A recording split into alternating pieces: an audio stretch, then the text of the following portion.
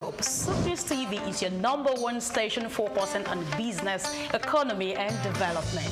With global digital reach, we connect Africa's pulse to the world stage. Welcome to SOUQ News Television, and here we go beyond the headlines. From breaking news, in-depth conversational programs, to market analysis and indices. From policies affecting growth to unique documentaries, from live event coverage to bespoke productions, we deliver content that connects you to the world. At SOUQ News Television, we provide news surrounding business, economy, and development, infomercials and jingles that stand out, short and long-form documentaries crafted to international standards, independent production spaces with full technical support, special coverage for individual and corporate events, a special form of documentaries through our prestige package, Immortals, where we tell your story the way you'd love it, and business support services tailored for small enterprises. SOUQ News TV, powered by FemWatch Limited, also home to the Isle 95.9 FM Lagos and Kasua 99.7 FM Kano, and Emirate News Television Abuja, together forming Africa's trusted media powerhouse. Storytelling, coverage, and connection that matters. SOUQ News TV, your home for business, economy, and development. We've got just what you need right here at FemWatch Media. Call it the Midas touch, and you wouldn't be wrong. Let us record, produce, mix, and master your audio like nobody does. Reach us on our contact today for the best quality job.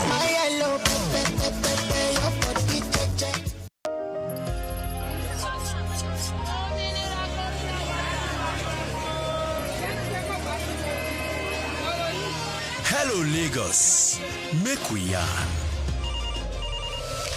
Hello, boy, if this POS matter, don't pass your code. Person go swipe, alert no enter. Before you know it, jump. Wait, wetin really happen? Maybe you say alert the warriors. Okay, so wanna listen, If you dey do POS business, no expose your alert. Hello, Ogbefi. They don't walk that bar road where they warrior for our local government for years. This one sweet me, I no lie you. Because you know what, development with the work, it deserve loudspeaker. Now why we dey here be that? For here, we know the abuse, we dey bring solution. My name, it is Ikechukwu Uyemike, aka Ogbefi Ishegwari. Make we yarn every weekday from 10 a.m. go to 12 o'clock on top the eye 95.9 FM. Under the bay, oh, oh, oh, under the baobab tree, where shadows bend, the earth whispers tales, the wind. Human rights are a fundamental and universal entitlement belonging to every person by birth, designed to ensure dignity, freedom, and equality regardless of race, nationality, or status. These inalienable rights form the very core of global governance. International human rights law, founded upon the Charter of the United Nations and the Universal Declaration of Human Rights, UDHR of 1948, establishes the binding obligation of government to protect these freedoms.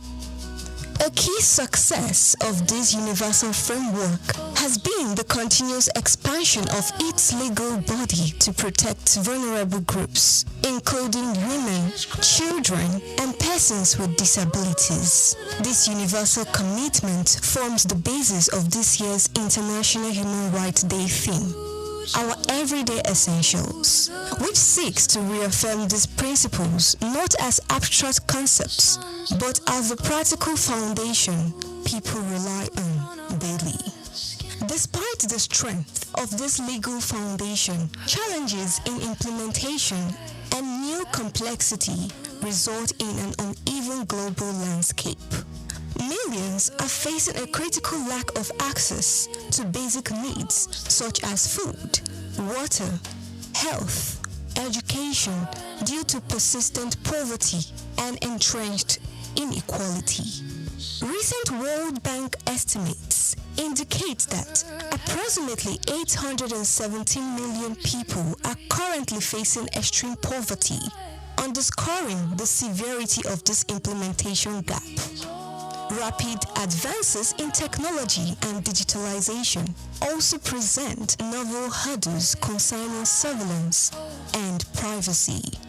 Digital access, essential for modern civic participation, saw significant disruption in 2024 with 296 instances of internet service disruption, highlighting the growing threat to digital rights. This challenge is compounded by weak governance and the widespread persistence of armed conflict. These elements undermine fundamental rights by fueling instability and violence, often perpetuated by a lack of accountability for violations. The devastating impact on civilian life remains profound. The United Nations recorded a sharp 72% surge in the loss of civilian life in conflict zones in 2023, coupled with a record high of over 120 million forcibly displaced persons by the end of 2024. The human rights framework faces compounding issues such as climate change, which threatens the rights to life and health through environmental degradation. This has created a hazardous environment for advocates, with environmental human rights defenders facing substantial risk to their personal safety. Navigating a fair and constructive way forward requires key action across key primary fronts. Strengthening social safety nets through the establishment of universal social protection floors is vital to close the inequality gap and safeguard essential economic rights. Enhancing accountability is paramount. The international community must increase support for mechanisms that investigate and prosecute serious violations of humanitarian law, thereby countering impunity and restoring the rule of law.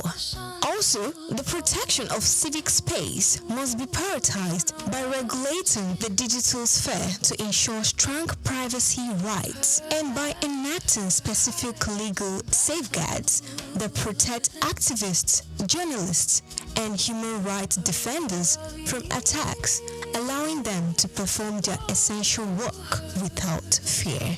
Ultimately, ensuring human rights remain an ongoing commitment that demands measurable action over rhetorical assurance. By reinforcing the UDHR's principles through strategic investment in social protection, accountability, and the safeguarding of civic and digital freedoms, the global community can successfully transition these values from legal ideals into the everyday essentials that defines a life of dignity, freedom, and equality for all people. Praise Matthias, SOUQ News TV. And the rules hold the reasons why.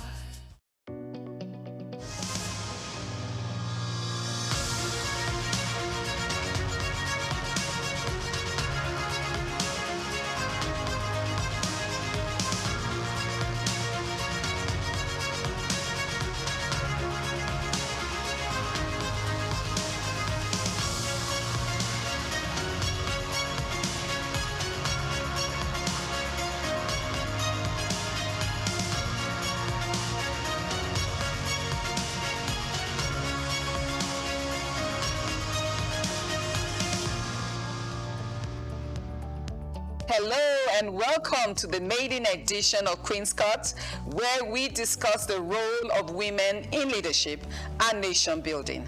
I'm Juliet Biniti, Reverend Juliet. In recent times, more women have stepped into leadership roles, demonstrating empowering role of education, technology, and access to information. These women leaders have not only achieved remarkable success in their fields, but also played pivotal role in promoting gender equality and education reforms. Today, we will be looking at the role of women in leadership and the unseen barriers. But before we set the ball rolling, let's go on a quick break and we'll be right back to introduce our guests.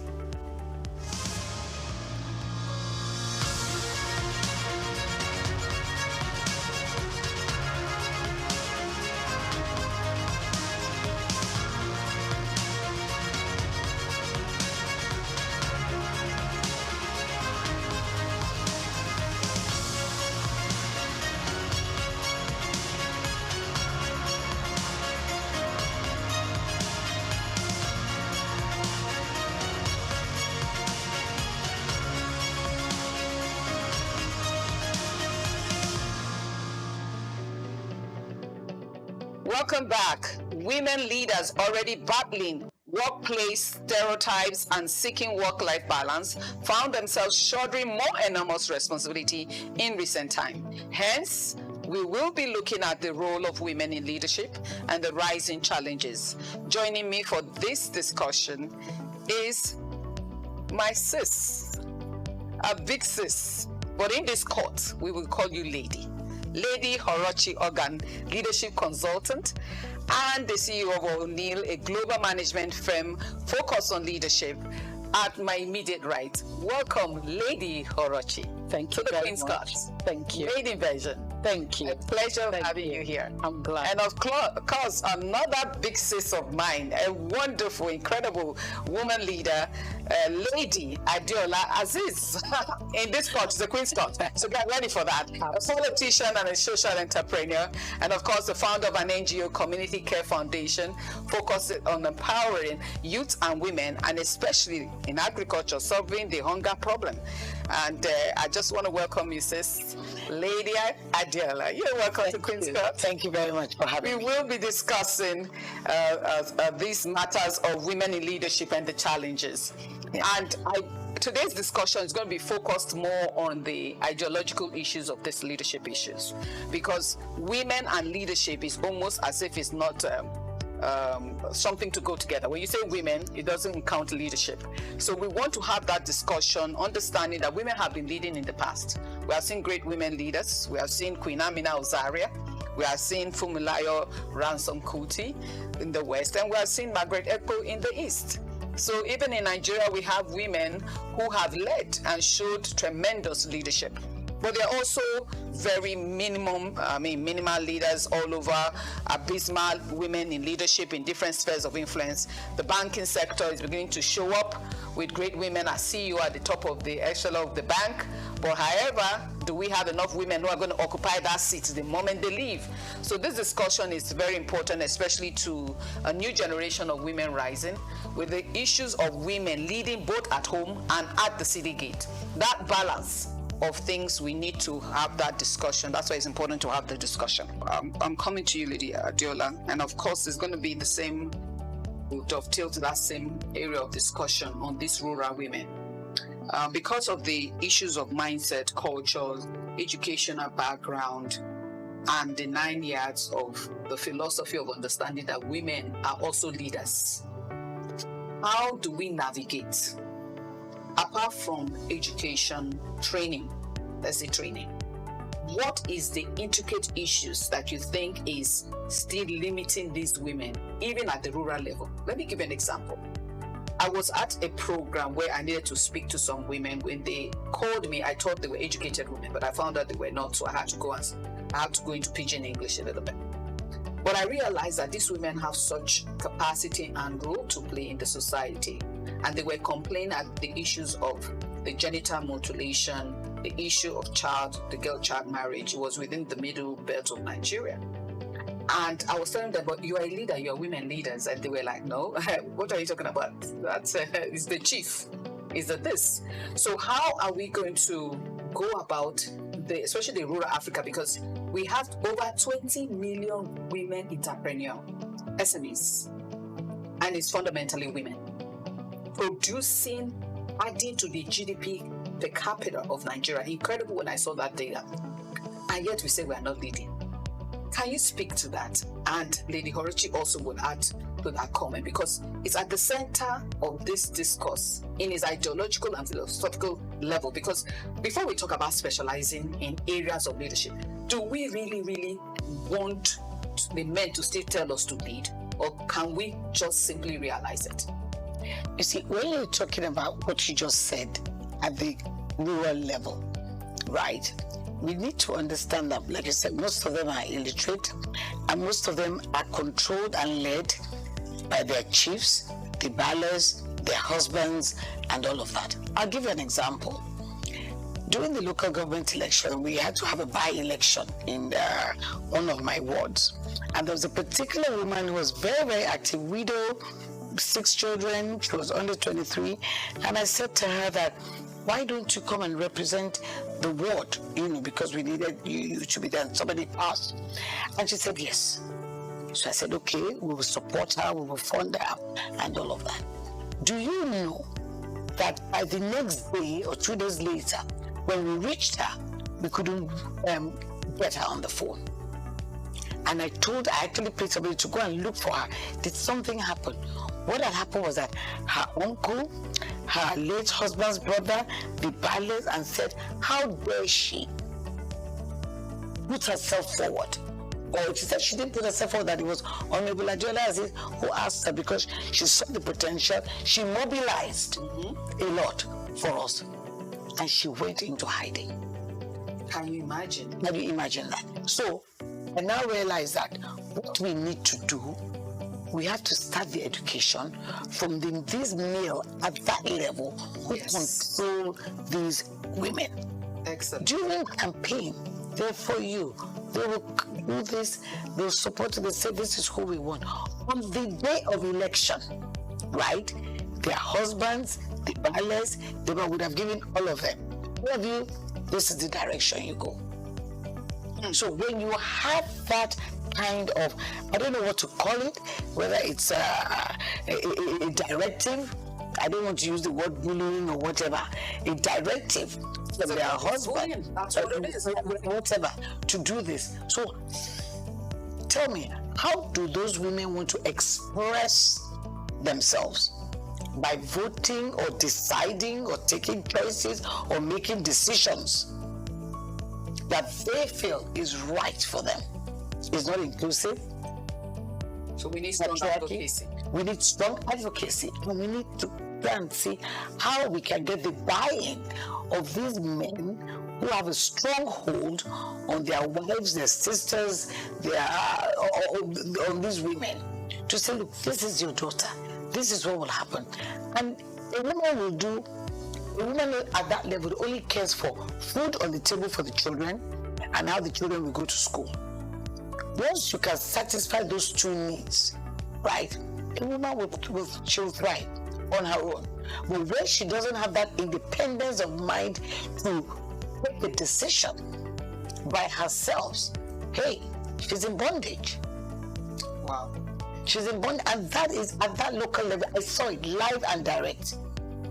So they do not have the capacity. They've got the competency. They do not have that capacity to take those decisions by themselves. So it's limiting, and it's patriarchy, it's stereotyping, and hey, why should you raise your head up to say you want to lead? Who's giving you permission? Excellent. But in comparatively to that, let me even draw it back to even at the international level, we only have about 23% to 25% of women at the global level. So if the rural woman, the issue of that control, is it the same as the woman at the elite level who has gone to school, at least did her high school, or suddenly she disappeared? I have had friends who were probably acting before, they get married and they just disappear off the screen. What is it? Is it just the limiting factor from the men, or the psychology of the women themselves, knowing that now that I'm married, maybe I'm not called to lead? Very interesting question. Very interesting question, because even before you asked it, I wanted to use a corporate example equivalent to the rural one that Excellent. I attended an HR meet and greet meeting. It was a people-centered thing, and the head of HR of a multinational bank came to talk to us about barriers and women in the corporate world. She gave a practical example. She said, if there's a general management or CEO opportunity in Côte d'Ivoire, and you call a man and said, go and prepare, we're getting you ready, you're going to be the CEO in Côte d'Ivoire, the man will jump, thank, and if you call a woman, the woman will tell you, this is an exciting opportunity. Let me go home and discuss it with my husband. This is what is going on in the corporate world. I'm not talking about rural environment. So these barriers are real. Yeah. But in the same circumstances, we now had another CEO from a bank that told us about intentionality and planning. She said she went into banking career and she was intentional from word go that she was going to be at the top and nobody was going to limit her. It's not about feminism or women, whatever. She just had a relationship with her husband that helped her husband understand her and help her husband push her career. So she had a baby at the point they made her a chief executive officer for a bank in Ivory Coast or somewhere. She just, that then there was not even GSM. She just planned, had 2 stable nannies, had a way of reaching out to them, you know, on a minute basis when she's doing her work. And she was able to do the assignment. She was able to take the position and enhance her career in the bank. At the time she was talking now, she was now CEO in Nigeria. So these barriers are real. And because I'm an SME person, when you mentioned SME, my body was shaking. I can imagine, yes. You see, so it's not an easy assignment, but if we're intentional, you need to reach out to them. It's a two-pronged approach. The first thing is that you need to sensitize the women. Mm-hmm. You need to get their buy-in. Mm. You know, you need to let them understand the benefits for them. It's not for me. You know, but you need to talk to them at their level. Speak vernacular. If you can't speak that vernacular, get somebody to interpret. Some of them do not. If they understand pidgin English, I'm very good at that. When I get to my village, I start racking in Igbo language. Mm-hmm. What is important to me is communication. Yeah. So you reach out to them at their level and try and sensitize them, create awareness. Let them. There's a paradigm shift that needs to happen. Mm-hmm. Let them begin. You break down the growth mindset in a simple way that will help them understand. That's the first step. Second step is to work with this huge, I don't know what to call them, husbands, chiefs, cousins, uncles, the male factor, you know, that is sitting over the female folk patriarchally, is to get them to understand. It's also a buy-in process, you know, have conversations with them, help them to understand. When you get into a rural environment, you get to the valley. The valleys, I've seen people that were able to work and change an environment with the Oba. Mm-hmm. The Obas, recently, they're very literate. The valleys, even if they're not, they have understanding. If you get their buy-in, you just go out of your way, try and get their buy-in. Once you get their buy-in, it's easier to get the buy-in of all the other male figures in that environment. It is possible. I had listened to a senator that wanted to change something fundamentally from a sphere of influence, and it was genital mutilation. And she started, it was a Herculean task, but she was deliberate, she was planned. She started with the Oba of her village. Yes. She started with the Oba, continued having meetings until the Oba got the buy-in. Excellent. So when the Oba got the buy-in, she went to the youth. The youth got the buy-in and said any woman that is mutilated will not marry. Ah. Do you understand? So I'm giving this practical example to say that it's possible. Societies have changed. Yes. It's possible. If you go systematically, you will have a buy-in, and there'll be a mindset change, there'll be a paradigm shift, and then you begin to make progress. By the time you're handling simultaneously the women, and the male figures that are barriers, the barriers are real. No, that's why we need to they're real. Be very deliberate about it. I want to add to that contribution, especially for the current generation of women that we have. One of the things that I've also found out is that if you know you have the desire to lead, for goodness sake, when you are dating your spouse or your husband to be, please discuss it. Because some men will not entertain it. So you will not get in and say, when I marry, I will change his mind. No. Because if it doesn't happen at that stage, you don't express your desire to him, and he doesn't support it at the beginning, it's not going to work. That's the story. I can simplify. Yes. I can get up today, I'm going tomorrow. Right. So getting the buy-in at an early stage, once you know leadership is in your mind, is extremely important. So that you know where you're going to. Because if you don't support you, no, it's a problem. It's a challenge. Especially if you're getting married. Yes. And the same time, you're being single. You know, politician again, if you go out there and you don't see your husband beside you once or twice, it's like, where is she? Is she here?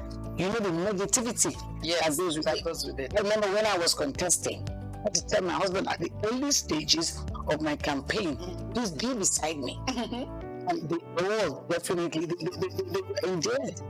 Excellent. So it's important that they get the buy-in of your husband before the violence and the others and all of that.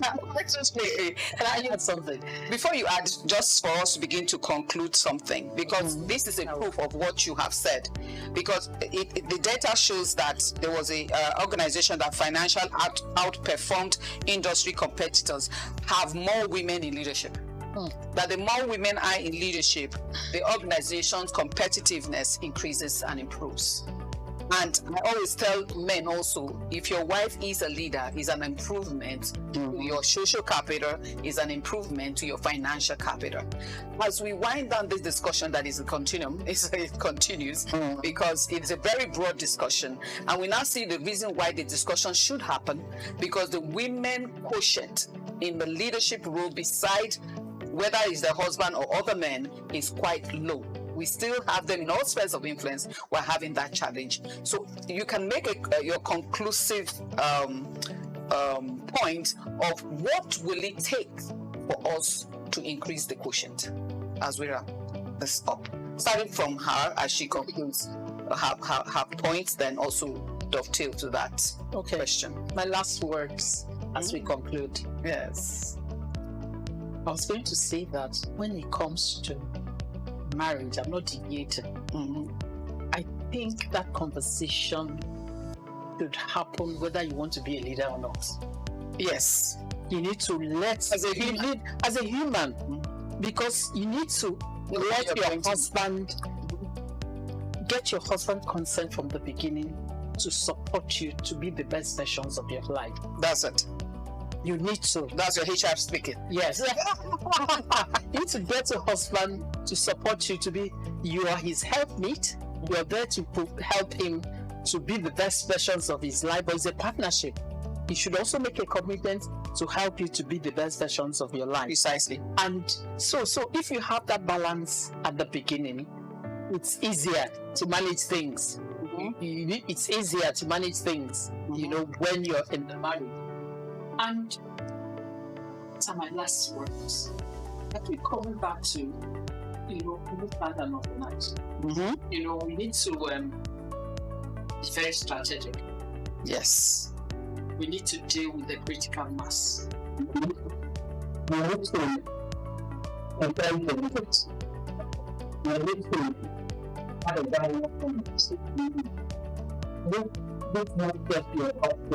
Excellent.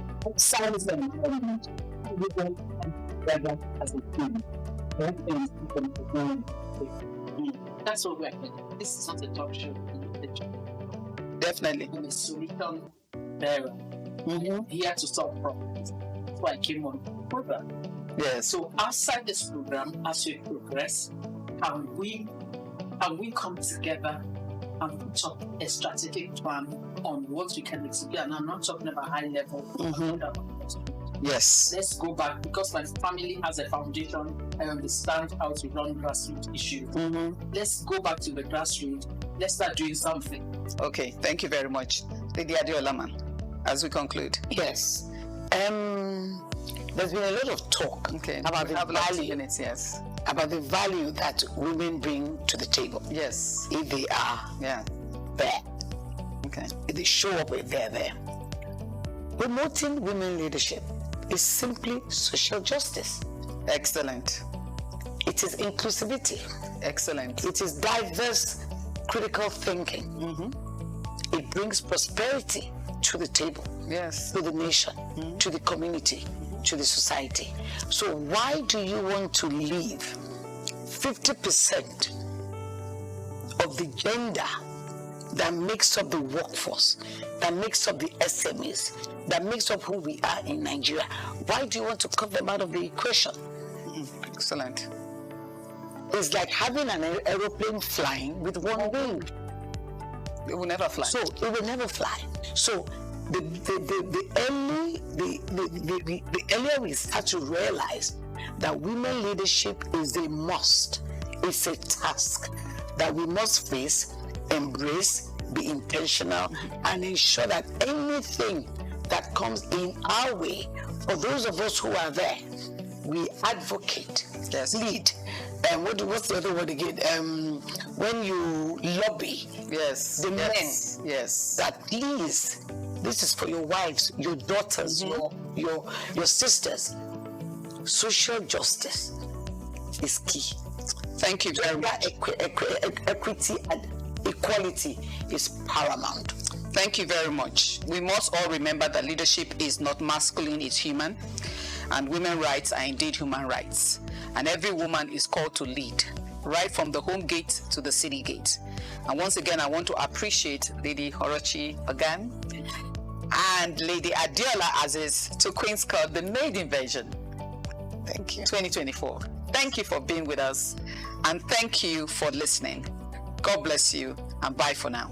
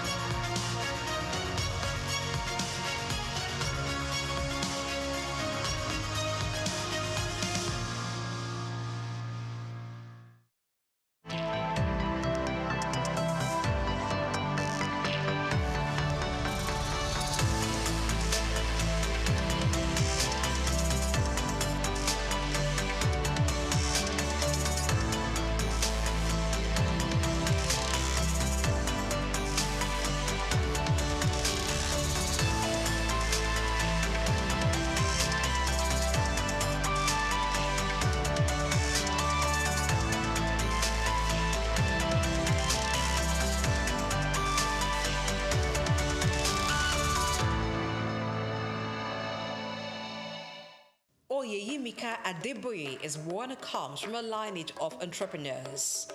Her father, Chief Timothy Adeola Odutola, was a pioneer in Nigerian manufacturing and a role model for her business ambitions. This daughter of a trailblazer began a career with Nigerian Bottling Company and broke barriers at Cadbury, an organization she joined as finance and strategy director and rose to become the first female managing director. Let's explore the world of this amazing African business leader who's built a legacy of excellence, inspiring future generation of female leaders.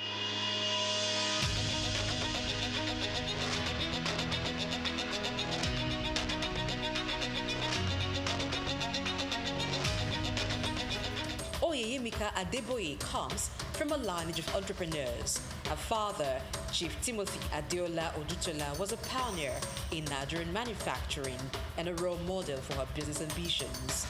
Oyeyimika was born to late Chief Timothy Adeola Odutola, a foremost entrepreneur of his time.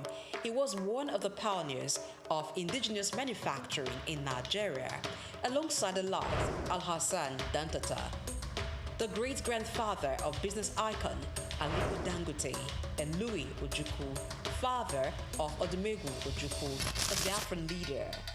Chief Timothy Adeola Odutola became the first president of the Manufacturers Association of Nigeria when the body was formed.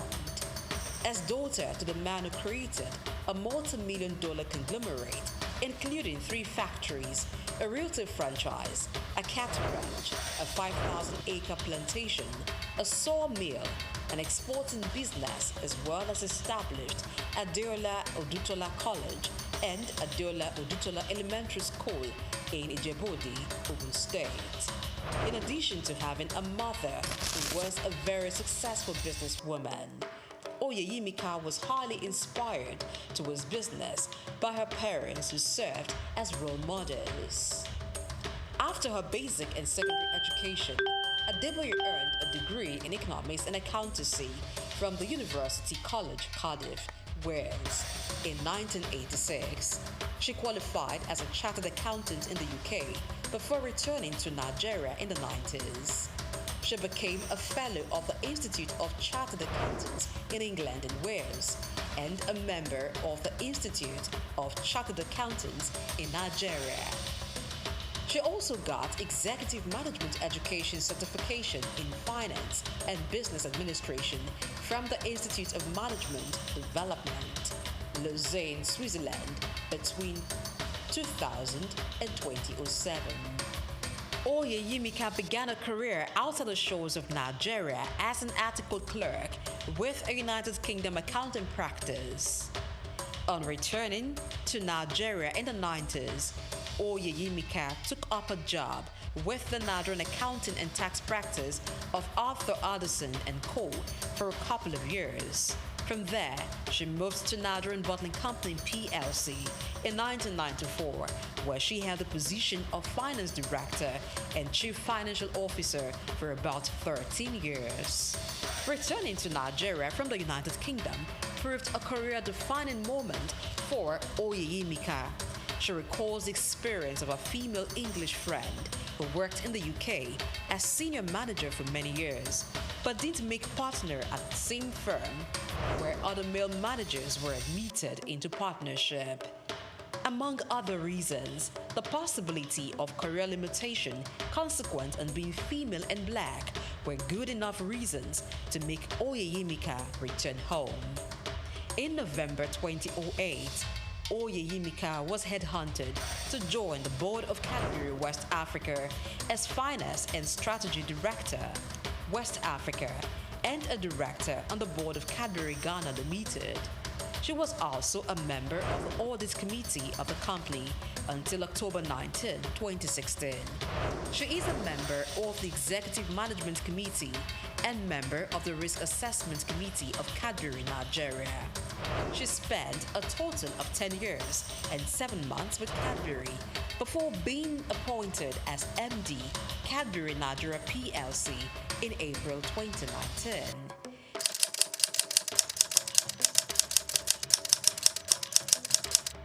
She also became MD Mondelez Cadbury West Africa 2 months later. Mondelez International is the parent company of Cadbury Nigeria PLC. After consciously building a career in finance, strategy, and business administration, both in Nigeria and the United Kingdom, for over 2 decades, one can almost say that Oyeyimika had spent all the years preparing for the top. Her appointment as the MD CEO of Cadbury Nigeria PLC is a testament to the company's acknowledgement of fine talents. Position as the Managing Director of Cadbury Nigeria PLC. In April 2019, she was announced as the successor to Amira Shamsi.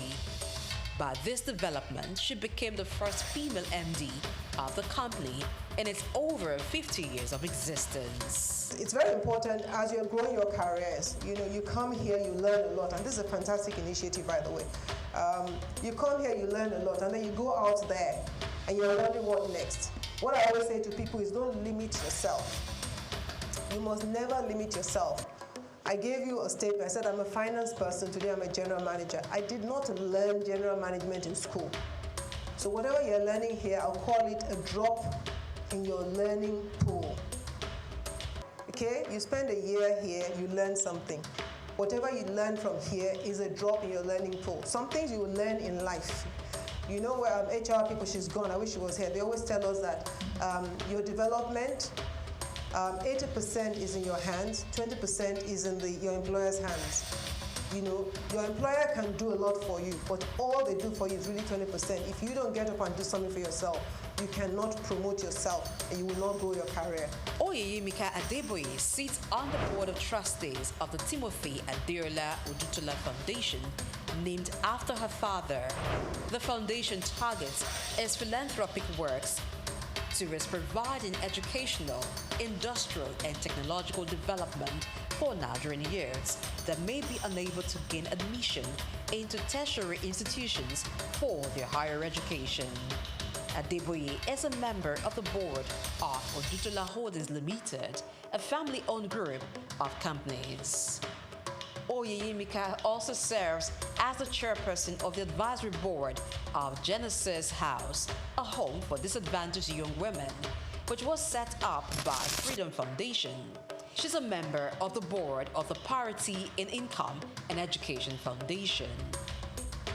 Just like Oyeyemika Adeboye was able to break the corporate glass ceiling as the first female MD of Cadbury Nigeria PLC, today, women are given the visibility and exposure that was probably not a priority in the past. While there is still a huge gap in the recognition and appointment of highly performing women into CEO roles, the trend is fast improving as organizations are intentionally taking steps to ensure that women get the opportunity to take on very senior roles. As part of a philanthropic work, Adeboye is a member of the board of trustees of YEO Foundation, which provides various initiatives to empower less privileged women. She also contributes her time to partner with Handmaidens WRLS, a Christian NGO which seeks to mentor and empower professional women along an ethical career path. Oyeyemika is a member of the board of trustees of the Timothy Adeola Odutola Foundation, a family-owned philanthropic foundation set up for the purpose of providing educational, industrial, and technological development of Nigerian youths who may be unable to gain access to higher education. For these accomplished women, only God comes before her family in the scale of priority. She enjoys running and spending time with her family over a sumptuous meal. Oyeyemika Adeboye's values are shaped by faith as a Christian. In an interview granted to Punch newspaper, Oyeyemika admits her faith-based values, which borders on integrity, is key to decisions she makes and work ethics. Just do what you need to do and do it well, to your best, Ms. Aoshika talked about it, to the best of your ability. Do your best. What do I want to say? Yes, I said be ready to make sacrifices, but be mindful of your priorities. I want to talk about priorities. As a Christian, and as a mother, as a wife, there's some things in my own life that I know are important. When you're talking about work-life balance, so many things would try to tear you apart. You have to have your priorities. So I took my priorities right. I said, in any decision, in any situation I face, I stick my finger out and I say three things. The first thing is my faith, my God. So if anything at work is going to take that away from me, I'm really willing to give up that work. And I say it boldly that as a Christian, if I have to compromise my faith, then it's not worth it. growing up in a home with strict moral upbringing. She recounts a disciplinarian father never failing to apply the rod when it was necessary, as well as her mom. These values have shaped Oyeyemika's character and decision-making. The journey of Oyeyemika exemplifies dedication, talent, and the importance of breaking barriers. She continues to inspire future generations of female leaders. There's never telling where this wonderful, amazing woman is going next as she continues to break corporate ceilings.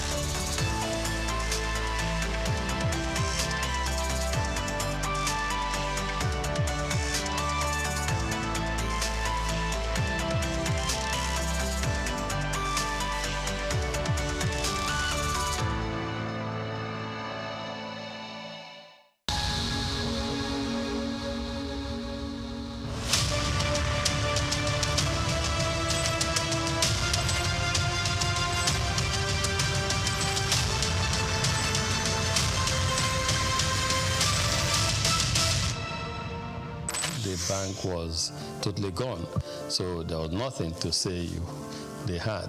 But we still approached them and said we would like to take over this bank. The journey since 1997 has been one thing or the other, and I'm happy that many years down the line we look back and we're happy that we're audacious and bold to make them move at the time.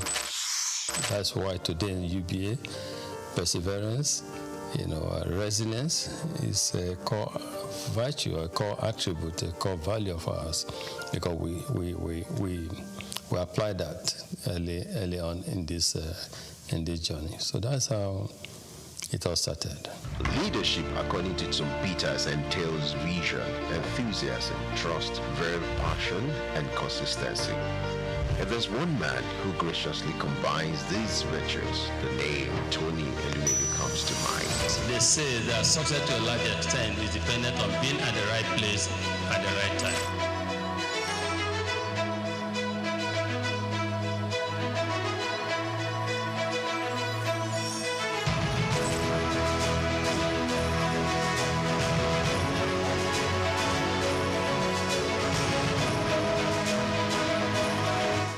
I say to people, my elder brother, who is 7 years older than me, you don't have gray hair. I have gray hair. My gray hair started from the company merger, because making it work, serving your customers, making sure that everyone in the universe of the institution, which was 428 branches at the time, that it was same level of service across board. Customers of standard trust bank that were used to a certain level of service delivery, you will not want them to come to the new institution and have a drop. From the womb of time, Tony Elumelu has been an embodiment of nobility and excellence. He remains one of the flying eagles and shining eggheads of the banking industry. The life and times of Tony is an inspiring tale. He is one Nigeria who is unmoved by material wealth and self-aggrandizement.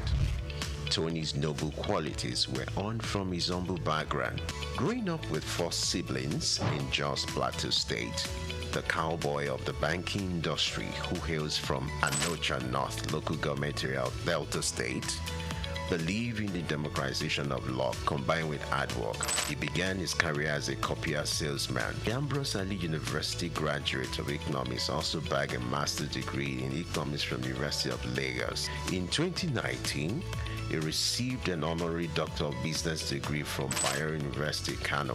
Going to university, I just thought I wanted to be a businessman because my mom's brother, my mom and his brother were just two of them. So my uncle was a businessman, in Nigeria, and was quite successful at the time. And I was influenced. I thought he was very rich, and also I wanted to be a businessman, but not knowing whether just a businessman, you know what I mean? Because he was described then as a businessman. And but in university, that was why I read economics, just to see. But in university, I got more enlightened because I knew more how things operated. And first degree, I was saying I just wanted a good job that would give me the start. But when I came to do my master's at Unilag, being in urban or Unilag, a lot happening at the time. And that was the era of new generation banks, a lot happening. Our friends, in banking, our friends, some got jobs in some banks. And so that's all of us who were doing masters at the time. I did masters in economics. Who were doing masters at the time, we just became interested and fascinated. We were interested in working in a bank. New generation bank, not old generation bank, not. And so that was how it all started. And we started applying for jobs in our banks. And I got, yes, at the master's level, it was clear I wanted to work in a bank. And yes, that was started. As in then, Santana was a posh guy. So they oppressed us in school, I must say. And then we too wanted to become the big boys in future with the brochures, suspenders, white shirt, dark suits, etc. The growth and development of any institution is determined by the quality of its leadership. For Tony Elumelu, his sterling performance and leadership scorecard in the banking industry remains a reference point. He rose quickly to become the youngest bank branch manager at Allstate Trust Bank at the age of 36. He formed a coalition to acquire a distressed financial institution, Crystal Bank, and became its CEO, an action that earned him and his circle of peers the nickname the Cowboys of banking. In 1997, some of us came together and acquired a distressed financial institution. We acquired this financial institution, we turned it around, we set targets for ourselves, strategic plans, targets, the first year strategic intent, we want to make it a viable financial services company. Second year intent, we want to become a leading financial services group on the continent. And third financial intent is a strategic intent to become a player in the global financial arena. As we all know, there's so much private global capital seeking the right investment destination. All it takes is for a leadership to show that this country is set for business and people come there. We want to move into an economy where they can invest freely as well as move their monies out when it comes for time for dividend and remittances and repatriation of a dividend. So I will continue to invest because of the signal that we see in the market, because of certain fundamentals that are right. He audaciously led the largest merger in Africa between United Bank of Africa and Standard Trust Bank. Tony's fancy for red tie remains emblem of his appearance. He retired as CEO of United Bank for Africa in 2010. He is presently the chairman of Heirs Holdings, the United Bank for Africa, Transcorp, and founder of the Tony Elumelu Foundation. I can't express how excited I am in words to be here and to be selected among the 1,000. It's the opportunity for me to realize my dreams. So I go into business and start to make my way. It challenges you to do things you never thought you could do. Maybe if you'd have gone to a private school or an MBA, you must have paid a lot to get this kind of, enlightenment. Ça me fait plaisir de voir des frères et sœurs qui veulent se rencontrer, se connaître, les partager et créer un réseau, peut-être le plus grand réseau africain. Venho de Cabo Verde. Je suis tunisien. Je viens de la République du Bénin. I'm from Edo State, Nigeria. I'm from Ghana. Zimbabwe. Sudan. From Rwanda. Gabon. Uganda. Senegal. I'm from the Gambia. Welcome and thank you for coming to Lagos. I'd like to start by congratulating all of you. You have done well. Most entrepreneurs are creative people. They have creative mindset. They're innovative. Those who dare to dream and who dare to innovate in Africa should have the opportunity to prove their innovation. And that is why we have $10,000 for these 10,000 Africans to help prove their concept and prepare them for bigger scale financial support. We don't give because we see it as a moral burden to just give charity. But we want to give people because we want to uplift them. We want them to be self-reliant. We want them to be fishermen. We want them to do what we are doing. We want them to prosper in life, become successful. Tony made a tremendous contribution to giving back to the society.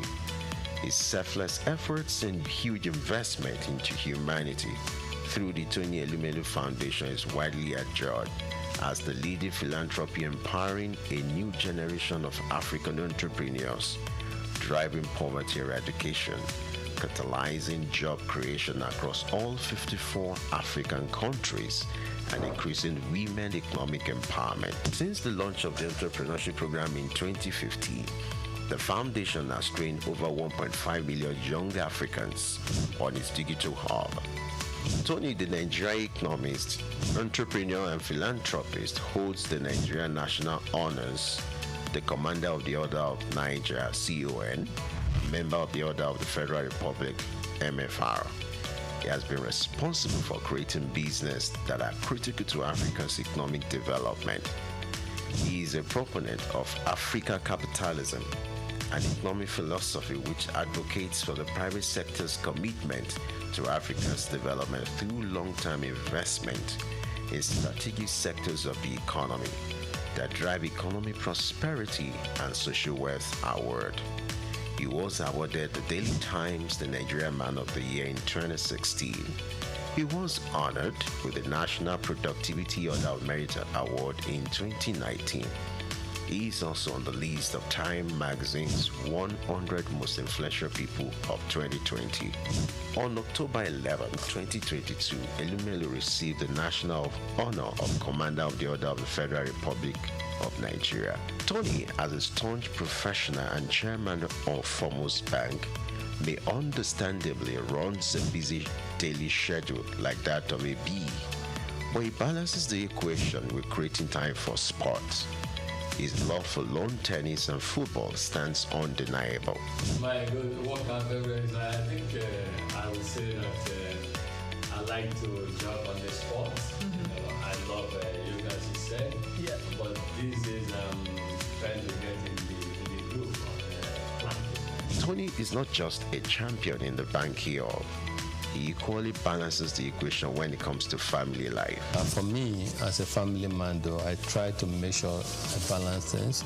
I try to make sure my family side is not so. In that process, I was also growing a family, having my kids and co. So, but everything came together. Tony is happily married to Awele Vivian Elumelu, who is the chairperson of Harvey Medical Practice Limited. Vivian also oversees the healthcare investment of AS Holdings. She holds a Bachelor of Medicine and Bachelor of Surgery degree from the University of Benin. The marriage was consummated in 1993 and blessed with 7 children. According to Forbes' list, Tony is among the top 10 richest entrepreneurs in Nigeria with a net worth estimated at $1 billion. We don't just preach. We don't just theorize, we practice. Tony has stooped to conquer not just in the banking industry, but in life. The strides of this living legend, popularly referred to as the Lion of Africa's financial industry, remains iconic. So entrepreneurs who are listening, quick one, short one, straight to the point. Entrepreneurship is a long-term journey. Stop seeing it as a short-term goal. Long-term journey. Great companies, great and accomplished entrepreneurs did not make it in 1 year. They didn't make it in 3 years. It's a long-term journey. So move in, dare to dream, implement your dream, and stay focused.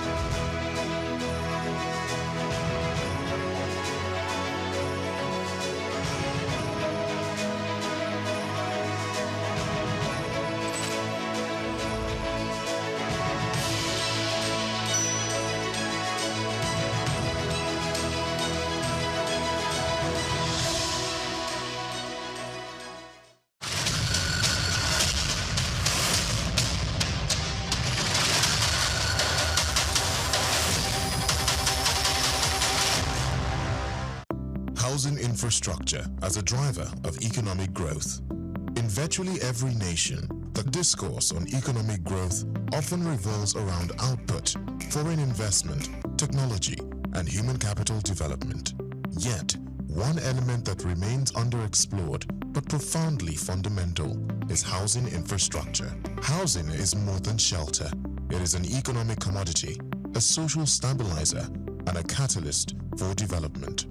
From job creation to stimulating demand in allied industries, and from serving as collateral for wealth creation to enabling urban renewal, housing infrastructure stands at the heart of sustainable economic advancement. At the core of modern economies, housing represents both a consumption good and an investment asset. For households, it is often the most valuable property they own. For governments, housing development is a visible marker of social responsibility, while for economies, it serves as a growth engine with multiplier effects across sectors. According to Bayo Olaoye, veteran journalist with SOUQ News Television, well-planned housing infrastructure is not just about erecting buildings. When integrated with urban planning, it prevents slum expansion, enhances livability, and boosts productivity.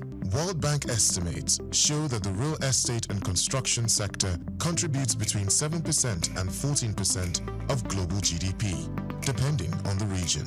In advanced economies, such as United States, housing-related activities, construction, real estate, mortgage finance, home improvement, and property services are major drivers of employment and wealth creation. In emerging economies like Nigeria, housing contributes about 3.1% of GDP, though with vast untapped potential. Its influence cuts across financial markets, labor absorption, raw material demand, and energy consumption patterns. One of the clearest pathways through which housing drives growth is job creation. Development requires diverse skilled and unskilled labor, from architects and engineers to masons, electricians, and artisans. The construction phase alone is labor-intensive and generates immediate employment. Beyond that, housing stimulates growth in allied sectors such as cement, steel, timber, and glass. Industries producing furniture, interior decor, and home appliances thrive as household spending increases, while financial institutions expand their mortgage and insurance portfolios. The International Labour Organization, ILO, estimates that each housing unit constructed generates between 5 and 7 jobs, depending on project complexity. In countries grappling with high youth unemployment, this represents a powerful avenue for labor absorption and poverty reduction. Furthermore, housing facilitates wealth accumulation and capital formation. Unlike consumer goods that depreciate, housing retains or increases in value. For many households, home ownership is the foundation of financial security and upward mobility. Housing assets also serve as collateral for credit, driving entrepreneurship and industrial growth. However, in many developing nations, underdeveloped housing finance systems limit credit access, stifling broader economic potential. Expanding housing infrastructure can therefore deepen financial systems, democratize wealth, and strengthen the foundation for inclusive growth. As the United Nations projects that nearly 70% of the global population will live in urban areas by 2050, nations like Nigeria must treat housing as a strategic tool for urban renewal and sustainable development. Cities with adequate housing attract investment, foster innovation, and enhance livability, while poor housing conditions breed overcrowding, insecurity, and economic inefficiency. In essence, housing infrastructure is not merely about buildings, it's about building economies. I'm Moyosore Adibi, SOUQ News TV.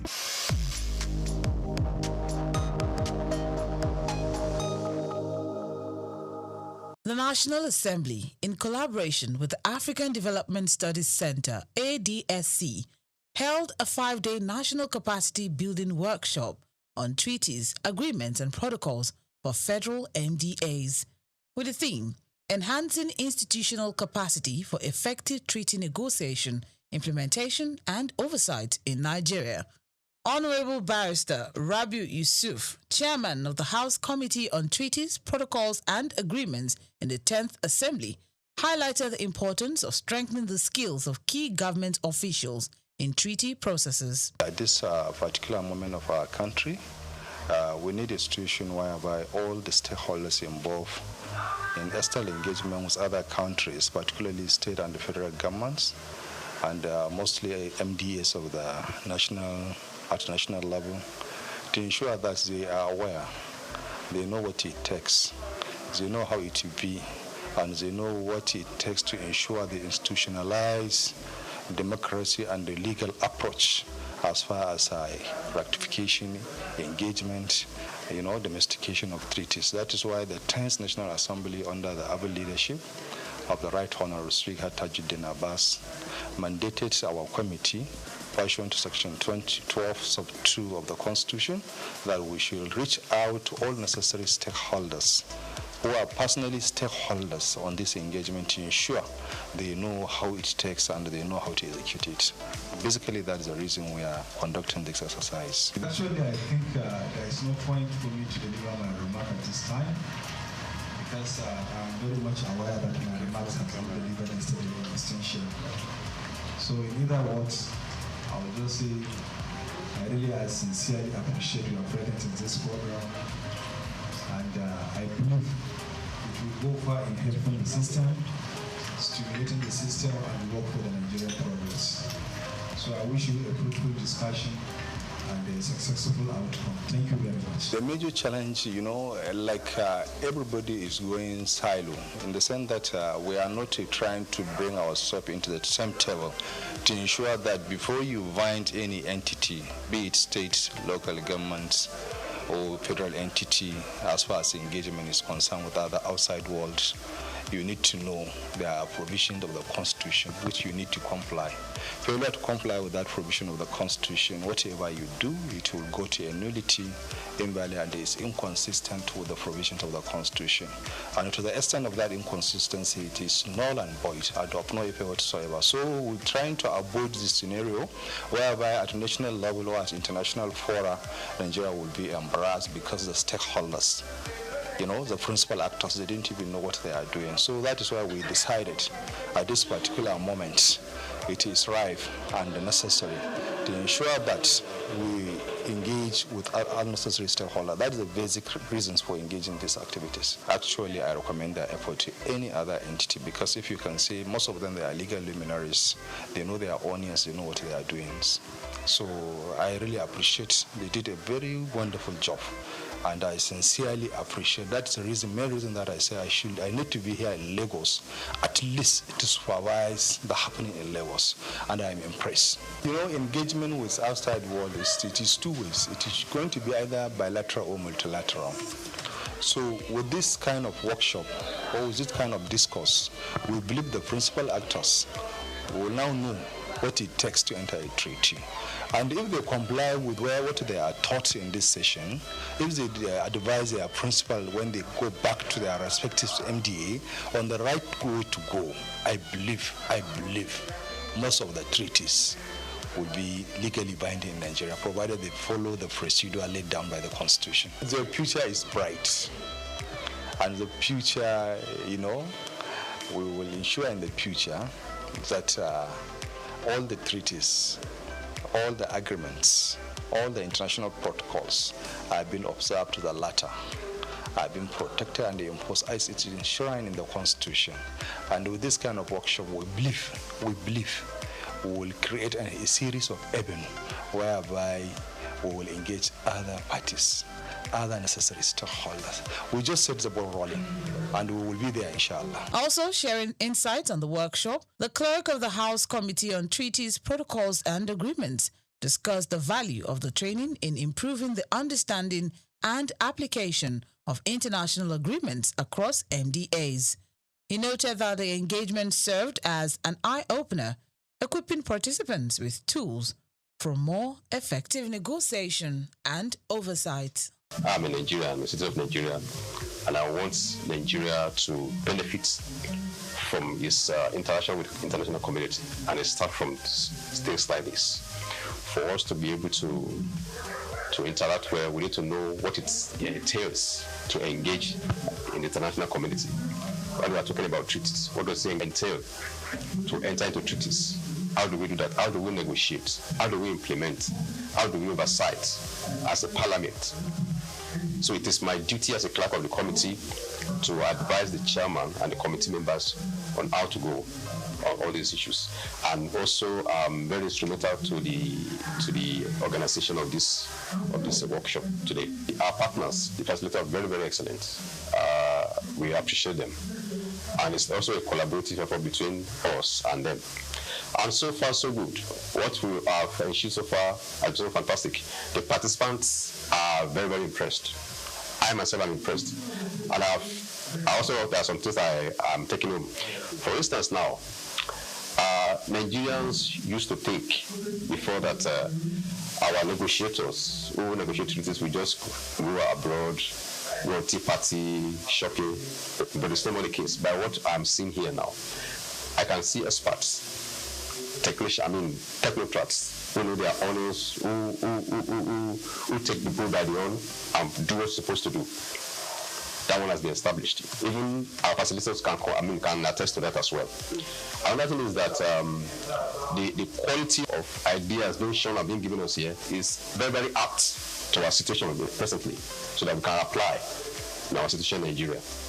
And going forward, if this lesson continues, it's going to impact a lot, because the MDs, many of the MDs are here, even state governments, like Kogi state government is here, the SSG is here, the Attorney General of Plateau State was also here, and also from some top directors in the federal MDA, they are here. So it's a high-class, high-level engagement workshop. We are in a political environment, I must tell you that.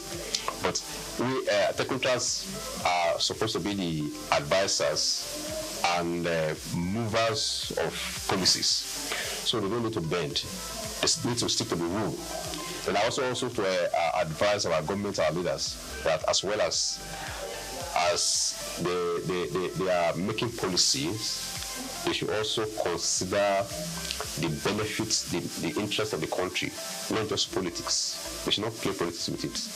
They should consider the interest of the country first, and also the people. It's an appeal that everybody that has a responsibility to do, either in the public service, or in private sector, in government, do your responsibility as much as you can, in a good faith, in a sincerity. Don't put your personal interests above national interests. Ladies and gentlemen, good afternoon. It is my pleasure to be here to make a closing remarks on behalf of His Excellency, the Right Honourable Speaker, 10th National Assembly, Right Honourable Najib Abbas. He has mandated me to deliver this goodwill closing remarks. We appreciate your time, your dedication, and your efforts in trying to attend this program and attentively pay attention to the discourse and the further issue being deliberated here. And it is believed that this message you have learned here, or what you have learned here, will be passed towards your chief executive officers, and at the same time you will guide them in achieving the necessary mandates in deciding issues of treaties, publication of treaties, and notably. So at this juncture, on behalf of the Right Honourable Speaker, we wish you a safe return to your earliest destination, and we believe you will pass the message to all other necessary stakeholders. Thank you very much.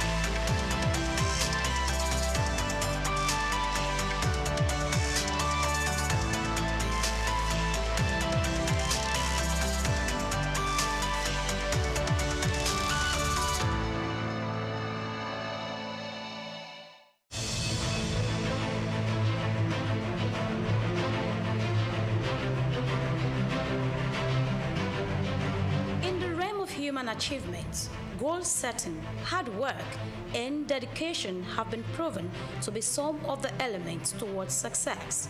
The journey of remarkable individuals with lasting impact on the world are often filled with manifold stories, but through determination, they build their lives and make extraordinary contributions. Join me on the story of a trailblazer in business and philanthropy, Aiboje Ig Mokwede, a lawyer turned banker who has done well for himself, made an indelible mark within the banking sector, and has continued in his ambition of touching lives within Nigeria and across Africa. Aiboje Ig Mokwede.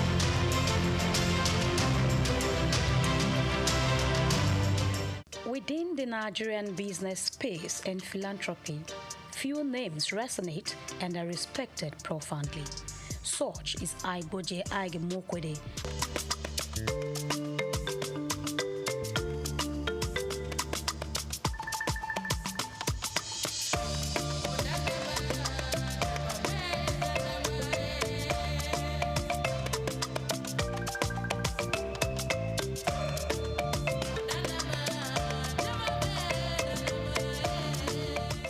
If you're just watching, kindly subscribe to our YouTube channel for more great documentaries.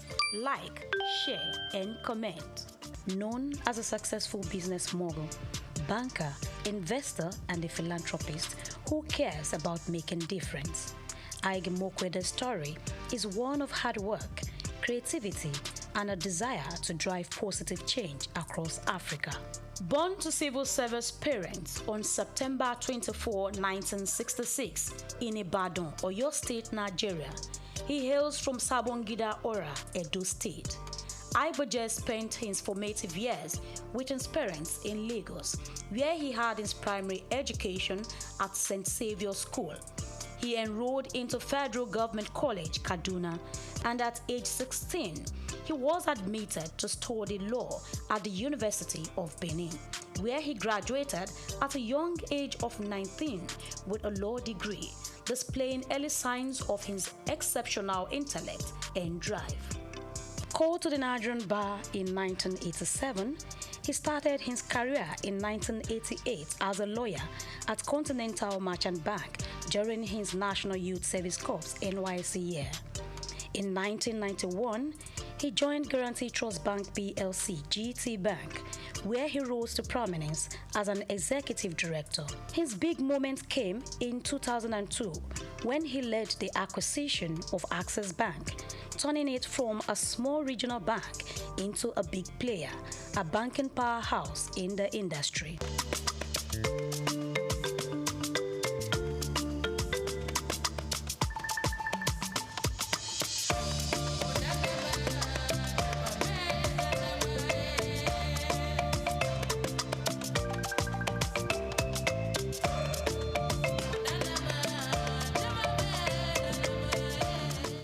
Throughout his career, Ike Mokwede has taken on different leadership roles, including Group Managing Director and Chief Executive Officer of Access Bank until December 2013.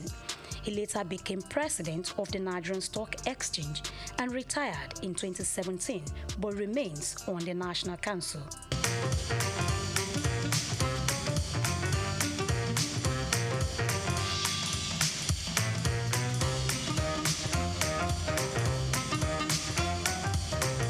Bowing out of Access Bank, he was given a befitting send-off. No man or combination of men could transform what we met in Access Bank in 2002 into what would cause this type of people to come and celebrate today's office. His foresight and managerial acumen have brought him chairmanship and directorial roles in prominent organizations such as African Finance Corporation, Associated Discount House Limited, Petrolon Energy, among others, thereby contributing greatly to their growth and sustainability.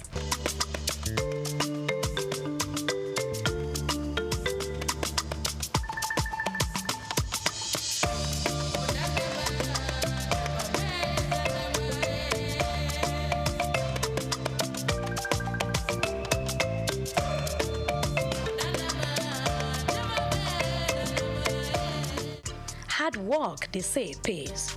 Igboje Ige Mokwede's hard work earned him many awards and honors. He received the National Productivity Order of Merit Award in 2009, conferred with Commander of the Order of the Niger CON in 2011 by the then President of Federal Republic of Nigeria, Goodluck Jonathan, during his administration for contributing to banking and finance. As a visionary leader, he was installed into the E&Y World Entrepreneurs Hall of Fame in 2011 as the EY West Africa Entrepreneur of the Year and named African Banker of the Year in 2013. These amounting to how much others values his leadership and ideas. He got honored by Chartered Institute of Stockbrokers of Nigeria. Beside his work, Ige Mokwede also gives back to society. This philanthropist is involved in efforts to improve governance and healthcare across Africa through his Ige Mokwede Foundation, making a positive impact on people's lives.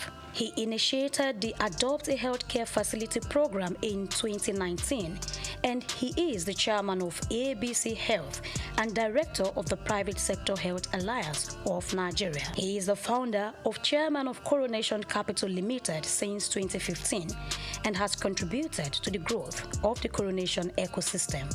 Coronation Capital Limited, with other arms of its businesses, also bettered Coronation Art Gallery in Lagos on the 13th of May 2022, a platform for showcasing exceptional works of art that embodied the essence of cultural significance and artistic expression. Igboje Ige Mokwede founded Coronation Art Gallery with the vision of democratizing art, foster appreciation and understanding for the artistic world, and making it accessible to a wider audience. Bumi Augusto is, I knew Bumi when she was born. I know her parents, and I know all her siblings. She's a beautiful, wonderful, gifted Nigerian artist. And just like many of the others here, the piece behind me is a triptych, long throats, all up to longer throats. I actually thought that I was going to caption this collection. You know, this is really a microcosm of my entire collection, but I was going to capture it longer throats because this represents a lot of this collecting I did during COVID. Many of these pieces actually were not in Nigeria. I brought them home. I'll tell you something. I'm known for collecting masters, you know, the Enwonwus and the Yusuf Grillos and so on. I still do, okay? And I kind of stuck to that genre of classic. Those are the people who, when I was growing up, as I told you, those are the people who were my parents, either just older than them or contemporaries. So I grew up knowing these artists as my uncles, okay? So my first collecting was, you know, from works, you know, done by masters like that. After a while, you know, these works are really priced in. But Bumi Augusto, her works, which may appear even a bit pricey now, in 10 years' time, So this is also hosted by Coronation, which are companies that are all about wealth creation. So there's also the investment angle. I don't collect for investments, but with all that these great Nigerian and African artists, the young ones, have been doing, and the way their prices have been rising, I've got to focus on investments now.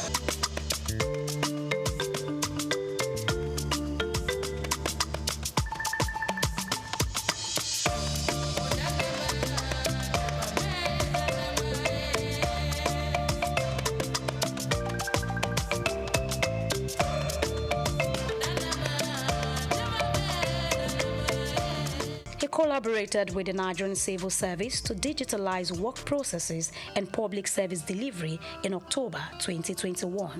Recognizing 43 public servants at the 2022 Civil Service Award ceremony on behalf of the Ige Mokwede Foundation with an encouragement of cash prize worth 500,000 naira for each awardees.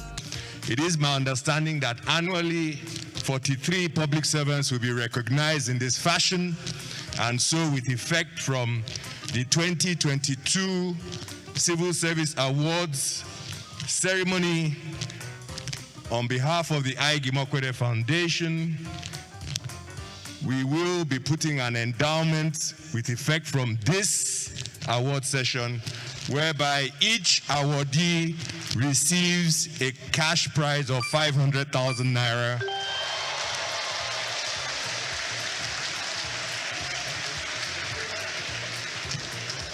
And in the interest of digital culture, the credits will go directly to your accounts.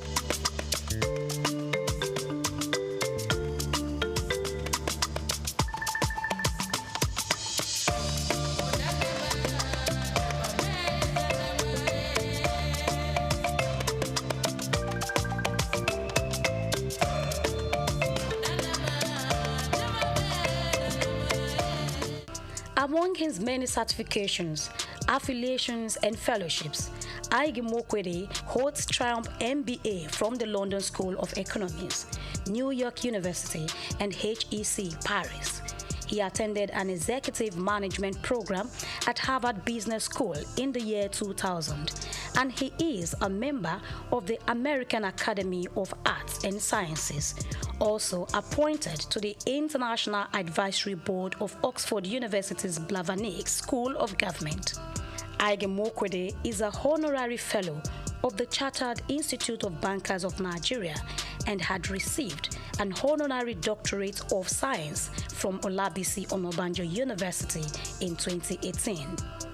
Also honored by Chartered Institute of Stockbrokers of Nigeria last year in a groundbreaking ceremony. If the operators of our markets, of a nation's capital markets, are properly resourced in terms of skill, capacity, and conduct, nothing can stop.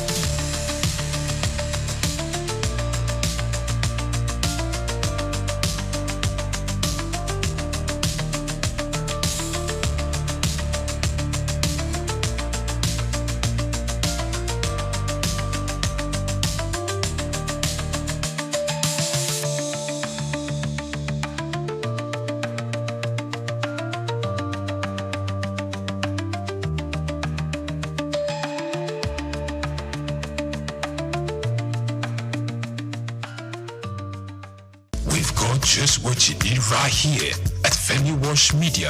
Call it the Midas Touch, and you wouldn't be wrong.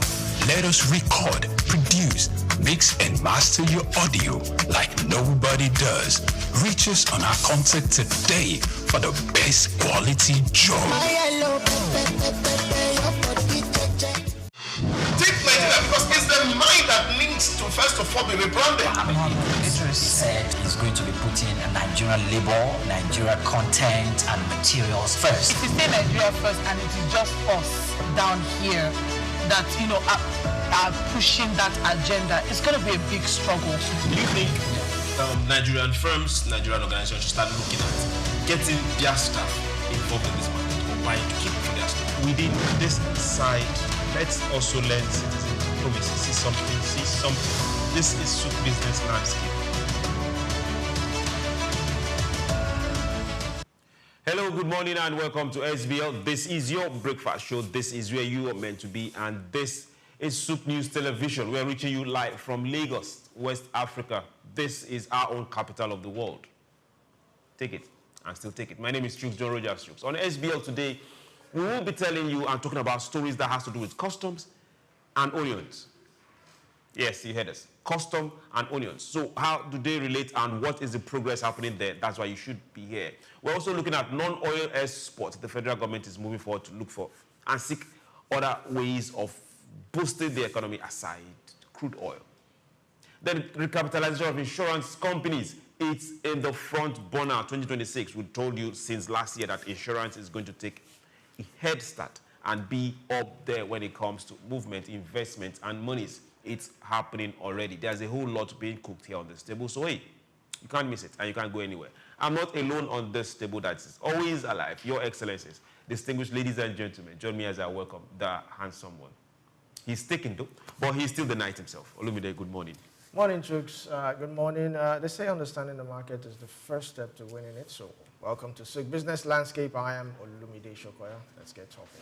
Let's get talking. Now, let's get straight to it. Now, customs are pledging reforms. Yes, real needed reforms to unlock 1.17 billion onions market. Nigeria Customs Service has assured onions farmers, onion farmers and export-focused stakeholders of its commitment to removing non-tariff barriers hindering growth in the 1.17 trillion Naira onion sector.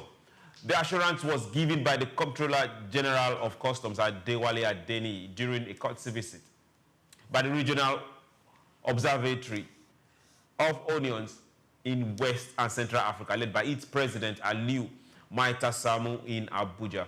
Now, in a statement issued on Wednesday, the service said it would address operational bottlenecks, streamline export processes, and strengthen interagency collaboration to create a more efficient trade environment. Adeni expressed and emphasized that customs would work with relevant authorities to facilitate seamless cross-border movement of agricultural produce. Stakeholders now also highlighted the need for improved border procedure, reduce delays and policy consistency to enhance Nigeria's competitiveness in regional and international onion market. Now, you know that the sector contributes a whole lot to not just the normal national budget or national monies, but also livelihood of rural people and also boost our export earnings. Let's get to this particular one. When we talk agricultural produce, when we come to onions, one thing is very clear. It's a very, very perishable produce. Yes. And we know that the export of onions is very, very high. I have not seen an onion farm in the West before. But I've not seen any state that has consumed onions like the West. Yes, we do. Which means it's coming from somewhere. And this is the easiest thing you get to see perish on the roads. Bad roads or trucks get spoiled. But customs is coming to, hey, let's get people more farming more. Let's get this thing moving. How can we start breaking a lot of these barriers when it comes to exporting Nigerian agricultural produce, starting with onions? Yes, you mentioned earlier on that perishable goods, which means there's a limited number of days, weeks that it can stay. And from where it is being brought, I think it's brought from up north. Yes, up north. Most times up north. Up north, down to the south. So they pass through the roads. How durable are the roads? That's one thing. The car breaks down, maybe it takes a day or two before it's being repaired.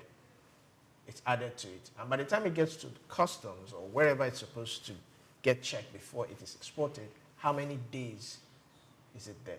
Now, so we need to start, looking for solutions step by step. Road.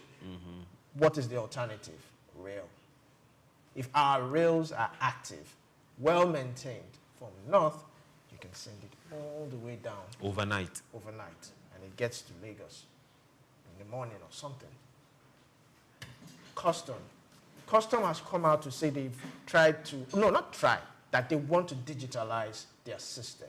They have done that already. Yes, they have done that. They even talked about introducing AI, they talked about CCTVs and all that. All these are supposed to enhance, but of course, a human being has to be at the back of the machine or back of the system operating it. So we need someone who is tech savvy. They have that, a lot of them. So we have no excuse. So the bottleneck now is, what is the duration from the time it gets to customer and the time it gets checked and cleared to the time it is being loaded into the ship or cargo or wherever it's being loaded into and takes off? We need to cut that time frame. So like I said, we can start by cutting it from the road because that's the longest. If it's coming from up north, if the roads are bad, it will take time. It will take days. So what we need to do is look for an alternative. We can't use plane because, of course, that would be too expensive. But rail is supposed to be about the most affordable transportation, mode of transportation. So if we can repair the rail tracks, if we can ensure daily train movage, trains moving from the north down to the south every day. Do you know the volume of onions that will be reaching here? And that will affect the price. It will affect it. It will bring it down because we have excess of it. And Lagos, we consume onions a lot. It's used for making soup. Even your regular suya and the rest of them, There was a time onions became expensive, but we are happy it came down and all that. But it is an essential commodity. It has nutritional value. It has health, benefits. So it's not just something we just eat for just eating. It has nutritional value. So it is something that we need to also look at. So if the government, on their own part, we're not saying, give us money or give the farmers money. We're saying make means of logistic, make it easier for people. Either we repair our roads or the train. So if the train is working, it saves time. It saves cost. Businesses can move. Businesses can operate. So I can call whoever I want to call, maybe in Ghana or maybe in Malawi, that don't worry, you will get this thing in 2-3 days. The night I'm loading it on the train. So I've calculated that, if I'm loading it on this train, by morning it will get to custom. And before 24 hours, it will have been cleared. Not 1 week. Okay. Another issue onions face, let's use onions as an example right now, is weather conditions. Yes. Majorly heat. Onions is not good with heat. And looking at where it's coming from down to where it's most likely going to be exported, that time period and the stacking in the trucks gives issues. And we also have major issues of storage. Most northern states and most farmers don't have access to either cold storage or silos. Cold carriage, which majorly will be able to help them not be afraid of planting more, because if you know that over 40-60% of what you are planting is not going to be wasted, you will confidently plant some more. Yes. So these are what we should also be looking at. Then, I am also of the thought that customs should not wait for the produce to get to the custom dockyard before they document. Okay. They can document right from the location of export, the location of whoever is sending. Okay. They can start documentation from Taraba, Adamawa, Benue. I can go on the internet. I can go on the internet, register. So a board can just say, what are the consignments? Okay, we have 50 kg or a 500 kg of onions. It's documented there. So what happens when they just get to Lagos is check, confirm, and clear. That way, we've shortened the time. Then you now talked about rail. Yes. That is a major game changer. Who should we start shouting on? Give us rail overnight. Well, the Nigerian Railway Corporation, they are trying to do their best. I think maintenance is their major issue right now because vandalism is a whole lot going. There's a whole lot going on when it comes to vandalism, and they need to take care of maintenance. They need to have CCTVs. We don't have that particular rail working right now before we start worrying about vandalism. Yes. We need to have it working. We need to have it available. We need that infrastructure on that corridor. Yes. Then we'll ask, okay, good. What's the next thing? Let's employ hands against vandalism. Let's employ hands for Even monitoring. the ones we have working have been well maintained. Some tracks were vandalized the other time that the train derailed. So it's still boils, even if we get the rails running, we get the rails to the north, until we solve the issue, until we solve that maintenance culture. And it cuts across not just government, but even the people. Because we have this attitude of, oh, now government, it belongs to the government, it's not my property. If you see someone vandalizing something, there's 50% chance that you might just walk away and say, and there's a 50% chance that you might call the security agencies that someone is vandalizing something. So we need to develop that culture, that maintenance culture, that when you see someone trying to remove tract or something, you alert the agencies. So the agency, it's a win-win for both the agency, I mean the federal government, the state government, and the people themselves. So once we develop that attitude, now if the rail is working, we can now introduce tracking system. So you can track your goods real time and give the custom, this is the expected time of delivery from the north. Okay, we're looking at a sector that is well over 1.5 trillion. And if we harness this very, very well in this particular economy where we're looking at being able to grow both dry and rainy season farming, we should be able to do times 2, times 3 of that. Yes. Then if we can also, with what custom is trying to do with that particular sector and export more, we are bringing less stress, less pressure on the dollars we get from oil. You know, when we talk about non-oil exports, there's a whole lot of things that we can export that would supersede oil if you look at it. Farming. Some countries just depend on one particular produce. Milk, cow, beef, you know them. And it's feeding that economy. And we have a whole lot here. I think sometimes we are, is there a word called overblessed? That will now become mentally lazy. Okay. We want to say, Adeni, thank you very much. The Customs Comptroller General, thank you very much. But we want to see results. Now, aside the seminars, aside the conference room and those beautiful offices, we want to start seeing results. And also the farmers up their middle belt and the north pushing, planting, harvesting. Thank you. But don't stop. Double the effort. And for every one of us, let's contribute our own quota to make sure that these things are working. Now, let's get straight to market watch. Now, analysts are predicting that Naira gains as CBN are boosting FX assets, and they are saying it's going to continue. Financial market analysts have projected that the Naira could strengthen after the CBN, Central Bank of Nigeria, allowed licensed bureau de change operators to purchase up to $150,000 weekly. Now, the expert who spoke on Wednesday said the move would improve liquidity in the retail foreign exchange segment and ease pressure on the parallel market. In a circular dated February 10, 2026, and signed by the Director of Trade and Exchange Department, Dr. Musa Nakoji, the Apex Bank stated that the policy was designed to meet legitimate demand for foreign exchange and enhance transparency in the market. The directive was addressed to authorize dealer, banks, and the general public. Analysts are also noting that by increasing official supply by BDCs, the CBN could narrow the gap between official and parallel market rates, curb speculative activity, and stabilize short-term exchange rate volatility. Now, $150,000 per week. That's the increase from what BDCs can now access directly from the Apex Bank. Let's run that in Naira. That's some good money.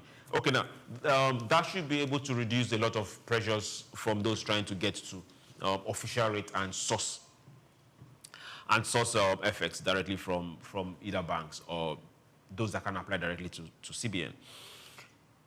What about regulation? How Well, do we make that's sure that's these BDCs that's don't turn CBN to that's CBN's job. monopolize this, divert funds to the parallel market and start. I mean, not to be the devil's advocate, elections are here. The CBN is also still complaining about what the politicians will do towards election. And we all know towards election, some politicians don't even spend naira. They go as far as pounds and dollars. And this can also affect the currency. It can affect the naira. It can put pressure on the naira.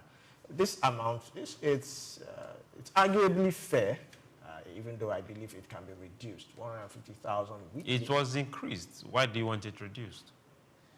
Folks, we know how this bureau de charge operates. We know a whole lot of racketeering going on, money laundering, and a lot of things goes on.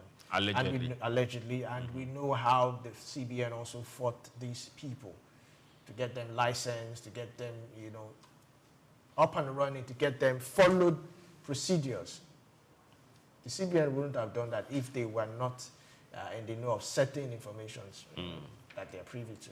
So I'm worried about regulation. It's good that you have given them $150,000 daily. And weekly rather.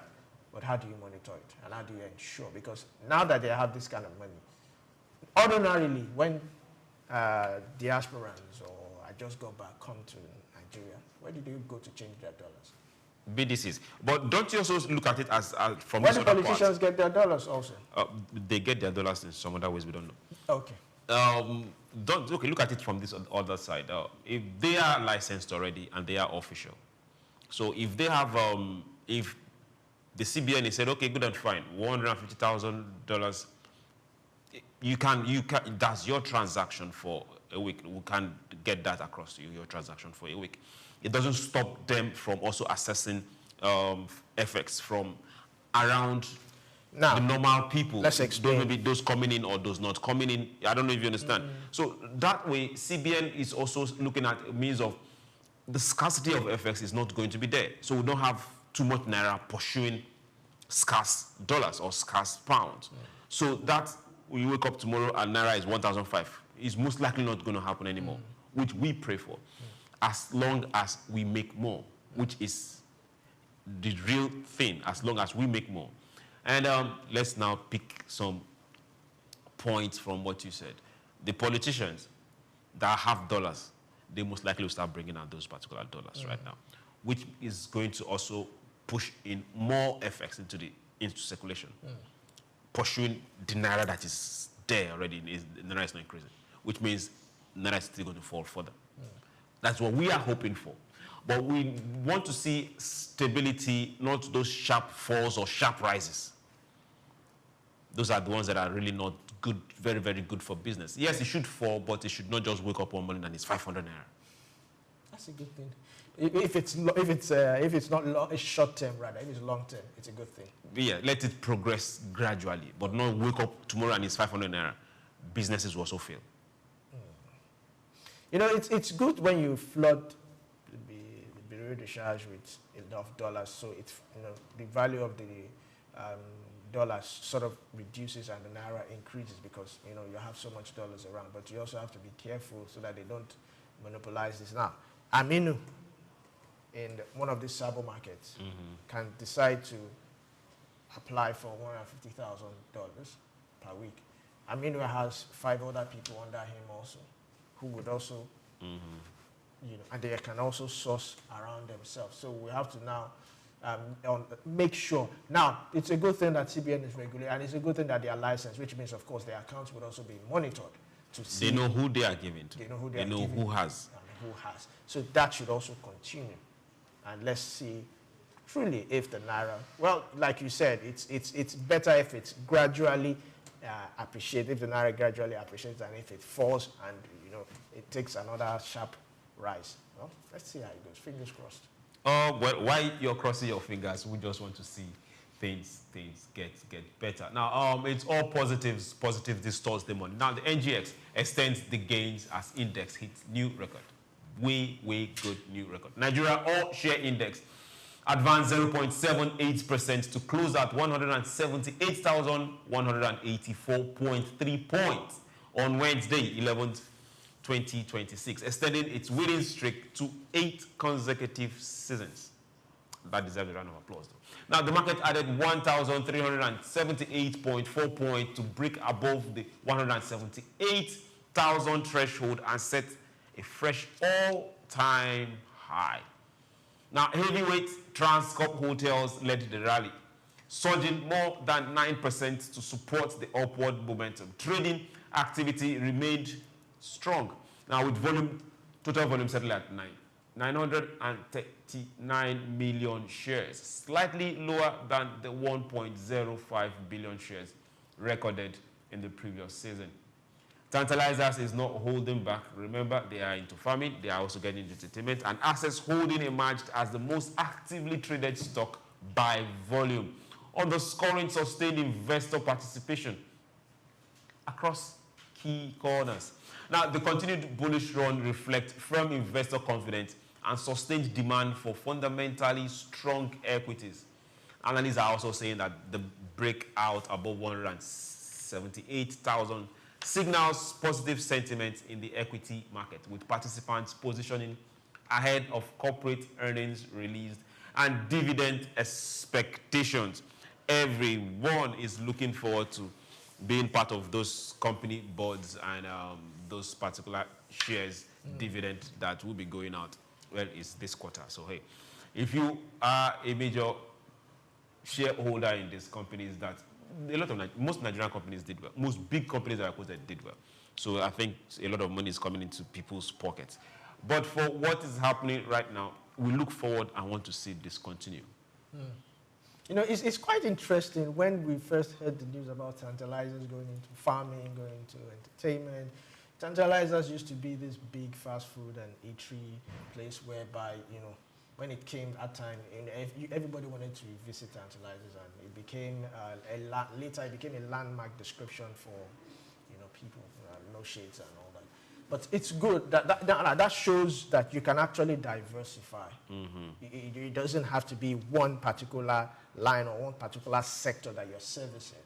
You can service other sectors, and that is where stock comes in. It brings wealth creation, it brings diversification, expansion, more jobs, which means a lot of people will be hired. You can expand. It brings in a whole lot, and so it's good that the big companies are doing it, but let's also see it reflect. I would think that Tantalizers now doing well in the capital market can also, you know, let it reflect back in their fast food business and eatery. Well, it's their own prerogative if they want to do that, but if they are fine with the farming and entertainment, well, let's see that. Also the insurance, and I also heard you mention hotel, one of the hotels, Transcorp, which means tourism is also seems to be, you know, gaining attraction. And I like the fact that, you know, if you look at late last year, tourism was a big deal. We had so many festivals, we had a whole lot of carnivals and all that. And when people come, when tourists, the diasporans come in, they patronize these hotels and all that. So it's good. It's a good thing that,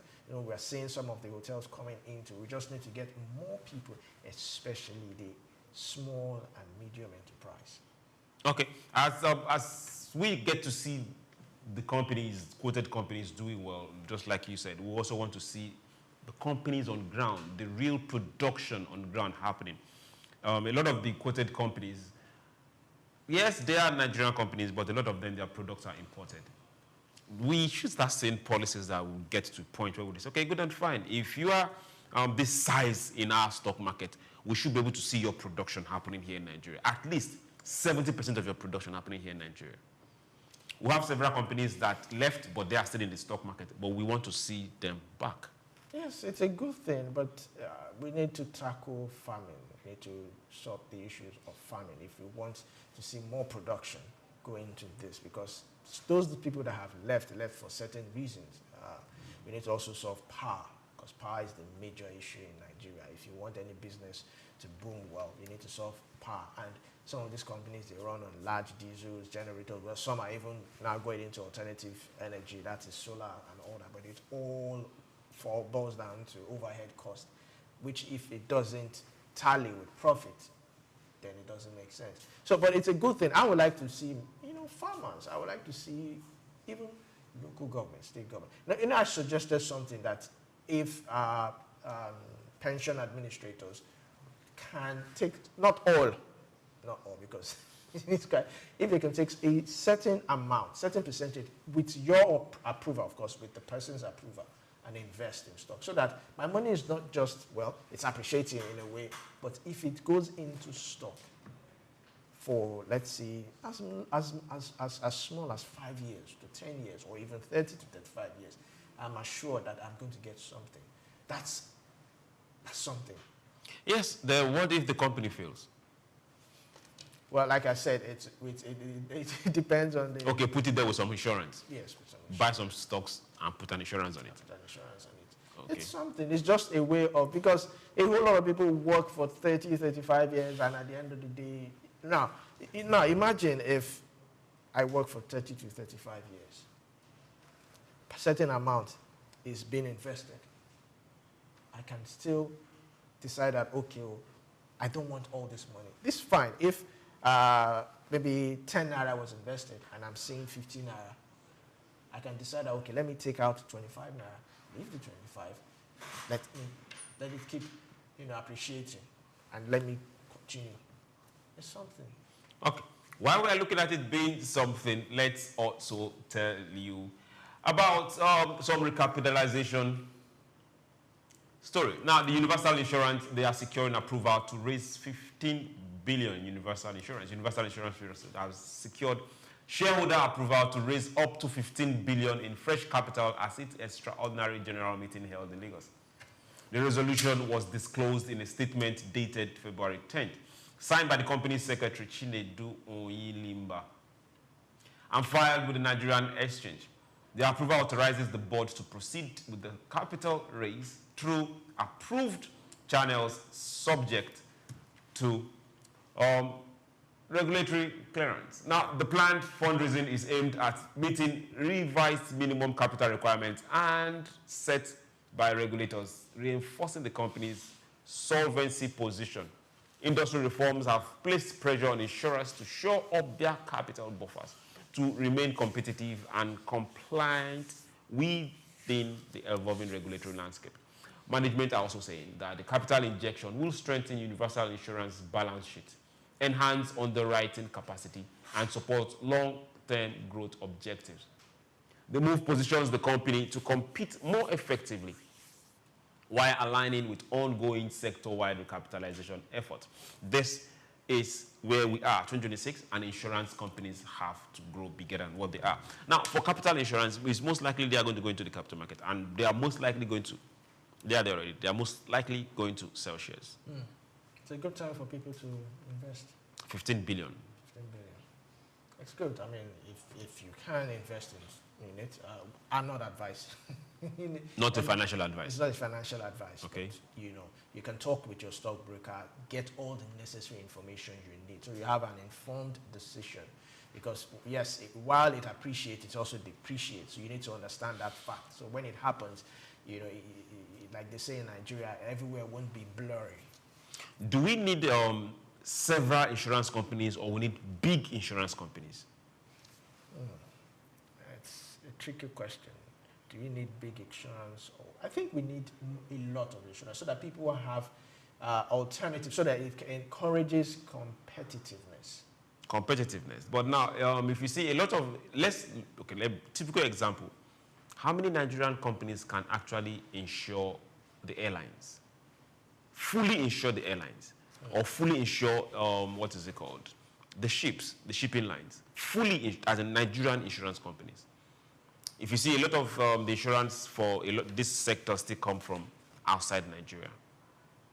Yes, that means a lot of capital flight leaves this country for insuring these business sectors outside this country. Yes. So that now begs the question: do we need numbers, or do we need? Okay, so if you say we need big insurance companies, where's that going to come from? The insurance companies could merge. Do they want to merge? Well, it depends. We can get a policy and say, okay, good and fine, your capitalization should be nothing less than 500 billion. That's good. And put a category to it. So that way everybody knows where they fall in. But I see a situation whereby we will now have foreign direct investments coming in. Then good and fine. It's coming here. What about capital flight? Let's consider this. If you remember, sometime last year, towards the end of last year, we had to pay in excess of billions to insurance companies outside, where they were just fixing arbitrary costs on our Nigerian-bound goods and Nigerian-bound shipping lines, all because they could do that, and Nigerian insurance companies were not in the play. It's quite, like I said, it's quite tricky, because I would also want a situation whereby we have insurance companies that are competing. So you have, that would also put them on their toes. I can decide that I want to patronize this particular insurance company, and they're not giving me, what I want or benefits that I want. I can decide to go for the other one. That's for the regular insurance. Regular insurance. But when we look at insuring airplanes, okay, when we look at even some of these, power plants and the rest of them, who insures them? Who insures these big businesses? The oil refineries, which company, insurance company is going to? So it's quite huge. And that's why I said I would still, either way, if insurance companies don't merge, then we'll definitely have some other insurance companies, international insurance companies, come into the country, probably merge with one or two people and have the larger share or the controlling share, and capital flight is the order of the day again. Okay. We just want to see an economy that is growing. That is one thing we can't run away from. So, hey, where can we block these leakages? We'll get to see. Now, let's still talk about macroeconomic stability. UBA Zenith Access. They are leading 2026 return outlook. Now, the United Bank of Africa, Zenith Bank, and Access Corporation are projected to deliver the strongest risk-adjusted returns among Tier 1 lenders in 2026. Now, this is driven by a mix of capital appreciation and solid dividend yield. The forecast was contained in Cardinal Stone Research latest banking strategy report published on February 10th. A lot of publications came out on the 10th, which assessed expected performance across major Nigerian banks. And now, according to the report, improving earnings, momentum, narrowing valuation gaps, and stronger balance sheet positions are expected to support total shareholder returns in the year ahead. Analysts are also noting that top-tier banks are well positioned to benefit from macroeconomic stabilization, disciplined cost management, and resilient non-interest income streams. However, the report also flagged potential underperformers within both Tier 1 and Tier 2 banks categories, citing weaker capital buffers and slower earnings recovery. Overall, Capital Stone said selective positioning remains critical as investors navigate evolving regulatory and macroeconomic risk. One thing we've seen over the years is that no matter what position, how the economy goes, banks declare profit year in. Who was it? Someone was saying it yesterday that how is it that these banks are declaring profit and people are still complaining there's no money in the economy, but yet these banks are declaring so much profit. And, Doctor would also credit to the fact that he also said that when people say, or when the CBN is saying, when you were saying that there's money, too much money in the economy, it's just the 5,000, 10,000, 3,000, 2,000 that people are keeping in the banks. And yet these banks are declaring profit. So there's a profit coming from. You begin to wonder because we don't have single-digit loans. People find it hard. People rather go to loan sharks, microfinance, or whatnot to access loans. And even the ones that are accessing these loans, are they paying back? So you wonder, where are they getting this profit from? I think we need to invite a bank official. They are definitely making billions. Yes. If not trillions. Jim Ovia smiled last year. They all smile, not just him. Not just him. If you look at the numbers of customers and look at the numbers of charges, if you multiply by numbers, then you now start making a whole lot of sense. And if you also see their dealings, it's not just money markets where they are. They also invested in a whole lot of other things, a whole lot of other sectors. Banks are heavily invested in that, and they have the financial muscle to invest. Yes, they do. So congratulations to the shareholders. Congratulations to them. Okay. We want to see small businesses do well as the banks that are supposed to sustain and float them. This is where our own heart is. Yes. The commercial banks are supposed to be the lifeline of small businesses. But to what extent have they been that lifeline that we're looking for? You know, that's why I said how many people access loans from these banks these days. For Shegun in Balogun market, who wants to bring in certain goods from Japan or China, at what rate will he get the loan to send money to China and get his consignment down to Lagos? And what's the duration? He has to sell. Come rain, come sunshine, he has to sell. Within how many years will he be able to sell, make profit, pay back his loan? Come rain, come sunshine. We're not even talking overhead costs. We're not talking about his boys working with him. We're not talking about any other thing that might crop up. So these are some of the things. So you begin to wonder, who are the banks really servicing? Okay, that's the question they are servicing in Nigeria. Okay, dear banks, you know we are for you, but we want to see you do your primary duty of really being the wings on which small businesses can thrive and fly. We'll go on a very short break. And when we return, SBA will be right back. Remember, go on all social media platforms, all of them, the X, the YouTube, the TikTok, the Facebook, and search us out. It's SOUQ News Television. Just click that button, follow, click that button, like us. Drop your comment. Let's continue this conversation. And most importantly, share. Share. Don't ever stop sharing. We'll go on a short break, and when we return, we'll talk some news on aviation. Thanks goodness, it landed safely. Don't go anywhere. Take Nigeria because it's the mind that needs to first of all be rebranded. Idris said he's going to be putting Nigerian labor, Nigeria content and materials first. If you say Nigeria first and it is just us down here that, you know, are pushing that agenda, it's going to be a big struggle. Do you think Nigerian firms, Nigerian organizations should start looking at getting their staff involved in this market or buying to keep for their staff? Within this side, let's also learn citizen diplomacy. See something. This is SOUQ business landscape. With the theme, leveraging customs enforcement to enhance revenue generation with transparency and accountability, an ICPC perspective. The lecture, held at the Federal Operations Unit, Zone A, Ikeja, brought together officers of the Nigeria Customs Service and top officials from the ICPC. The Public Relations Officer, A.O. Hussaini, opened the event by introducing dignitaries, followed by welcome remarks from Comptroller M.S. Shuaibu, head of the Federal Operations Unit, Zone A. Assistant Comptroller F.A. Owoni, convener of the session and Zonal Head of Operations for Zone A and C, underscored the significance of the Anti-Corruption and Transparency Unit, ACTU, which represents the ICPC within the Customs Service. There was also a brief remark by Mary Omonoya, a Principal Superintendent at ICPC, representing the Resident Anti-Corruption Commissioner, Chukura Alexandra. My honor to welcome you all to this important engagement on leveraging customs enforcement to enhance revenue generation with transparency and accountability.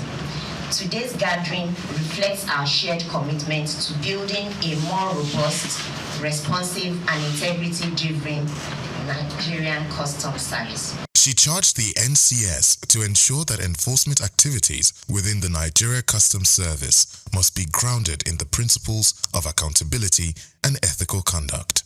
In her lecture, Dr. Hadiza Rimi, Principal Superintendent PE&E, ICPC Lagos, stressed that public perception, transparency, and quick open accountability remain major obstacles to effective customs operations and public trust. So we have what we call ACTU, just like you have here, and those people hosting the event today. So the ACTU is responsible in checkmating potholes, or loopholes rather, in MDAs, in ensuring that there's compliance and in ethics in institutions. Dr. Rimi also drew comparisons between Nigeria and Ghana in Customs Governance Index. Comptroller M.S. Shuaibu shed more light. Some average custom officer is, I think, among those that is doing the selfless service. That's why you see when you see people pushing that they should do this to customs, they are not out of contest. We generate revenue.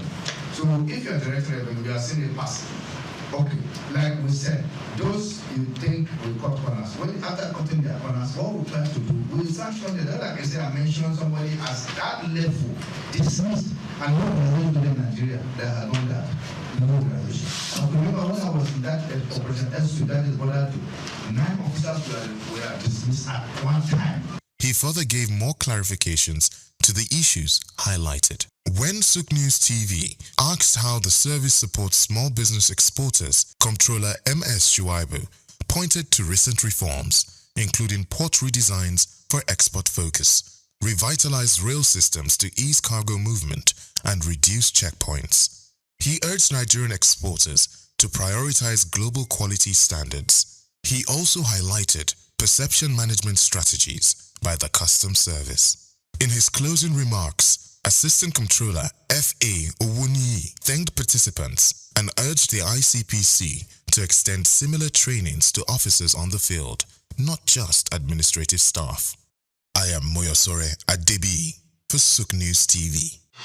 Take Nigeria because it's the mind that needs to first of all be rebranded. Idris said he's going to be putting Nigerian labor, Nigeria content and materials first. If you say Nigeria first and it is just us down here that, you know, are pushing that agenda, it's going to be a big struggle. Do you think Nigerian firms, Nigerian organizations should start looking at getting their staff involved in this market or buying to keep for their staff? Within this side, let's also learn citizen diplomacy, see something. This is SOUQ business landscape.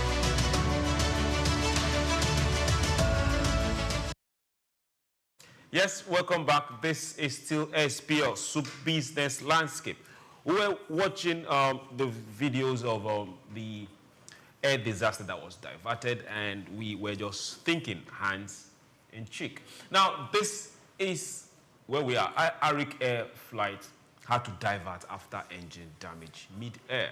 For those that have seen the video, thank you very much for all the messages you've sent. And for those that were on that flight, I hope we don't go through that experience anymore. Arik Air Boeing 737 and 700 operating a Lagos Port Harcourt service on Wednesday made an emergency diversion to Benin Airport after a crew detected a loud bang from one of the aircraft engines. The aircraft, an airline confirmed that the aircraft with registration 5N JF was operating flight W3740 from Murtala Mohammed Airport, Lagos to Port Harcourt International Airport, Omagwa, when the incident occurred. Now, in a statement signed by the airline's spokesperson, Adebanjo Ola, Arik said the crew followed standard safety procedure and safely diverted the aircraft to Benin as a precautionary measure. All passenger and crew members disembarked without injury. The Nigerian Safety Investigation Bureau described the occurrence as involving significant damage to one of the engines and said further investigation would determine the cause of the failure in line with established aviation safety protocols. We saw that happen yesterday, and we are grateful and thankful it didn't resolve. It didn't, what happened it didn't go beyond what we saw. And they were able to bring down that particular aircraft down. And safety was of utmost concern to everyone, both those on ground that had family members and those that were on board. Have you had that kind of experience before? Yes, I think I've had similar one. My flight from Ghana back to Lagos, I will not mention the airline, so they will not get any backlash. Excuse me. First of all, our plane was delayed. It was supposed to leave around 7, but we did not onboard the plane till about after 9, which was quite worrisome for me. Being in a country that I've never been for the first time and having to wait almost 2 hours for the plane. And well, they apologized and we entered the plane. And some few minutes after, we experienced some turbulence in the the sky, it wasn't funny. So I could understand how certain people might feel in that plane. It was, at a point the light went off and so much turbulence, and it was as if you are in a motorway on a bad road. It wasn't, but the pilot apologized, several times, apologized and all that, said that they experienced bad weather. It was due to bad weather, and at a point they had to fly above the cloud and all that. So I can understand that. So I also applaud this airline. They followed safety procedures.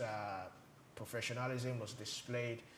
But then again, public confidence might reduce. It might affect public confidence. It might affect certain people's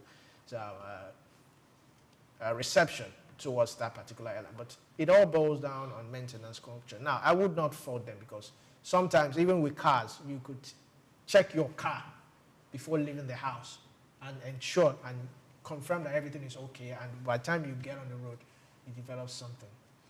So the major thing now is, do we have enough servicing airline companies in Nigeria, based in Nigeria? Yes, we do. Do we? Yes, we do. We do.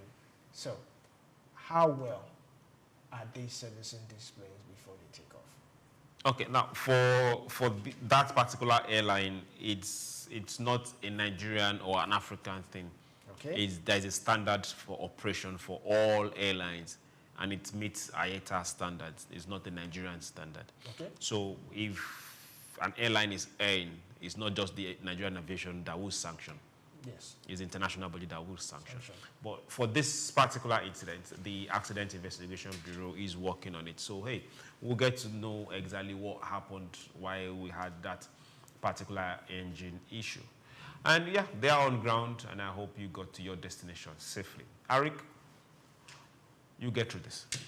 Let's get straight to our next story, and it has to do with non-oil revenue that the federal government is trying to prioritize non-oil export in 2026. We've heard this over and over again. Now I want to see specific. Now, diversification plan is where the federal government is going to. Now, the federal government is also saying it will prioritize non-oil export in 2026 as part of the efforts to deepen Nigeria's economic diversification and reduce reliance on crude oil revenues.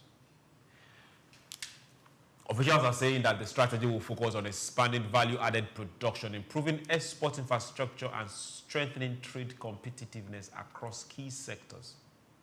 Now, in the forefront is agriculture, solid minerals, manufacturing, and services with targeted incentives aimed at boosting foreign exchange earning.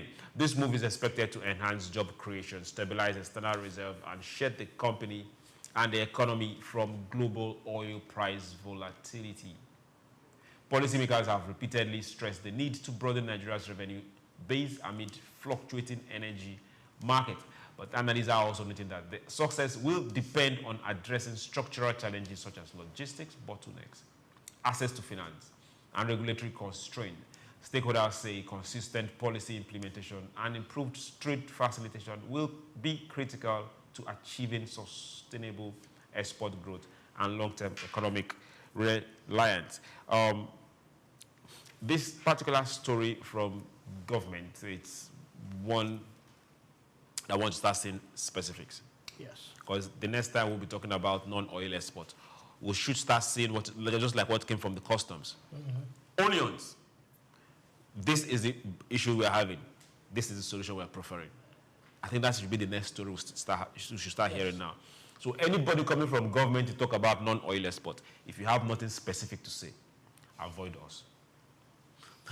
Denmark, Netherlands, Finland, these countries or these people or these nations, they have something. They don't have what we have. Okay. In terms of mineral resources, farm produce and all that.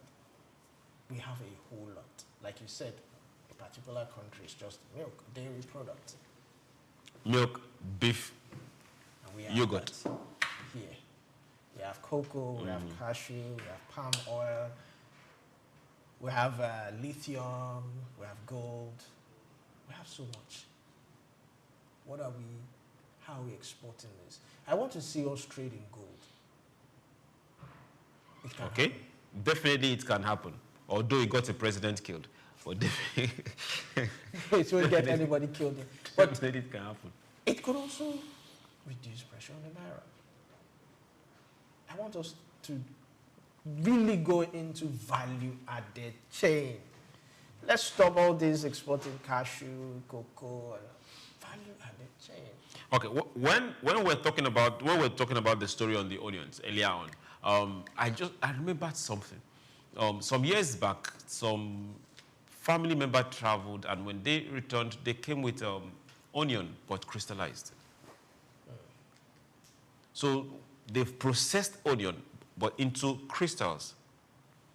So you just open and just pour into what you're cooking or pour into what you're eating. Yes. So imagine the amount of wastage we are having in onion. If we could actually process to that particular point where you don't even care anymore, you could just go into any shelf in any shop and just buy that if you can't get fresh onion. That's innovative. But we will need state-of-the-art manufacturing companies to do that. Must we have state-of-the-art? We can start manufacturing locally for Chinedu or Hassan or Olumide. There's equipment for that to convert to crystal. Now, another thing we also start looking for. We should be looking at skills too. With what? Skills. Yes, I agree. What are the universities there for? Okay, these are questions we'll keep. These are questions we'll keep asking. Are questions we have to answer to get to where we want to get to, and definitely we will. Just like we say, non-oil export is a must if we must grow as a nation. We can't run away from it. So these are lazy minds. We have to shed it. Now let's talk about this that has refused to leave. It has refused to leave the newsstands in the last 1 year. And it has to do with drink safety. NAFDAC government, policy NAFDAC manufacturers. Who exactly is stronger and who is winning? Now, NAFDAC has come out to deny suspension of sachet alcohol enforcement. National Agency for Food and Drug Administration, that's NAFDAC.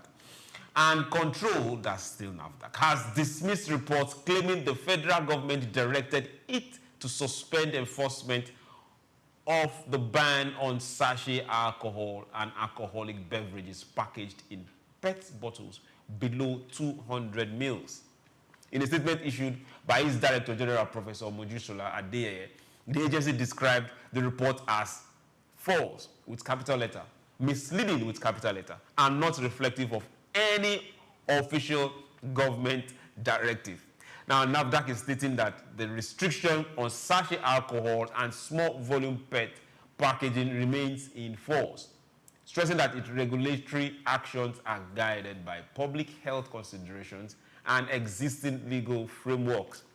The agency noted that no communication has been received from the federal government reversing or altering its enforcement mandate.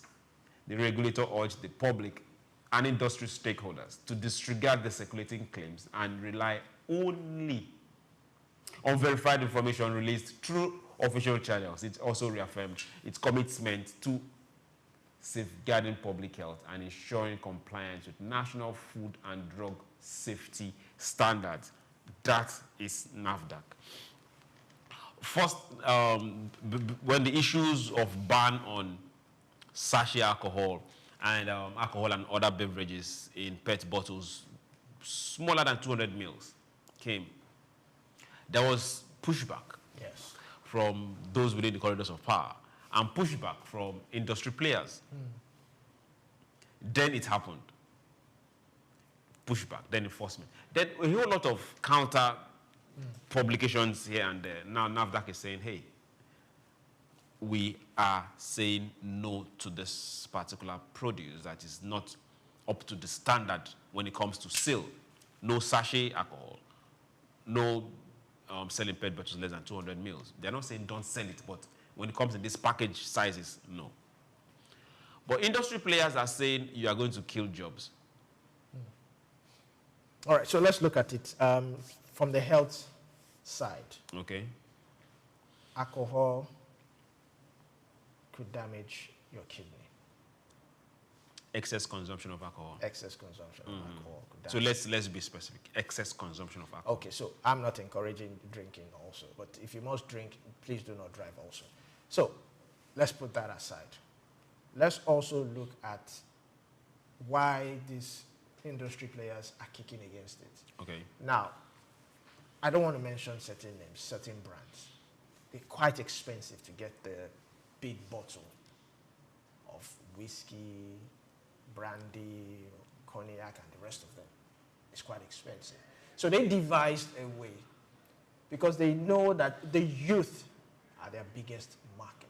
The level of consumption of alcohol from the youth is amazing. It's alarming. So how can they reach the youth? How can they make their product still accessible to the youth? There came the PET bottles, the sachet one, whereby just 100 naira, 200 naira, you can have 1 or 2 sachets in your pockets. And you are entitled to your high. And you're entitled to your high or whatever it is. You can have instead of you paying as high as 100,000, 50,000, 70,000, you can pay as low as 200 naira, 300 naira. 100,000. Yes. Some of these alcohol in clubs. In where? You mentioned specific places. Okay. Clubs. Even in supermarkets, it's still expensive, depending on the supermarket you go or which area you are in. Okay. So that's why they devised this sachet alcohol, affordable. Okay. I mean, there was a particular brand that I like. I'm not indicting myself, but what I'm saying is there's a particular brand that I used to take. Okay. I don't want to mention the name, actually. It's creamy. So you don't do sachet alcohol. That's what I'm saying. It's creamy. So I was surprised. I was even shocked to see the sachet, one of it. And in my mind, I'm like, is it that bad? That was what came to my mind. Is it that bad for this company that they are really, are they not making sales? They are going after the numbers. They're going after the numbers. They're going after the volumes. So if you make alcohol in sachets, it sells in large volumes because people patronize it. The NULTs, the people in the garage and all that. So now we need to start regulating it, because whether you like it or not, minors engage in the consumption of these things. Because it's now freely available. It's freely available.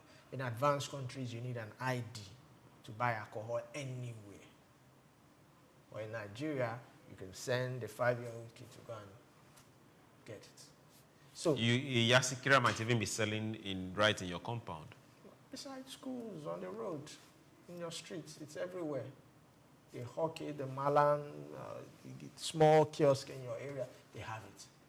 So then again, now I understand what industry players are saying, that it will kill jobs, because if we ban this particular thing, the production of it will be shut down, and those in charge. Production of what exactly? Sachet.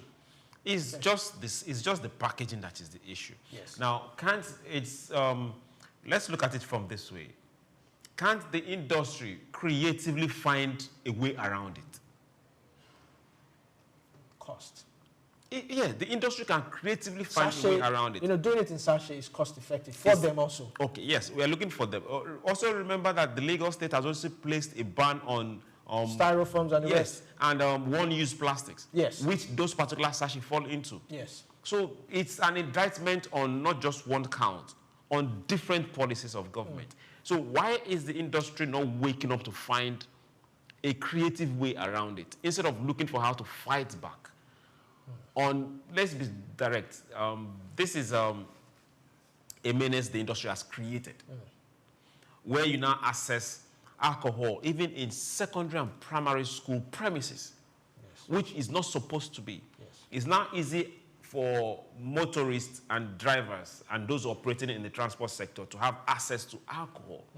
Then how is road safety going to be able to deal with it? Because you are dealing with the person, you're not dealing with the seller, you're not dealing with the distributor. But now they are all in this place you don't even want them to be in the first place. So the industry has to sell. We are in no light saying alcohol is bad. No. We are in no light condemning alcohol, but we are saying, how do you package the end product so that you can mitigate going against the sachet and the less than 200 mils PET bottles? Well, I think what NAFDAC can do is take a step forward. Is it NAFDAC or the industry? The industry should find a solution, not NAFDAC. And if the industry doesn't want to find a solution, they're after the profit. So that's why NAFDAC has to take the bull by the horn. The enforcement, for me, the enforcement has to take place. It's left for the industry to find a solution to it. It's not difficult. They are saying not less than 200 mils. So for most people, well, consult us and we'll give you solutions. But I'm just thinking in my head right now, you can find very good solutions. You can find better ways of even marketing and selling more than what you're selling right now. It's just some creative ideas. Less than 200 mil. That's the very reason why they made it in sachet. To be affordable. Okay. The one in the sachet is less than 200 mil. I don't even know how many mils. Is it up to 10 mil or 5 mil? So it can be affordable. Okay. So if they now decide to make that of 200 or 300 mil, how many people will be able to buy it? They can find creative ways. There's a lot of creative things I'm thinking in my head, but I can't say it right now. They can find creative ways of going around it. That's why they have a marketing. Because if you look at it, the people who patronize this sachet and PET, the numbers are more than those who buy it in the clubs in large bottles. Definitely, we agree. And they have to meet the consumption. They will find a solution.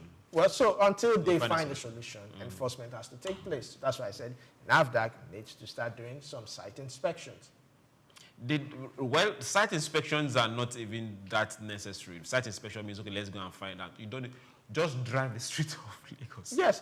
If you go to if you go to Balogun Market now, you seize this thing, and by the next day, it's back there. So you have to target the source. You keep seizing it.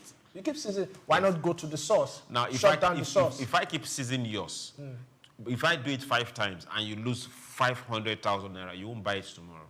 Okay.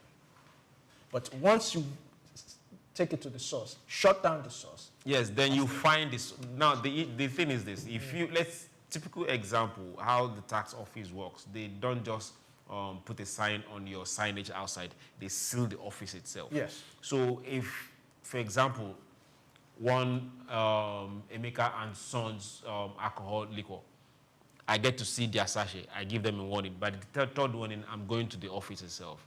So the fine will be on the office, not even on the product. So these are things we should all start working on. The industry will grow. Alcohol beverage industry will grow. The breweries will need them. Have you asked yourself, why is beer not in sachet? That's a good one. But they sell more than all of them put together. Yes, they do. So they have, it's marketing. And beer is relatively cheap. Beer is what? Relatively cheap. Good. To major alcohol. Yeah. So we think. Yeah, it's relatively cheap. How many? Let's look at consumption. By the time you consume 3, 4, 5 bottles, is this cheap compared to that other one? Well, now look at. I don't know if you understand what I mean. You're looking at the percentage of alcohol you consume before you get too high in beer. It's not even a percentage anymore. Okay. That is why people are going after the sachet, because it's not the volume anymore. Yes, that's what I'm saying. By the time the percentage of beer you consume before you get your high compared to the one you buy in spirit, 2 sachets, okay. Good and fine. You have spent more in beer than the other one. Yes. Yeah, good and fine. But beer is still selling. Yeah, beer is still selling. Marketing is where the issue is. Marketing and packaging. So, hey, guys, you can do better. Wow. And we shouldn't worry ourselves in the Nigerian market. Africa is there. Come to us and we'll give you solutions. Let's get to the next story. Now we are looking at economic diversification, but not for us here in Nigeria. We are looking at outside Nigeria, and Kenya is where we are heading to. Now, Kenya is boasting gold reserve amid rising global prices. Kenya is considering increasing its gold holdings as part of efforts to diversify its foreign exchange reserve. Officials said, citing rising global bullion prices and shifting market dynamics, it's the way to go. Moves reflect a broader strategy to reduce reliance on traditional reserve currencies and strengthen financial stability. Central bank authorities are assessing the potential benefit of holding more and more gold, including protection against current volatility, inflation risk, and external shocks. Gold prices have climbed in recent months amid geopolitical tensions and investor demand for safe haven assets, prompting several emerging economies to review their reserve composition. Now, analysts say that adding gold could enhance Kenya's reserve resilience, though they caution that the asset does not generate yield and can fluctuate in value. Policymakers are also expected to balance diversification goals with liquidity needs and overall reserve management strategy as global economy uncertainties persist. Okay. That's Kenya. That's, yes, definitely that is... what I just said. That's Kenya. Definitely that is Kenya. If you remember, we had Dele Alake, that was 2024. He presented some gold bars to the president after he became the Minister of Solid Minerals. Yes. Where are we right now? After those gold bars that were presented, where are we right now? Do you know how many we have in our vote, or if we have... What's happening in the mining site?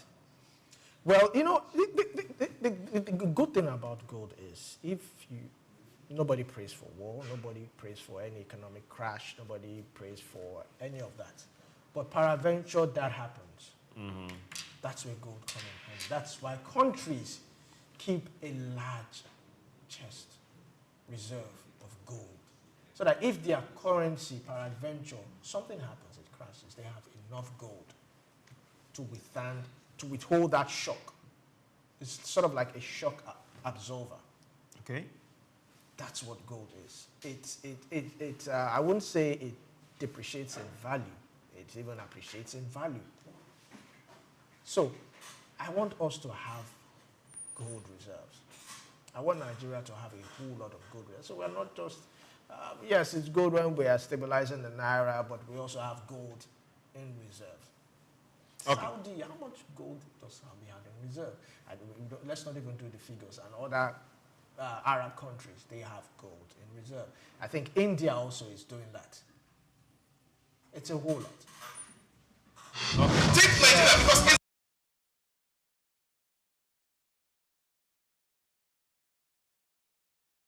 it's the mind that needs to first of all be rebranded.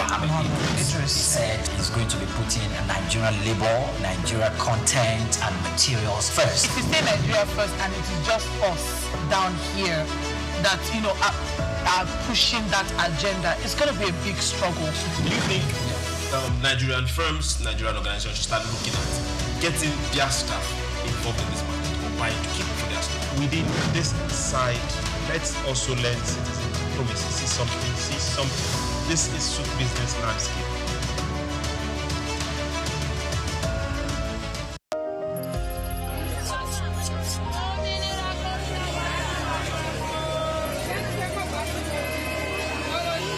Hello, Lagos. Make we yarn.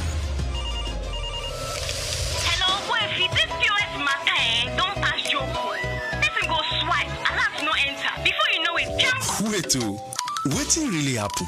Maybe you fake alert the warriors. Okay, so Mona, listen, if you dey do POS business, no expose your alert. Hello, Ogbuefi. They don't walk that bar road where they warrior for our local government for years. This one sweet me, I no lie you. Because you know what? Development with the work, it deserve loudspeaker. Now why we dey here be that? For here, we know the abuse, we dey bring solution. My name, it is Ikechukwu Oyemike, aka Ogbuefi Ishegwari. Make we yarn every weekday from 10 a.m. go to 12 o'clock on Top the Eye 95.9 FM. Take Nigeria because it's the mind that needs to first of all be rebranded. Idris said he's going to be putting Nigerian labor, Nigeria content and materials first. If you say Nigeria first and it is just us down here that, you know, are pushing that agenda, it's going to be a big struggle. Do you think Nigerian firms, Nigerian organizations should start looking at getting their staff involved in this market or buying to keep for their staff? Within this side, let's also learn citizen diplomacy. See something. This is SOUQ business landscape.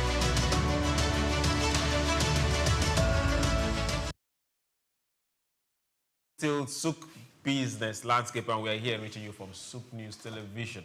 We needed to really make some confirmation because we're talking about gold. I would say, hey, let's make these calls and confirm where are we really when it comes to our own gold reserve in the vote, not on paper. You were giving us some direct analysis before we made those calls. Yes, I was talking about Saudi. I was talking about some other Arab countries, and how they keep gold as a way of it's almost I can relatively say it's insurance. It's a way to insure. It's a way to insure yourself in case of any other thing. We've heard of coups happening in different countries, and when the said president is captured or when when his house has been ransacked, you find a whole amount of gold there. Why is that? Because it's trying to have a backup. So gold is something that it cannot outweigh its value, or it cannot. The value of gold is always there. Yes, it might not yield interest, but the value does not depreciate. It might not yield interest, you say, but the value of gold has done more than ×2 in less than a year. Yes. It hasn't appreciated. Well, it might not be giving you. Well, let's leave that. If you look at African countries have not really gotten a fair share of the gold under our feet. We've not really been blessed enough to say, okay, good and fine. The gold we are mining or being mined from our own soil has benefited us a lot. Ghana, for example, over 90% of the gold mined from Ghana is refined outside Ghana, until recently. Yes. Okay, now Lagos State has come up to say, okay, good and fine, we are going to have a gold refinery here in Lagos, which is, as we speak, is in the making. But now the next question is, the gold in the soils of Nigeria, where are they heading to? There are some states where you walk and you could literally see it on the ground. Niger State, for one.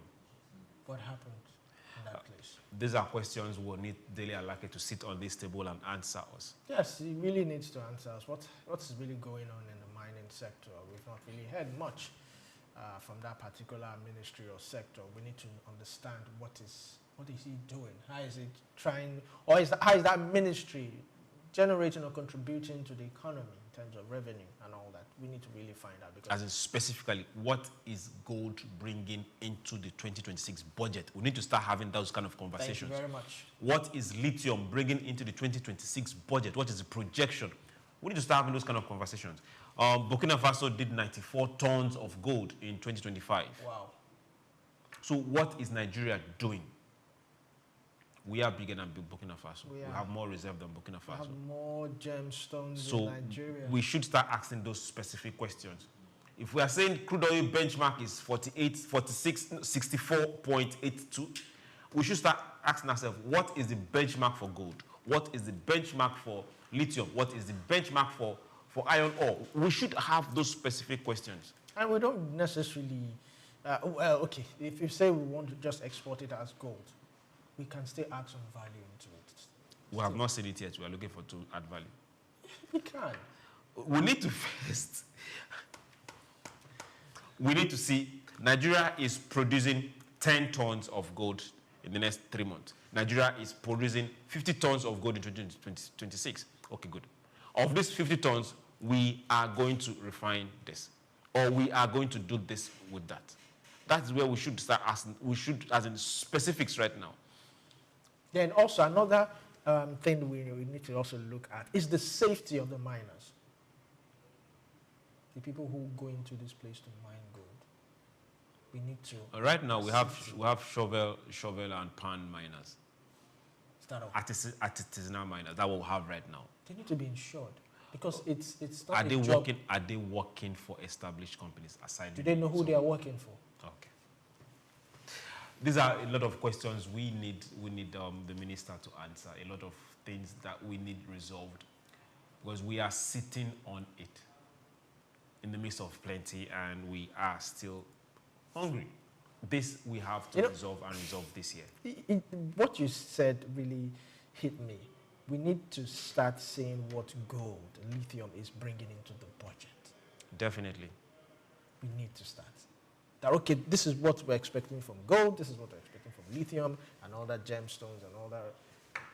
We've played lip service to it for a very, very long time. We keep saying, just like term papers that students submit. I think transparency has to come into play. Transparency has to come into play. We need to, like you said, Dele Alake needs to come out and tell us how many tons are we producing or exporting. Then we can now say, okay, if we're producing X amount, can we scale it up to this?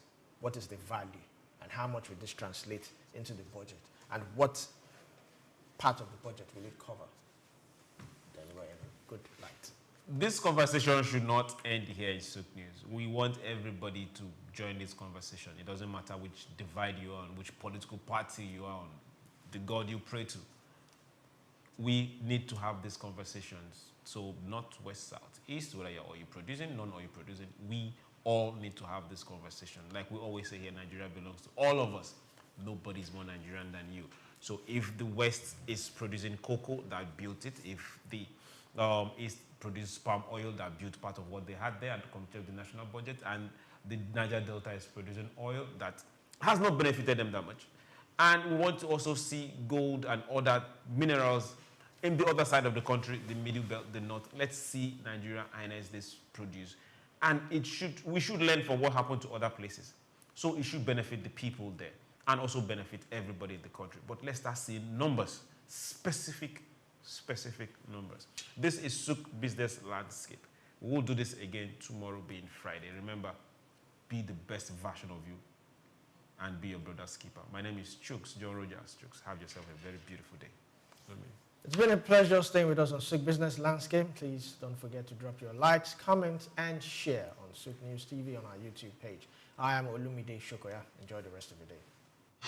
Take Nigeria because it's the mind that needs to first of all be rebranded. Idris said he's going to be putting Nigerian labor, Nigeria content and materials first. If you say Nigeria first and it is just us down here that, are pushing that agenda, it's going to be a big struggle. Do you think Nigerian firms, Nigerian organizations should start looking at getting their staff involved in this market or buying to keep for their staff? Within this side, let's also learn citizen diplomacy. See something. This is SOUQ Business Landscape.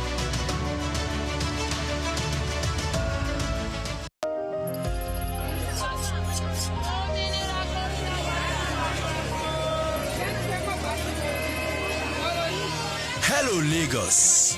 Make we yarn. Hello, boy, this POS matter, don't pass your call.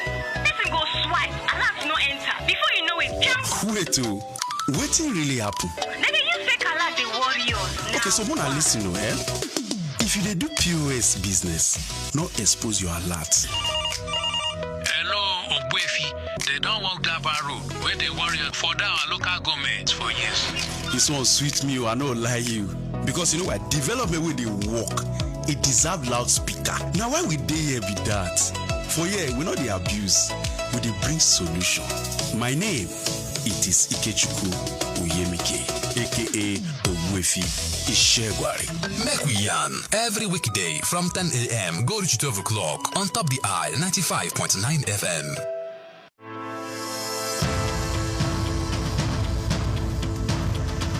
Growing interest in Nigeria's lithium reserves comes as countries worldwide scramble to secure supplies of the mineral which is essential for powering the green energy revolution. In this special report by Bayo Olaoye, the need to harness this resource for growth and development is examined with the evolution of electric vehicles and renewable energy storage systems. Lithium is a key component in the production of batteries for electric vehicles and renewable energy storage systems, and Nigeria is positioning itself to become a major player in the global lithium market. Nigeria's vast lithium reserves, valued over $34 billion, is no doubt attracting world attention, while lithium factories are springing up in different parts of Nigeria already. The attention of the international mining industry is also focused on lithium because it is critical raw material for the production of solar panels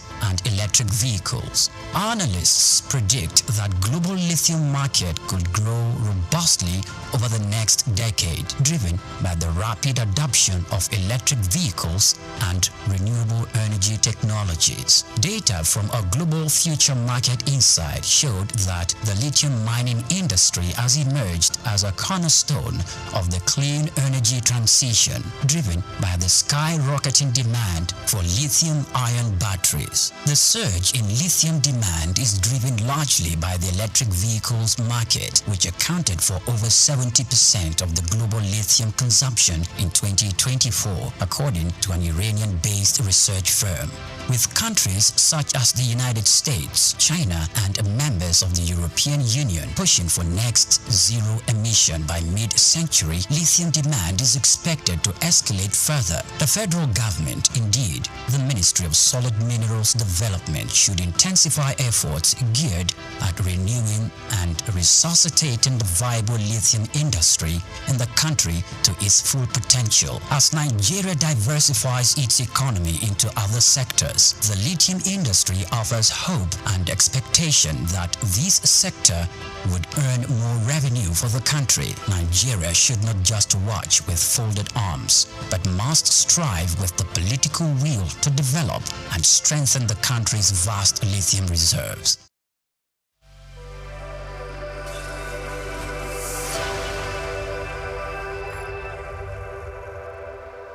Two widely used and deeply troubling terms dominate discussions around Nigerian emigration: japa and brain drain. Japa, a word that has made its way into the Oxford English Dictionary, means to leave Nigeria for another country, often Europe or America, in pursuit of education, job opportunities, or better economic prospects. It also connotes to escape or to flee. The second term, brain drain, refers to the outflow of skilled professionals, doctors, engineers, academics, and more, leaving Nigeria to contribute their talents to other nations. As a patriot, one might argue that both terms evoke concern. Japa is symptomatic of systemic failures that drive citizens away from their homeland instead of encouraging them to stay and push for reform. As authors Darren Asamoglu and James Robinson emphasized in Why Nations Fail, governance thrives under civic pressure. If the youth and professionals flee, who remains to demand accountability and enforce positive change? Likewise, brain drain depletes the country's human capital. When Nigeria's best-trained professionals are developing other nations, the country is left with fewer hands to build its own future. However, this narrative is shifting. As Bayo Olaoye explores in this special report, there is a compelling case for viewing the Nigerian diaspora not as a loss, but as an economic powerhouse. From brain drain to brain gain. Recent figures from the Nigerian Medical and Dental Council show that only about 27,000 of Nigeria's 71,740 registered doctors currently practice in the country. Thousands of Nigerian doctors, nurses, and health professionals now work in the UK and the US, contributing significantly to those nations' healthcare systems. It's a trend seen across professions, from teachers to tech experts. Critics argue these individuals should be at home, contributing to Nigeria's development. Yet, the picture is not so black and white. According to World Bank economists Art Cray and David McKenzie, poverty can often be a function of where one lives. For many Nigerians, staying home may mean remaining trapped in poverty. In that context, emigration is a rational choice and often a necessary one. Furthermore, the idea of brain drain has evolved into brain circulation or brain gain. Many Nigerians abroad are returning with skills, capital, and experience to invest in the country. Even those who don't return still give back. As Dr. Segun Aganga noted in Reclaiming the Jewel of Africa, diaspora Nigerians do not have to physically return to make an impact. Diaspora remittances, a lifeline for millions. Diasporans are sustaining the Nigerian economy through billions in remittances. Between 2018 and 2020, Nigerians abroad sent home over $65 billion, accounting for 4% of Nigeria's GDP. These funds uplift millions of households, offering relief from poverty, hunger, and economic despair. Remittances also help stabilize the naira, acting as a buffer against foreign exchange volatility. Yet, Nigeria is missing an opportunity to fully harness this potential. The Central Bank of Nigeria has imposed capital flow restrictions, forcing remitted dollars to be exchanged only at the official rate and in naira. This approach discourages larger inflows and stifles the remittance ecosystem. Diaspora trade and investment, the next frontier. Beyond remittances lies a massive opportunity in export trade.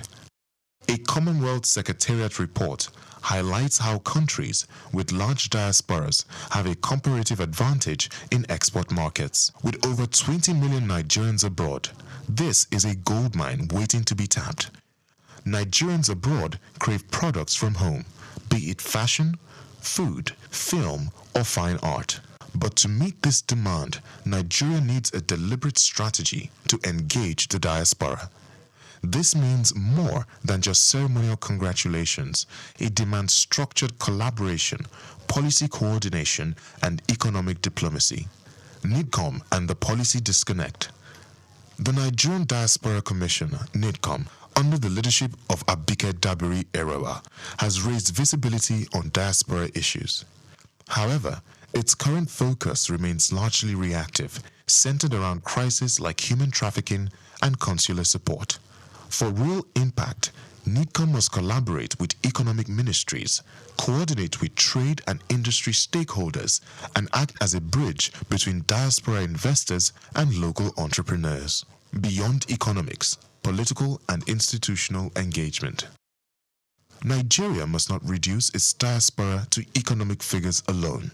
They are citizens with a stake in the country's political future. That's why remote voting rights must be instituted, allowing diasporans to participate in national elections. Moreover, complaints about Nigerian embassies and high commissions, especially in the US and UK, must be addressed. Diasporans often face challenges with basic services like passport renewal, which leaves them feeling alienated and abandoned. This must change. The Nigerian diaspora is not a burden, it is a blessing. A sleeping economic giant that, if properly engaged, could help rewrite Nigeria's growth story. From remittances and trade to skills transfer and global influence, the diaspora is a strategic asset and not a national loss. What Nigeria needs is bold policy reform and a new mindset, one that sees migration not as failure, but as a force for economic revival. Japa may signal escape, but with the right vision, it can also spark renewal. I'm Moyosore Adebi for SOUQ News TV.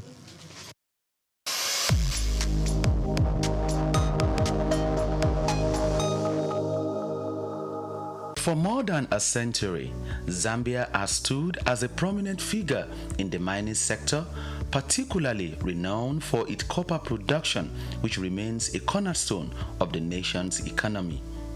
Accounting for 3/4 of the country's export earnings, mining plays a pivotal role in Zambia's economic landscape.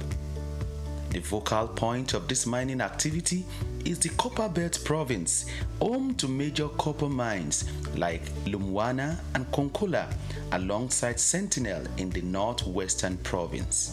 These mines, operated by renowned international firms such as Barrick and Vendetta Resources, hold majority foreign ownership, with Zambia Consolidated Copper Mine Investment Holdings retaining minority stakes. Smaller mines in the Copperbelt region, backed by investors from countries like China, Brazil, and South Africa, contribute to Zambia's diversified mining landscape. However, the country's mining sector faces various challenges, hindering the potential growth trajectory. Fiscal policies introduced by the government, including royalty increases, the taxation policies have negatively impacted mining profitability. Also, price volatility in global markets, infrastructural deficiencies like inadequate transportation networks, power shortages, and an uncertain regulatory environment further increases the sector's challenges.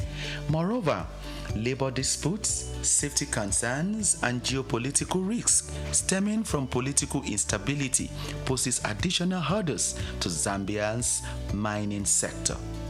To propel the nation towards its 3 million tons copper production goal, strategic measures are crucial, and these include leveraging digital technology through partnerships with AI and machine learning firms to enhance sector's efficiency and investment, stable policy framework in order to attract and retain investment, and provision of a conducive regulatory environment. Infrastructure strengthening supported by donor funding and concessional financing can also alleviate critical constraints such as transportation and power shortages. More so, environmental conservation is vital for sustainable development. Hence, mining companies must provide government-approved environmental management plans, prioritize durable equipment, and proper waste disposal techniques to minimize environmental degradation. Giving copper's expected dominance in Zambia's exports, maintaining its position as Africa's economic hub demands a concerted effort. Israel Adeyemi, SOUQ News.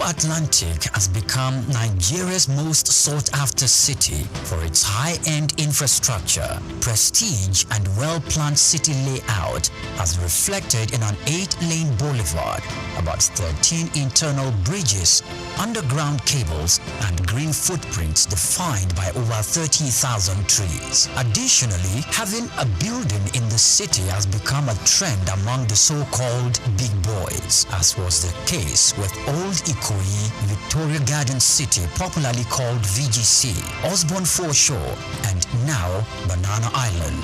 In this special report, Bayo Olaoye states that this talk of "I belong" and the prestige mentality has also spread to the big firms. Before now, Kingsway and Ozumba Mbadiwe used to say that Victoria Island were the go-to locations for high-rise office buildings. These locations are home to iconic developments such as Kingsway Towers, Heritage Palace, Fanfa Towers, the Winks and the Waves, among others, making them Nigeria's equivalent of Silicon Valley.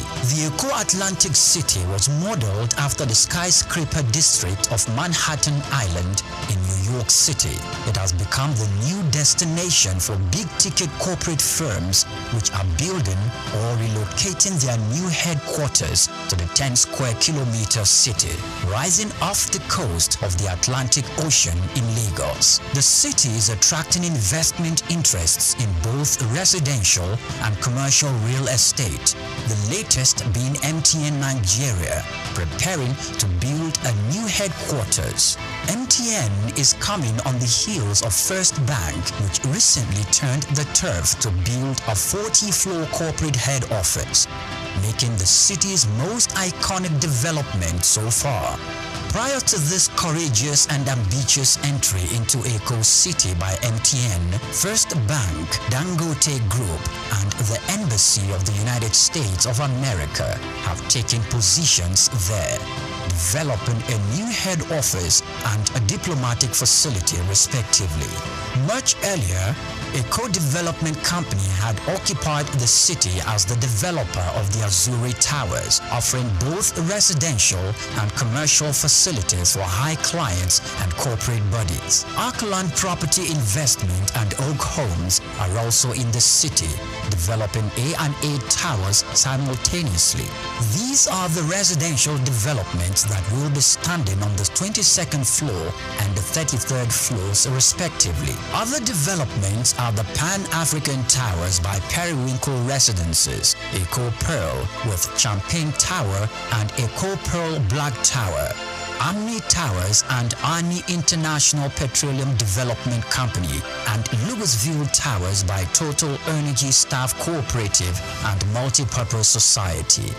Louisville will comprise 300 residential homes spread between 2 towers, a world-class sporting center and a club, retail outlets and other facilities. It is designed to employ modern technology to achieve smart living and high standards. Èkó Atlantic is an exclusive luxury city with superior infrastructure that appeals to the kind of investors we have seen in the city so far.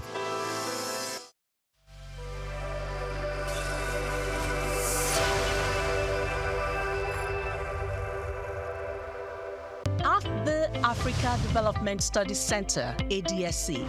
We are committed to driving sustainable growth and development across Africa through innovative training and research. Our mission: empowering leaders, policymakers, and professionals with the tools they need to create lasting change. With customized training, dynamic research programs, and study exchanges on leadership, management, and other critical development topics, ADSC offers a platform for exchanging cutting-edge ideas and global best practices. We provide comprehensive services in research and consultancy, capacity building and training, education programs, publishing, and knowledge sharing. Our esteemed faculty, composed of seasoned experts and researchers, ensures a learning experience that is insightful and practical. We specialize in policy development, implementation strategies, monitoring, and evaluation. At ADSC, learning is engaging and enjoyable. Our unique methodology includes talks, interactive exercises, games, video screenings, and lively seminar discussions, all in a comfortable and friendly environment. Ready to make an impact? For more information, email us at info@adstudycenter.com or call +234 912 439 2362. Visit us today at www.adstudycenter.com to explore our programs and upcoming events. Africa Development Studies Center, rethinking development for Africa. Some people hear the sound of wood being cut and they think stress, dust, wahala. They say, I beg, who won't suffer with saw and hammer? To them, woodworking is messy, tiring, and just not worth the trouble. But others, they see something else. They see polished tables, handcrafted shelves, stylish stools. They see beauty, value, and serious money. Because yes, cutting wood may be tough, but the hustle can turn into pure profit. My name is Grace Komolafe. Welcome to Cash Craft, where we show you how every skills can become money-making ventures. Today, we are talking woodworking, from basic tools to beautiful designs, and how to turn timber into treasure. Now, let's cut into it. Step 1, pick your project.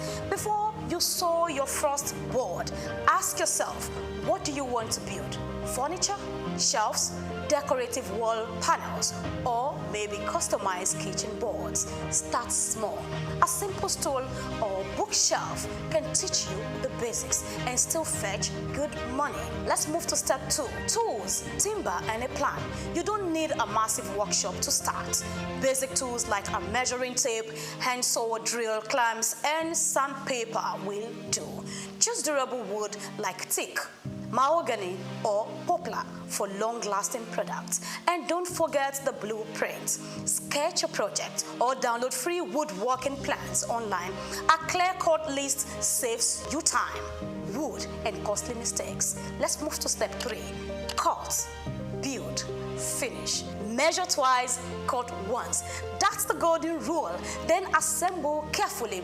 Use wood glue and screws for strong joints. Once it's built, sand smooth and apply a finished varnished wax or paint to protect and beautify.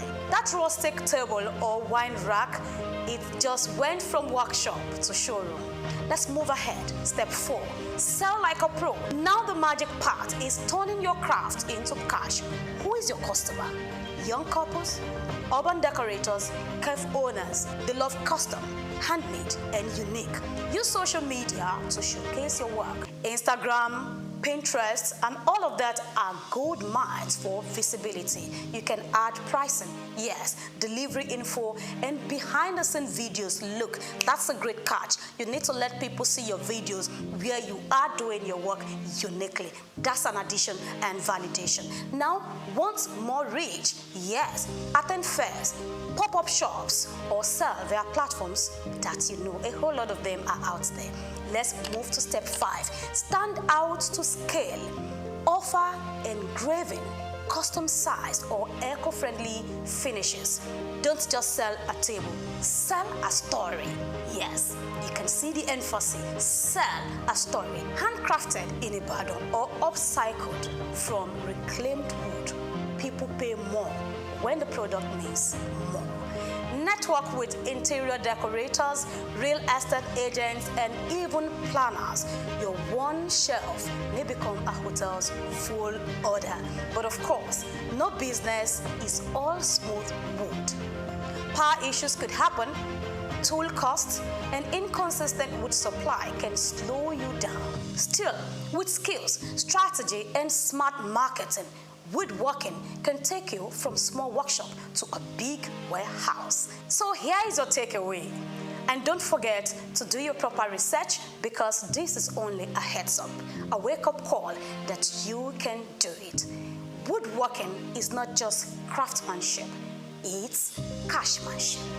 It's a business of creativity, precision, and pride. Whether you are making one stool a week or outfitting full apartments, this is a hustle that builds literally.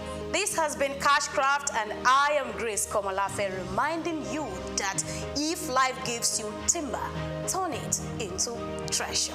Until next time, build bold, build smart.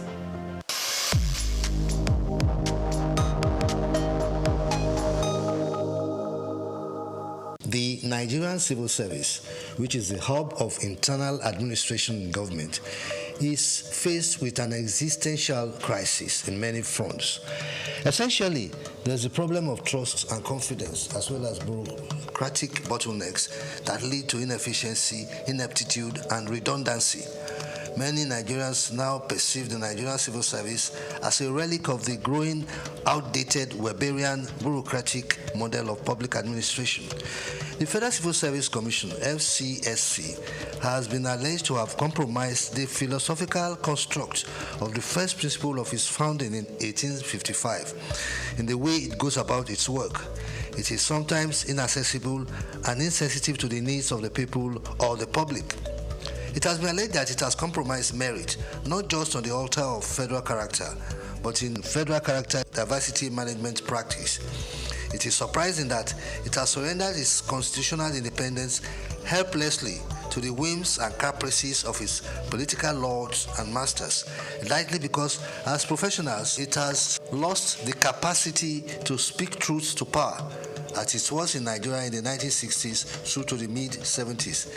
It is saddening that it has emasculated merit and replaced it with political patronage and unreflective nepotism.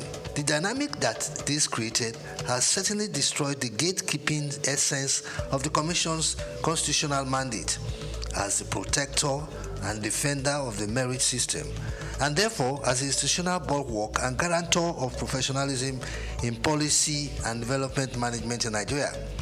It has also almost destroyed competency-based human resource management as an enabler of policy intelligence of a capable developmental state.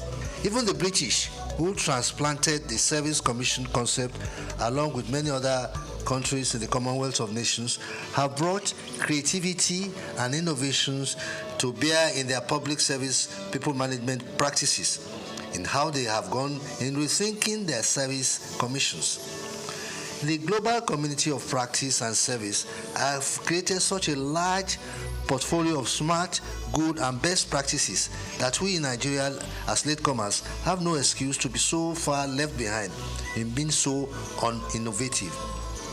In consonance with the renewed hope agenda of the administration of President Bola Ahmed Tinubu, a radical reform of the Nigerian Civil Service is desired by practitioners, professionals, and members of the public.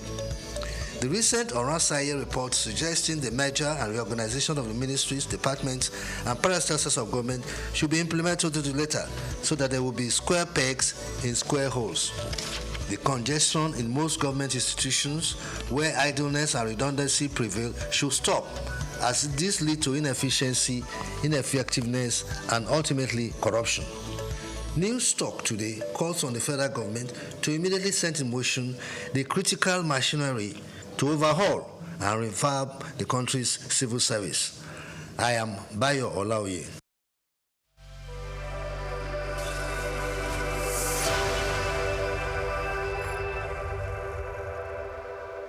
Augmented reality, AR, is a technology that merges computer-generated images with the user's real-world view, creating a composite experience. This interactive experience integrates various sensory modalities, such as things you can see, hear, and even feel, making the experience interactive and immersive. In recent years, the emergence of this transformative technology has seamlessly integrated digital and physical realms. This groundbreaking innovation relies on specialized hardware like smartphones and smart glasses, equipped with cameras and sensors, AR software, and Apple's AR Kit and Google's AR Core. then creates immersive experiences by overlaying virtual content onto the user real-world environment.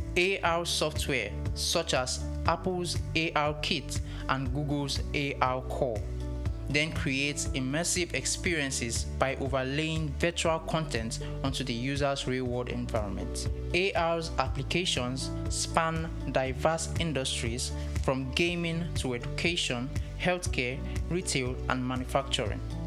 In education, AR enhances learning through interactive and dynamic experiences, while in healthcare, it aids surgical planning and medical training. Retail experiences are transformed as AR enables customers to virtually try on products and visualize furniture in their homes. Despite its potential, AR faces challenges such as technical advancements and user privacy concerns. Overcoming these hurdles will unlock even more seamless and immersive AR experiences, making it an integral part of our daily lives. As technology progresses, the horizon for AR broadens, promising a future where our interactions with the world are richer and more interconnected. Augmented reality is not just a trend, it's a revolution shaping the way we live, learn, and work. Goma Fortune, SOUQ News. Cashew nuts, ranked among Ivory Coast top cash crops, play a crucial role in the country's economy, generating substantial revenue and supporting livelihoods across the country. As the world's leading exporter of raw cashew nuts, Ivory Coast contributes an estimated $800 million annually to its economy and also serves as a vital source of income for over 410,000 families, particularly in rural areas where few other opportunities exist. Cashew trees flourish in Ivory Coast northern regions, including Bondukau and Savannah, known for its high-quality nuts and extensive plantations, just as Worondogu and Bagwe in the north central and northwest are also emerging as key producers. These regions not only drive Ivory Coast cashew production, but also support local livelihoods and economic growth. However, the country with over 29 million citizens is yet to fully realize the potential of its cashew industry. Despite being the top producer, the country processes only 7% of its cashew domestically, resulting in lost opportunities for value addition and job creation. Specifically, a recent data reveals that only 22% of the country's cashew nut output was processed domestically in 2023, even as the volatility of global cashew prices poses risks to farmers' income and overall economic stability.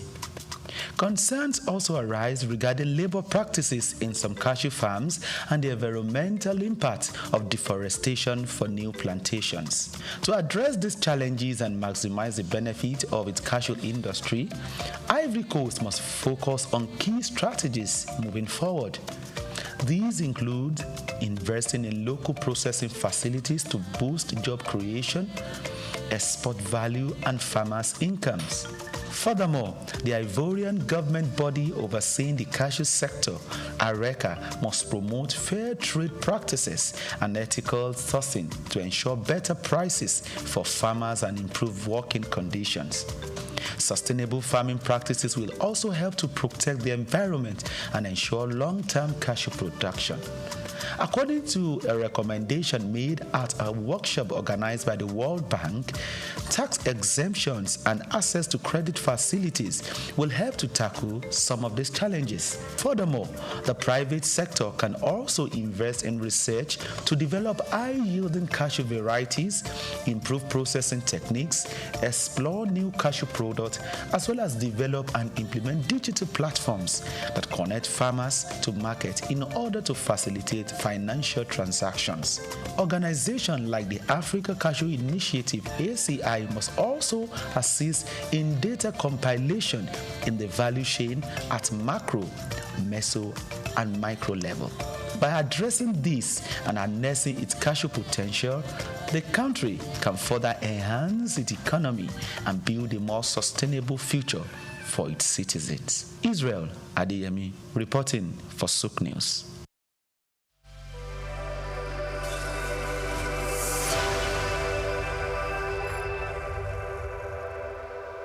Human ingenuity has birthed remarkable innovations, none more so than the rise of intelligent machines.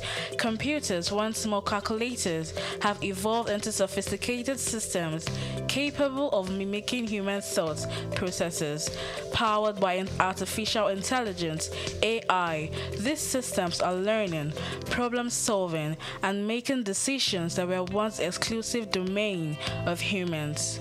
From accelerating scientific discovery to tackling climate change, AI's potential is vast, but perhaps its most profound impact lies in healthcare. Artificial intelligence, AI, it's no longer a futuristic concept. It's here with the potential to revolutionize patient care, diagnosis, and treatment. AI is emerging as a powerful tool in the hands of medical professionals. From detecting diseases early to optimizing treatment plans, AI is demonstrating remarkable capabilities. It can analyze vast amounts of medical data to identify patterns and predict outcomes, aiding in more accurate diagnosis. Also, AI-powered robots are assisting in surgeries, improving precision, and reducing recovery times.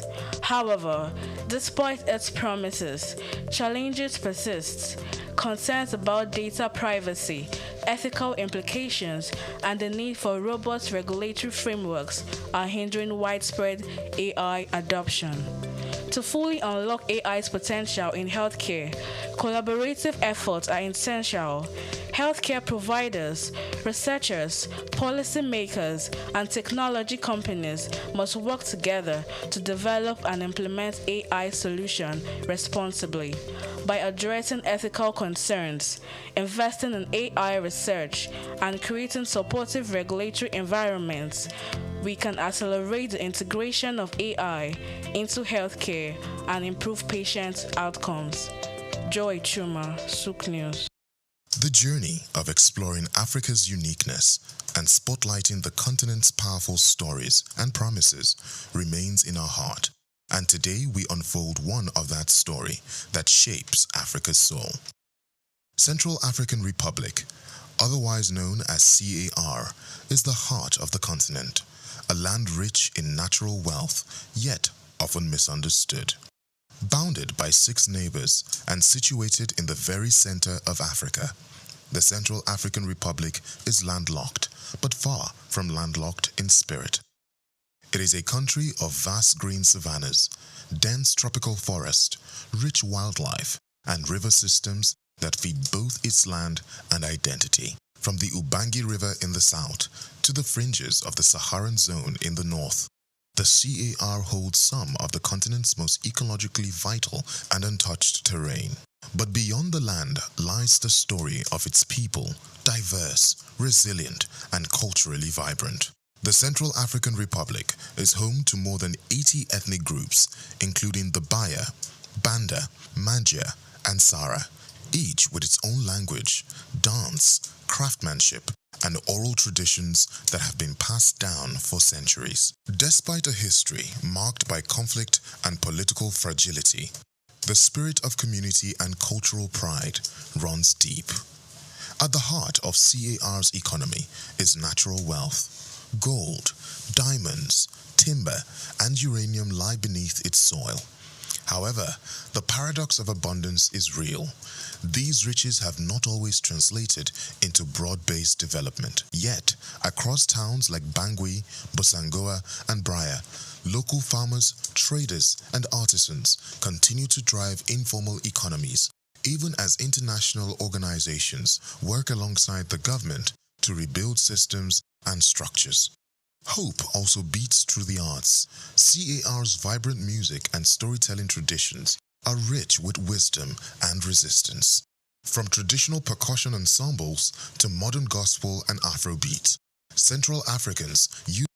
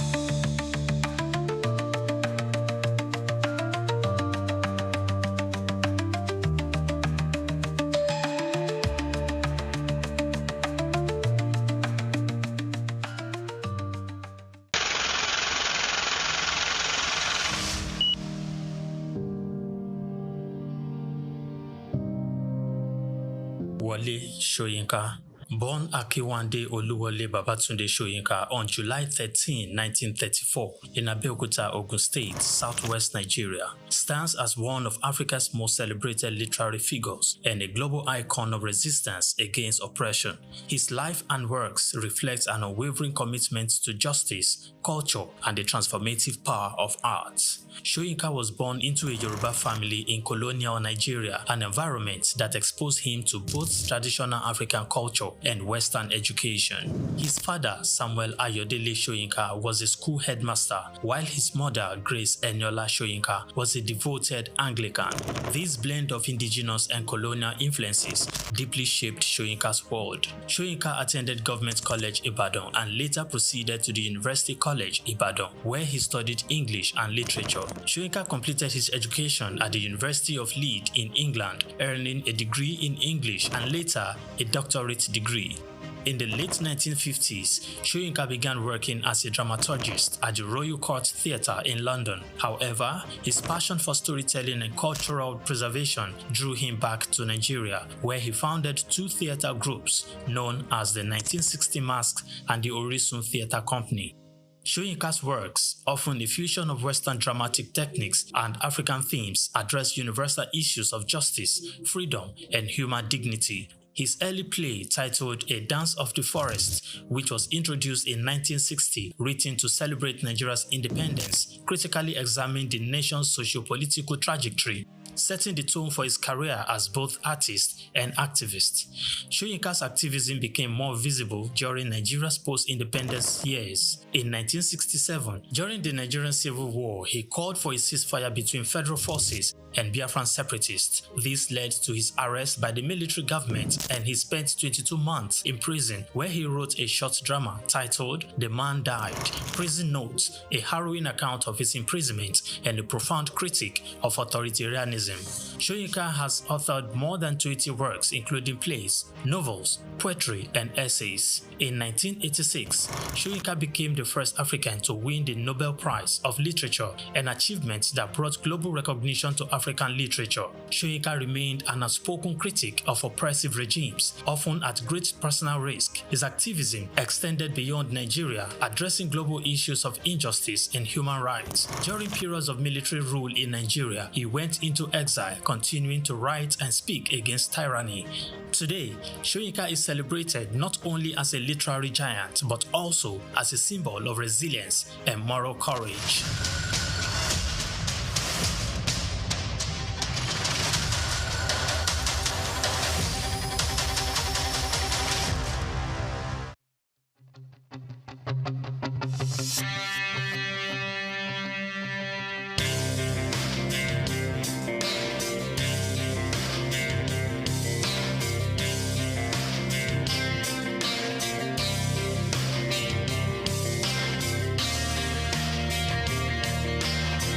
When you visit Lagos for the first time and Google fun or recreational places in the city, at the top of that list will be Freedom Park.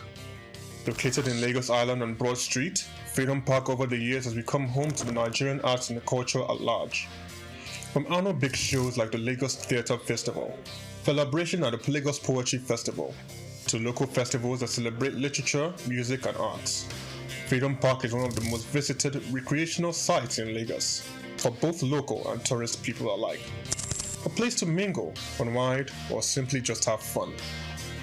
Freedom Park, however, hasn't always been a place of fun and games. It has a history that dates to 1861, when Lagos was made a British colony. In 1885, Freedom Park was built as a fortified prison from imported bricks, which was referred to as Her Majesty's Broad Street Prison. Some prominent political prisoners were held in the prison, people such as Herbert Macaulay, Michael Imodu, and Obafemi Awolowo. In 1979, Her Majesty's Broad Street Prison was destroyed, reduced to a dumping ground. It was later rebuilt in the 1990s, celebrated in 2010, Nigeria's 50th Independence Day. Freedom Park still holds a bit of its history within its walls. In the museum, where there are pictures and artifacts. Some of the old prison facilities have been converted to leisure facilities that people visit and enjoy today.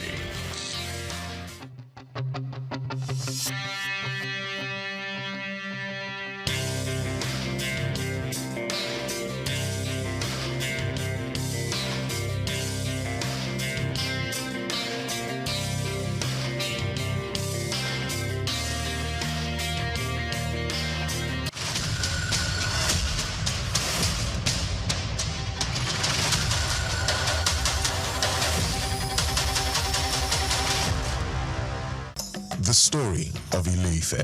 Ile-Ife, often described as the spiritual heart of the Yoruba people, is not just a city, it is the cradle of identity, civilization, and belief for millions across West Africa. Located in present-day Osun State, Ile-Ife is revered in Yoruba tradition as the place where life began and where the gods descended to create the earth. Archaeological findings, however, suggest the city's origins date back to between the 8th and 11th centuries CE, making it one of the oldest continuously inhabited urban centers in sub-Saharan Africa. According to Yoruba mythology, Oduduwa is regarded as the progenitor of the Yoruba race and the first ruler of Ile-Ife. All traditions say he founded the kingdom, from which many Yoruba monarchs trace their descent. His legacy symbolizes unity and divine kingship among the Yoruba. Centuries later, under the reign of Obalufon II, believed to have ruled in the 14th century, Ile-Ife experienced a golden era marked by exceptional artistic and technological achievements. This period produced the world-famous Ife bronze and terracotta heads, celebrated for their realism and craftsmanship. Scholars have described these artifacts as evidence of an advanced mythological culture that rivaled any in medieval Europe or Asia. Recent archaeological discoveries at Igbo Olokun near Ile-Ife revealed ancient glass bead production sites, one of the earliest in sub-Saharan Africa. The finds, led by researchers such as Professor Adisa Ogunfolakon and Dr. Babalola Abidemi, confirm that the people of Ife were skilled innovators in trade and material science. Beyond its material legacy, Ile-Ife remains a sacred and living symbol of Yoruba spirituality. Its monarch, the Oni of Ife, is still regarded as a custodian of tradition and a spiritual bridge between the people and their ancestral heritage. According to Bayo Laoye, a veteran journalist with SOUQ News Television, the story of Ile-Ife is not merely about the past, but about continuity. Ife tells us how knowledge, art, and belief shape the destiny of a people. It is a reminder that civilization in Africa didn't begin with contact from outside, it grew from within. Today, Ile-Ife continues to attract scholars, tourists, and spiritual pilgrims from around the world, all drawn by the enduring mystery of the source. I'm Moyosore Adebi for SOUQ News TV.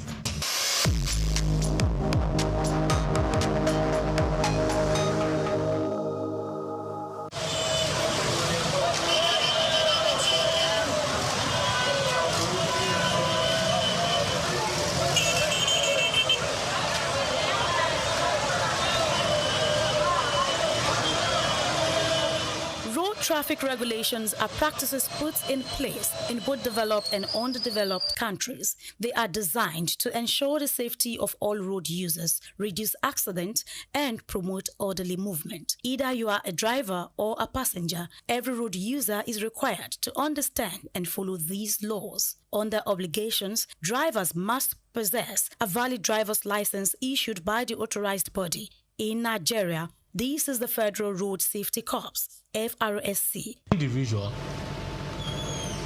like I've just said, most Nigerians, as we know, celebrate their date of birth. And as such, when you obtain a driver's license, say for 3 years or 5 years, you already know. If you do it today, in the next 5 years, when you'll be celebrating your birthday, you are already aware that your license is due for renewal. You don't have to even wait until that date. By law, a month to that date, you should start processing the renewal of the driver's license. While other countries have their respective designated authorities, vehicles must also be properly registered and insured, with up-to-date documentation readily available when requested by law enforcement officers. Mandatory rules include observing speed limits, which vary depending on the road type. In cities, the limit is 50 km per hour, increasing to 80 km per hour on highways and 100 km per hour on expressways.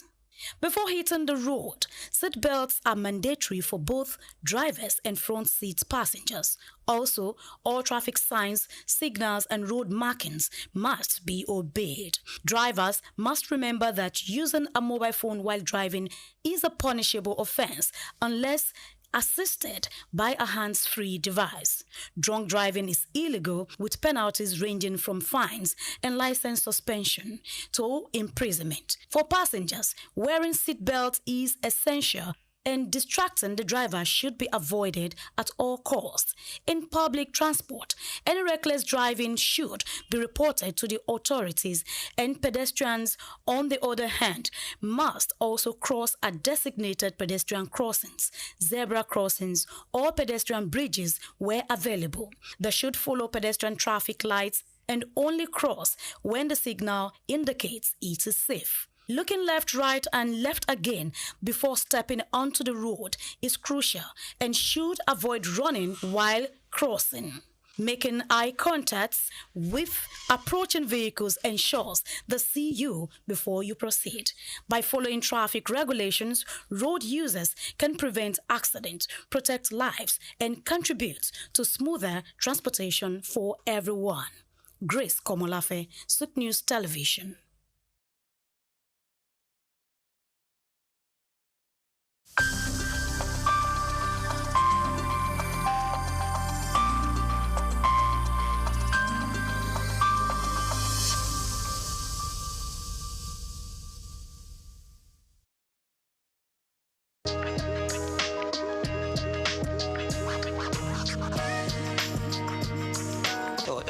To start with, let me give some introduction to myself.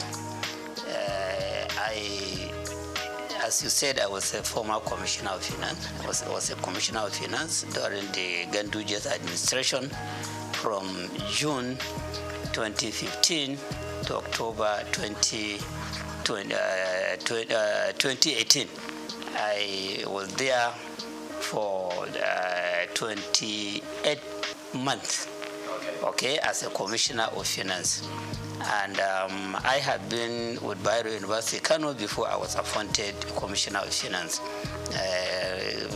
Still, I'm a professor of accounting in the university, but I double as a commissioner of taxation because at the Prince Abubakar Audu University, Ayumba, Kogi State, there was a chair that had been vested there by the Federal Revenue Service in 2011. And they invited applicant for that chair, and I was the successful person, successful applicant. So I still occupy that chair, even though the chair is not functioning. But I got the privilege of serving as the elected or selected professor of taxation in that university. So I am in the area of taxation. I have done a lot of researches in that. And then I serve as the Federal Commissioner of the Tax Appeal Tribunal. So it was on 15th November that our tenure came to an end, from 2018 to 2024 November. So you can see that I have been involved at various levels on the issue of fiscal policy, tax revenue generation, tax revenue utilization. So this reform that we are talking about was brought about by the president with a view to maybe perfecting the tax system in the country. So he formed a committee to advise him as to how to go about coming up with very good national fiscal policy, not just tax policy, and then how to reform the taxes in the country to make them better so that Nigeria can compete with other economies that are advanced in the area of utilization of taxation as a means of growing up the economy and achieving sustainable development. So this I know, the process and all that have gone into this project of reform. So bills were developed out of the report of that committee appointed by the president under the chairmanship of Mr. Tayo Oyedele. And for the first time in the history of forming a committee in Nigeria, we had a committee that the president has given the power of implementation. So it's not just about recommending something to him. It is about coming up with a report which will be convincing to him, and if he's convinced, he will ask them to be involved in the implementation of the recommendation of the report. So I think that is why the committee just presented the proposed bill to him without taking this bill to the public domain. Because of the trust that he has on the committee, he just sent the bill to the National Assembly for consideration, for passage into law. And in the bill, they even gave deadline as to when the bill to be passed into law. They expected that the National Assembly would deliberate on this committee, on this bill, to the extent that the bill will be passed into law before 1st January 2025, so that by 1st January 2025, the content or the provision in these bills will begin to be implemented by the government. 4 bills were developed and proposed. And then, unlike the expectation, the comment you made that people are more concerned about the administrative, tax administrative bill. What the bill that is generating the highest controversy is the Nigerian tax bill. That is the bill that has made provision for repealing about 11 taxes that are currently existing, including the VAT itself, including petroleum profit tax, including personal income tax, including companies income tax, and other taxes like capital gain tax, casino tax, etc., etc. And then about 14 laws that are related to taxation, including laws that are designed to exercise control over consumption, over production. They made substantial amendment on them, and then take the amended part of those laws into the Nigerian tax bill, which means that the laws have suffered from, or they have enjoyed consequential amendment. So this bill, which is expected to become an act by 1st January, is now becoming an amalgamation of most of the taxes that Nigeria is using now. Most of the taxes, those that have been repealed, part of them, part of the provision in them have been injected into the Nigerian tax bill. Those that have been considered for consequential amendment, they are also captured in the Nigerian tax bill. And then they made a lot of paragraphing, creating part, creating section, etc., etc., to the extent that the content of that bill is about 220 pages. So you have to develop the stamina. You have to be used to reading before you read everything from the beginning to the end. And if you don't do that, you may miss a lot of things. And you may be talking ignorantly about the content of the bill. And unfortunately, that is what is happening in the public domain. You hear people talking ignorantly about the content of the bill. They just listen to news, radio, television. When they hear the comment of somebody, then they will amplify their comment ignorantly without reading the bill and understanding the content of the bill. So that is the one that is enjoying the greatest controversy. Of course, others too are enjoying some controversy. The Nigerian tax administration bill, because it is in that bill that the new sharing formula for VAT was stated. VAT have been extensively explained or described in the Nigerian tax bill, but how to share the proceeds of VAT have not been captured there. that provision could only be seen when you go to Nigerian Tax Administration Bill, which is the bill that has been designed to show how the tax authorities in the country at the federal level, state level, and local government should be relating with one another so as to avoid conflict, so as to avoid a situation whereby all of them may go to a taxpayer with different dimension of claims. The bill was designed to achieve this main objective, to resolve the conflict that has been happening between tax authorities or even revenue generating agencies.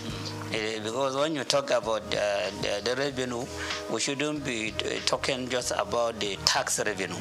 You have revenue that custom is collecting. That bill, second bill, is saying that custom should no longer be involved in collecting revenue. It is the Nigerian Revenue Service that should be collecting. Custom, let them take care of their responsibility of checking item coming in, item going out, which is another area of clash. These custom people, they are used to collecting money. Okay, and they are used to, many of them, a lot of allegations are there as to how they are collecting this money, how they are not remitting the correct amount. So now, collection of custom duty will no longer be the responsibility of custom official, custom service. It's the Nigerian Revenue Service that should be collecting. The same thing with all other agencies of government that are considered as revenue centers. So that bill has made adequate provision to show that they know the moment this bill was passed into law, they don't have any power to collect revenue. It's the Nigerian Revenue Service that should collect.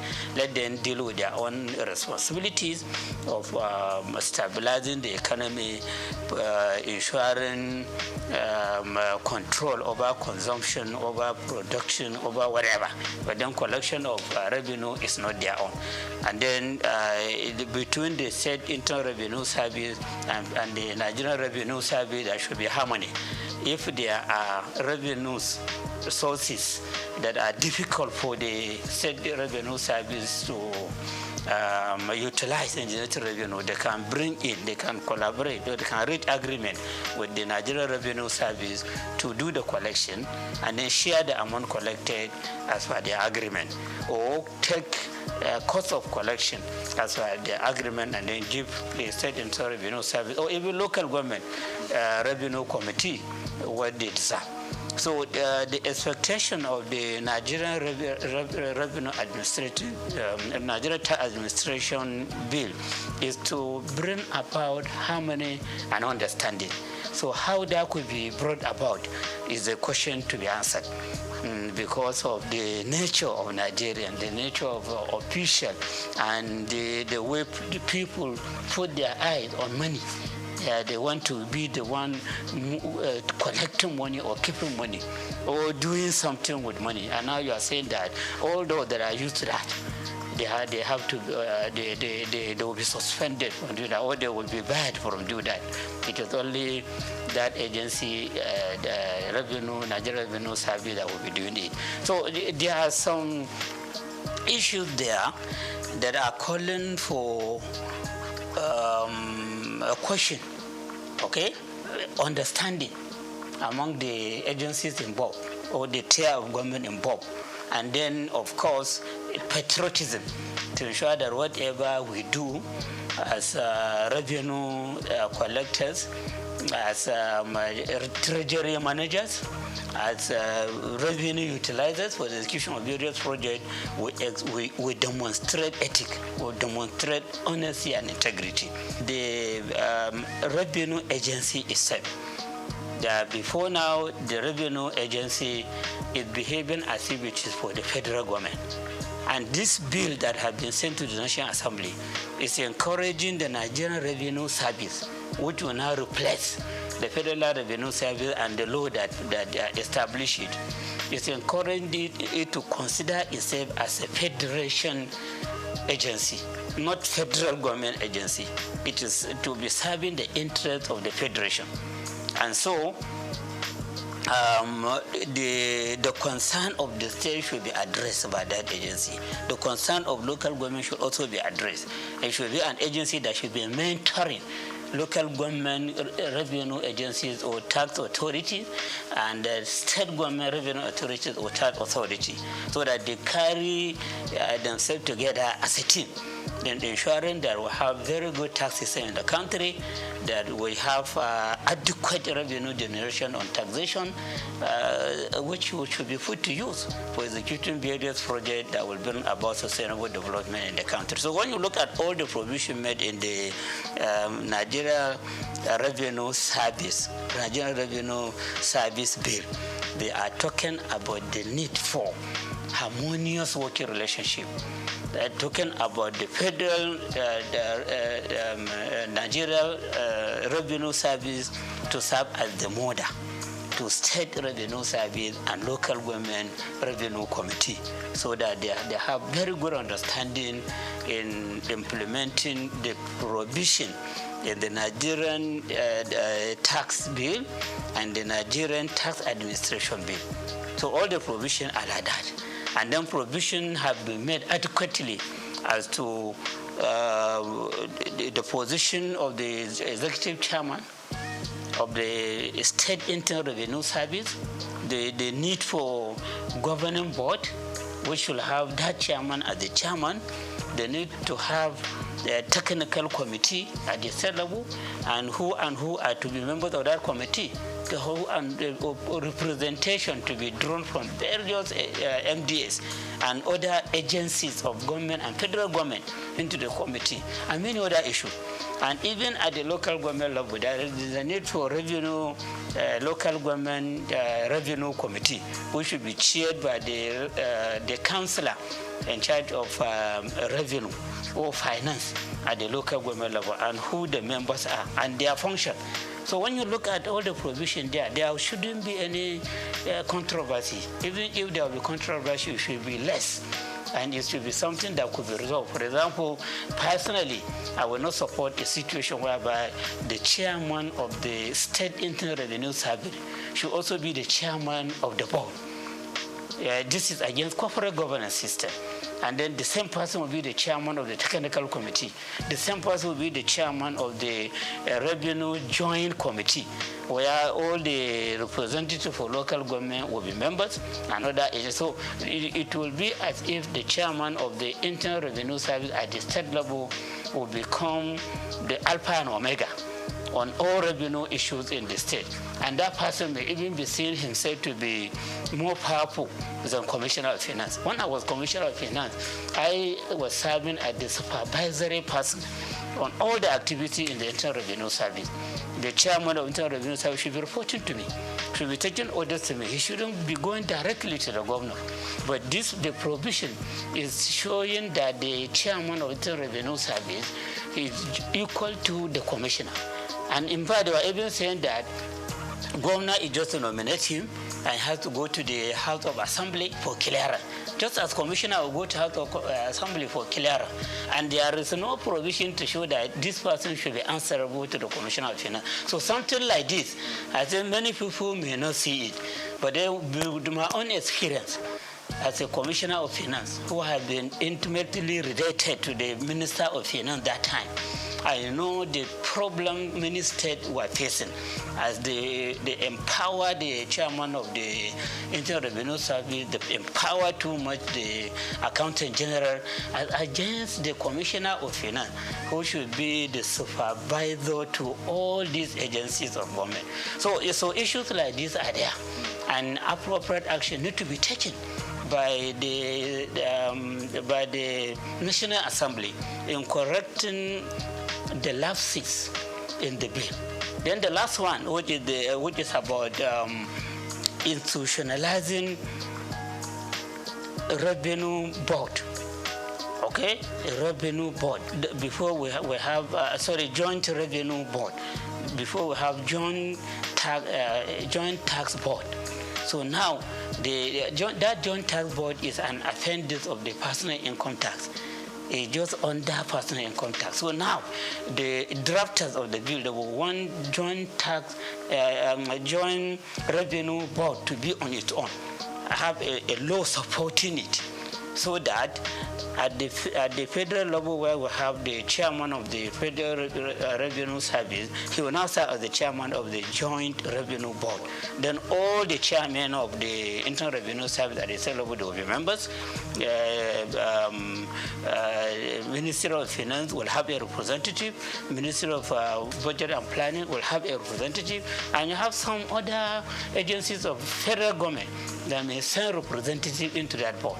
So that board will be taking decision on monthly basis on where improvement should be made, how to solve problem between one tier of government and another, and many other things, which will be very, very beneficial to the president or the Federal Executive Council, and then beneficial to governors and the various state executive council on fiscal policy and on utilization of taxation to generate revenue and on utilization of the revenue being generated by these agencies. Because many people are having the feeling that the agency, they collect this money and they spend the money. But in real sense, they only collect, but they remit to the government, into the treasury of government. So while they collect, they have the responsibility of collection, they don't have the power to spend a kobo from the amount generated. It is the government that takes care of that.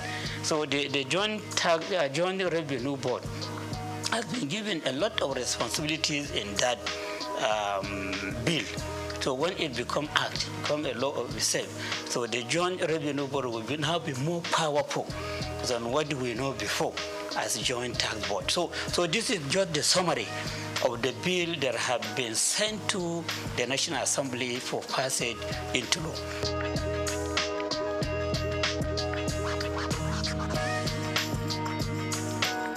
Yeah, my stand is that we need reform in our tax system. As a student of taxation, I have the belief that no economy can make any progress if it doesn't have a good tax system. Most of the economies of the world, or I can say all of them, all the developed economies of the world, they are tax-based economies. And most of the natural resource-based economies, they are among the backward economies in the world. You look at it. All the members of OPEC, none of them is part of the G20. They have the revenue, they have the oil, they are producing it in great quantity, but they are still being considered as developing economies. Well, when you look at UK, Germany, France, US, other countries like that, they don't claim to be having enough revenue, enough oil to refine for their use and then to export the excess for sale. They don't claim for that, and that's why they don't belong to the OPEC, Organization of Petroleum Exporting Countries. They base their economy on taxation, but then they have very good tax system, which is just attracting minimal complaint. And the moment they hear some complaint from either the taxpayers or the tax administrators, they take appropriate action immediately, so that at the end, nobody will complain. And because of the reliance on taxation, the citizen of that countries, both natural and artificial person, companies and individual, the citizen of the country, as they pay tax, they have the right to demand accountability. They have the right to demand prudence. They have the right to demand transparency. And for that, those impositions of austerity, they are always in fear that whatever, if they steal a kobo, people will shout, "This is our money. We contributed this money for execution of progress that will amount to a project that will amount to sustainable development, not for the money to be stolen." So this person that is stealing money, appropriate legal action should be taken against him. Sometimes you hear some leaders being hung. Sometimes you hear some leaders being shot, the firing squad, because of the misuse of public money. So members of the public that are contributing this money in the form of taxation, they complain. And then they insist on appropriate action to be taken. So before you come out and claim that you want people to vote for you to go to the parliament or to be the governor or the president or whatever, you will have it in your mind that when you go there, you touch public money, that may be the end of your life. Because that the contributors of that money will be, their eyes and attention will be on the money. And the moment you misuse it, they will take appropriate action against you. Your image will be tarnished. You may even lose your life. So those economies that are considered as developed, they rely substantially or totally on taxation for their development. And then those economies that are reliant on natural resources, oil, cocoa, solid mineral, whatever, as they use the money from this to execute projects, the members of the citizens of that country, both natural and artificial, they don't care if they see them stealing the money and abusing the money, because it's not their money. It's not their own contribution to the economy. Number one, the prohibition on VAT, which you said earlier has attracted a lot of attention from leaders in the northern part of the country. VAT could be addressed in two ways. Okay, the first way affect everybody, and then the second way is what the leaders in the north are complaining about. The first way is on the increase in the VAT rate. Increase in the VAT rate. We have never had a situation whereby progressive increase will be brought to VAT rate in any country in the world. From my reading, I have never experienced it. But this is being brought about in Nigeria through these laws. They said VAT rate now, which is 7.5%, as per the Content of Finance Act 2020, will be increased to 10% from January 2025. Just about a month away. If the bills are passing to law, VAT will be increased to 10% of all VATable goods and services. And then just 1 year after, 2026, it will be increased to 12.5%. Then you have a small raise for 3 years. By 2030, the rate will be increased to 15%. So you can see the progression in the increase of VAT. And the moment you increase VAT rate, inflation will come up very powerfully, especially as you are increasing from 20 to 2025, 2026, you are increasing 2.5%. So the goods and services throughout the country, you see their prices going up. And there is no separate market for VATable goods and services and non-VATable goods and services. No separate market. Don't just feel that when you increase VAT rate, the increase in price will be on VATable goods only. All other goods and services, their prices will go up. And how do you survive that? Nigerians now are complaining about fuel subsidy removal, electricity subsidy removal, and many people have become unemployed. Many people have become disabled. Nobody, no any earner of salary can claim to be saving anything for investment. People are borrowing money to top up to the income that they have for survival. And those that have no work, they are complaining. We just finished induction for ICANN. About 3 inductees met me that if I have any chance for them to get employment, you are qualified as a chartered accountant and you are looking for jobs. So what about the secondary school leavers, diploma holders, and other people that have not even attended school? So unemployment is on the high side. And increase in inflation is a killer to businesses, because when you don't have people buying, you have to stop production. You have to stop providing services. And when you stop production, you sack your employees. And then you have more people go into the employment market and labor market. So increase in the VAT rate is a very big killer to an economy. And this is a problem that affects all the state in Nigeria. And our president himself in 2020, I could remember, when they are trying to increase VAT rate from 5% to 7.5%, he came up and warned the government that this increase in VAT rate will be harmful to the economy because of the inflation that it will ignite. That was during his, I think, 68 or 69 birthday lecture. When he was to comment, he talked harshly against the increase in VAT rate. And now the same government is accepting the bill to go to the National Assembly for increase in VAT rate on a continuous basis. So I see this as a very big mistake. The timing is very wrong. And then the policy, the idea of progressively increasing VAT rate, especially as Nigerians are complaining about the subsidy removal, electricity subsidy removal. So this is one thing that needs to be looked into. And as we are interested in generating more revenue through taxes, particularly consumption tax, we have to be very careful about the consequences of the increase.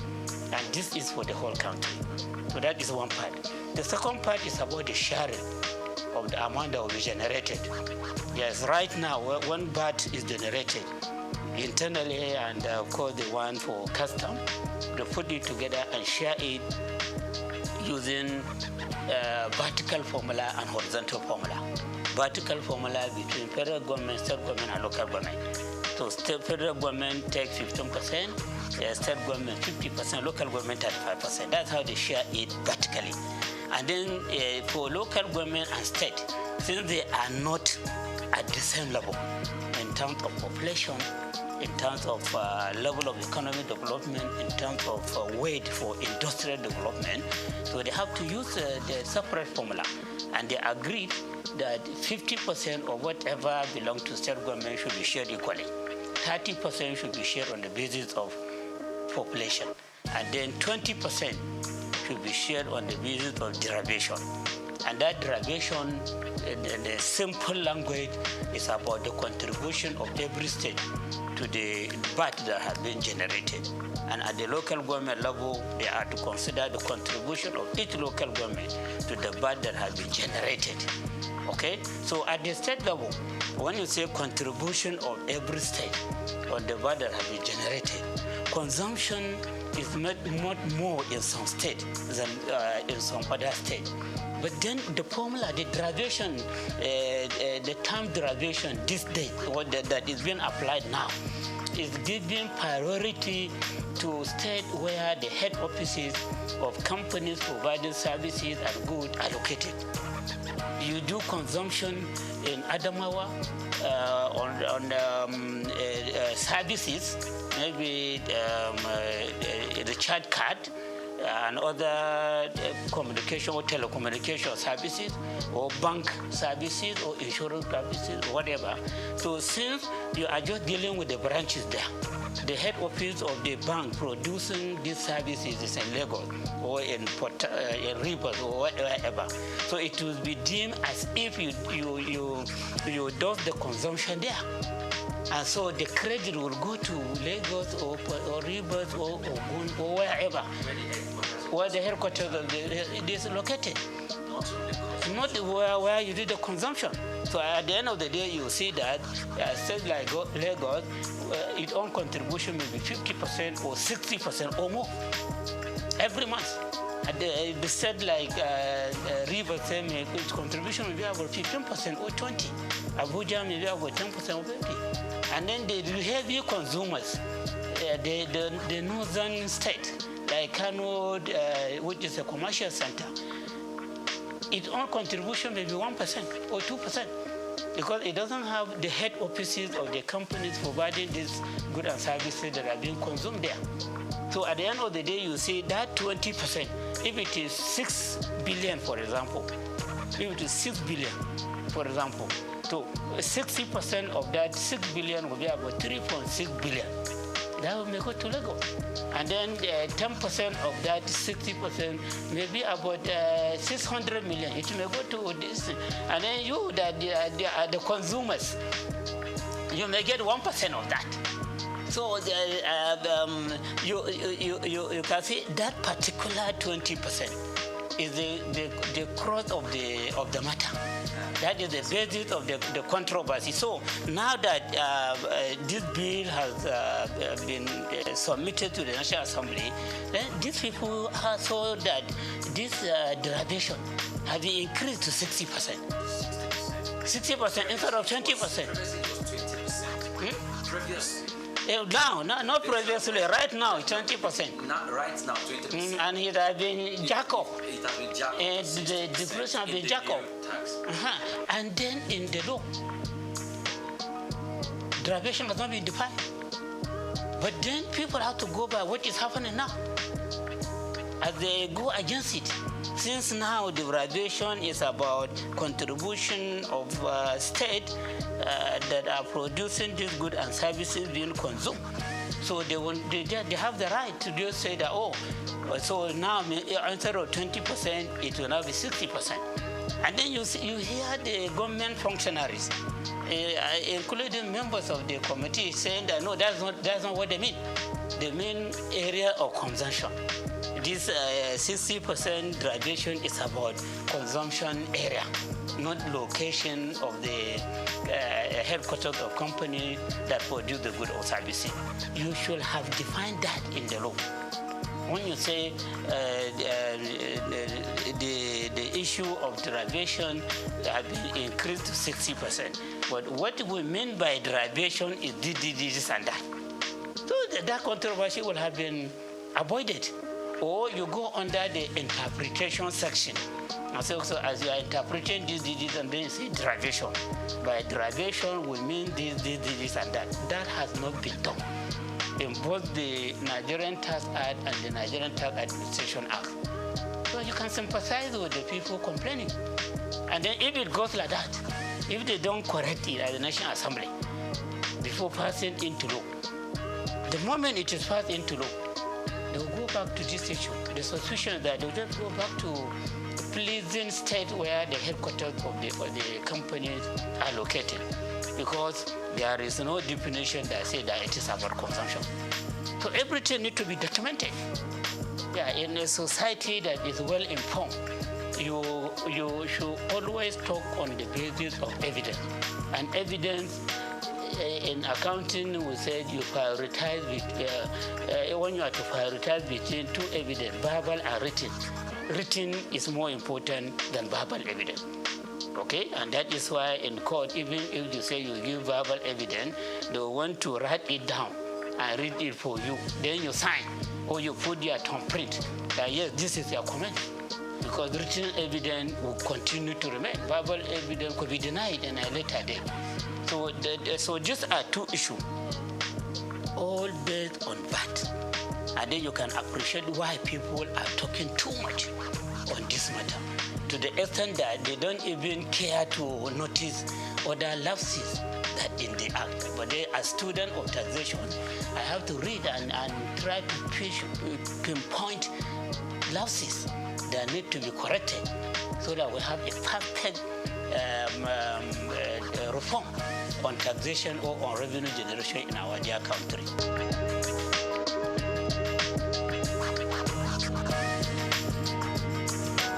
So you see, I saw provision on development levy. That there will be development levy. And that development levy will be 4% of accessible profit of companies whose turnover is more than 50 million per annum. So their accessible profit, 4% will be charged as development levy from 2025 to 2026.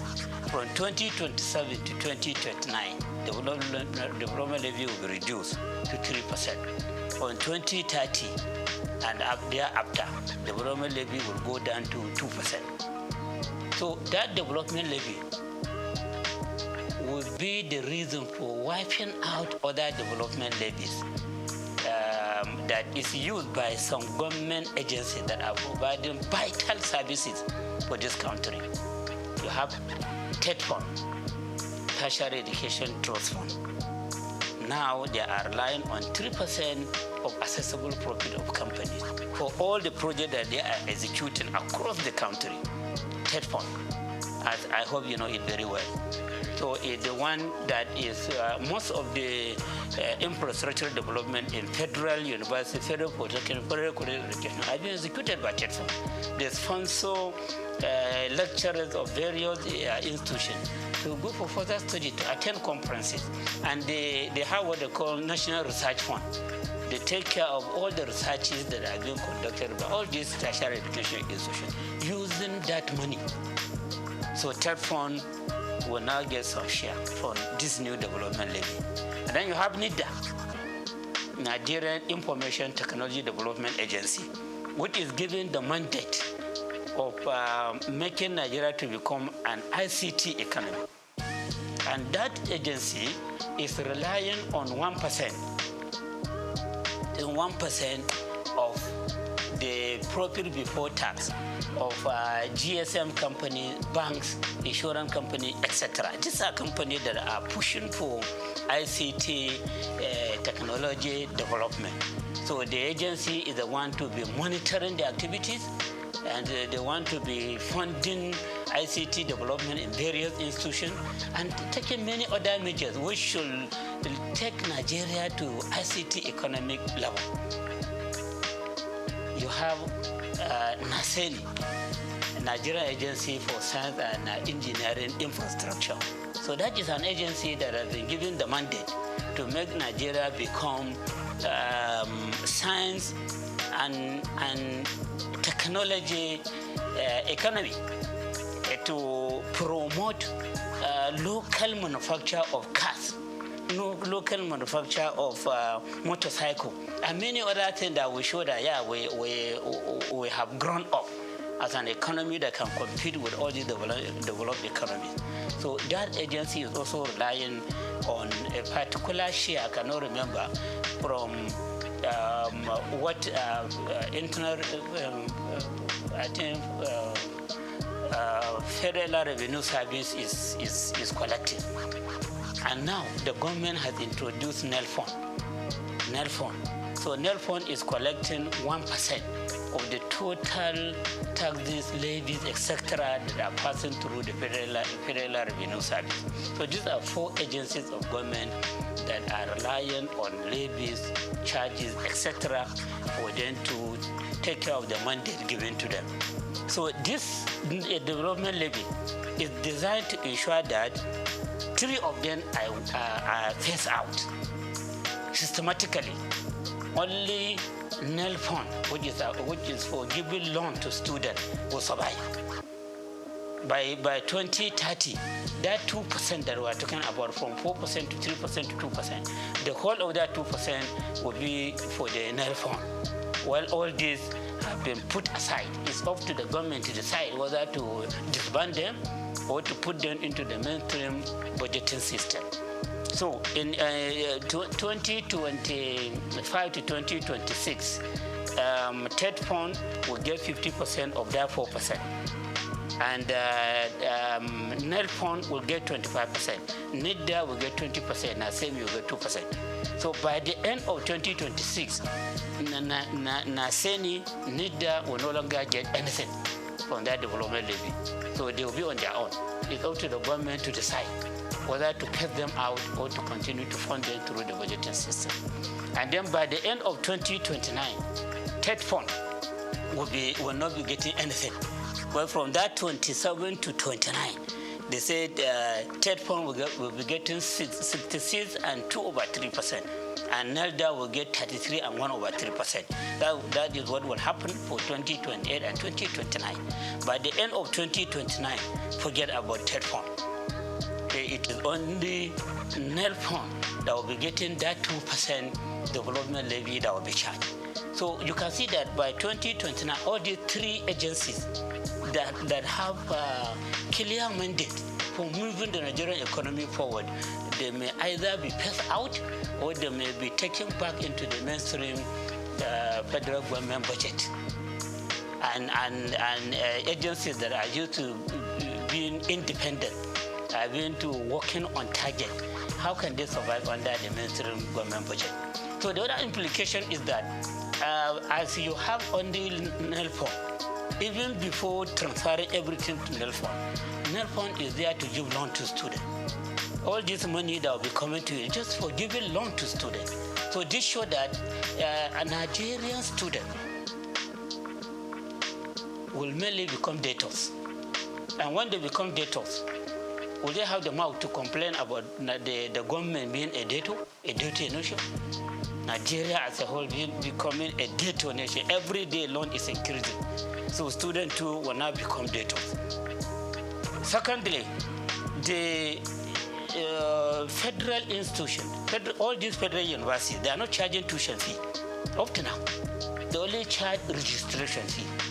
University of Lagos, University of Ibadan, Bayero University, Kano, ABU, all these federal universities, and many of the state universities, they don't charge tuition fee, just to encourage children of the poor to attend university or polytechnic or colleges of education.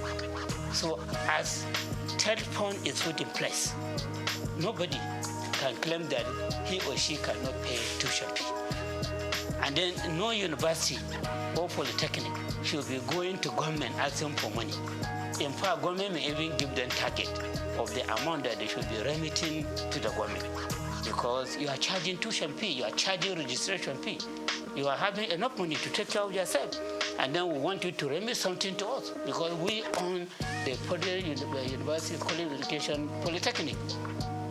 So at the end of the day, you see that students will become debtors, students and their parents who insist on making sure that their children attend universities or polytechnic or college of education.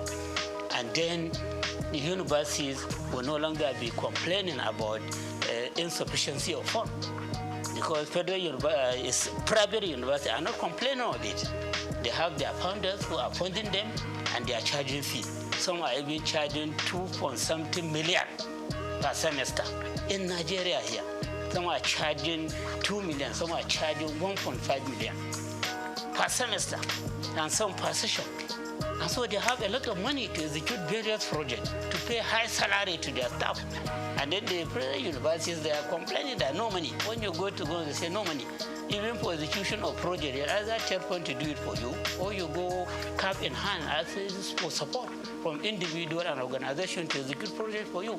But now that you are allowed to charge fees, and the student, if they don't have money to pay, or their parents don't have money to pay, they go to NELPON to collect loan for the payment of the tuition fee and the registration fee, and even for living costs.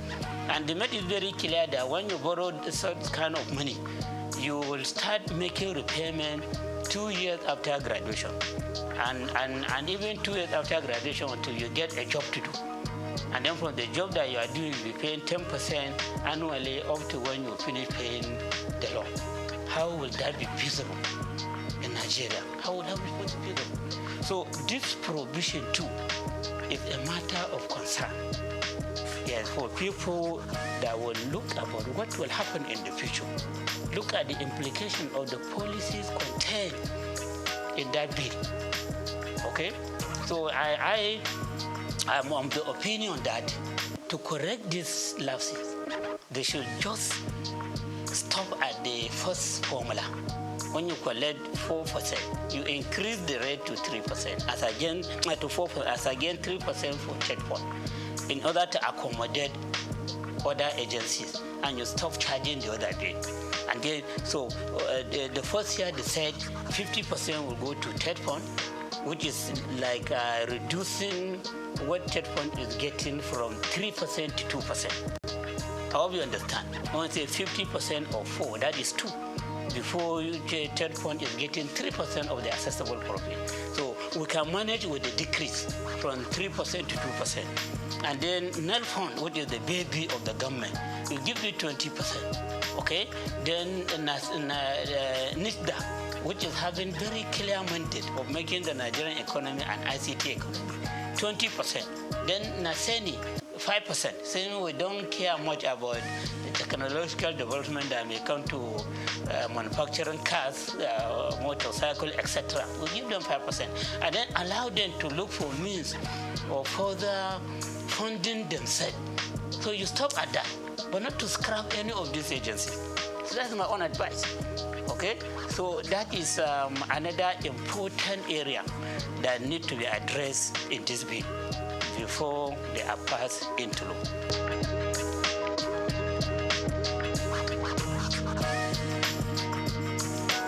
In taxation, as I said, we encourage payment of what you can afford. A situation whereby, this is my own personal opinion, yes, and people may feel that I am in support of taxing the poor. No, I'm not talking about the poor. Anybody that doesn't have income, that doesn't have profit, that doesn't have gain, it should not be considered for taxation. But if you are making some gain, you are making some income, no matter how small, and you are paying something, no matter how small, out of what you are gaining, that will make you to have greater moral right to challenge government. But if you are put outside the tax net, you are not contributing anything, you don't have much moral right to come and challenge the right to claim ownership of government. So many of them were encouraged. So I say, okay, you are in this business, you are at this level. How much can you afford to pay as your presumptive tax? So we say they themselves, yeah, they will accept, yeah. So there was a time that we had meeting with some of them. I was saying that you are too small, or maybe every month you should be contributing.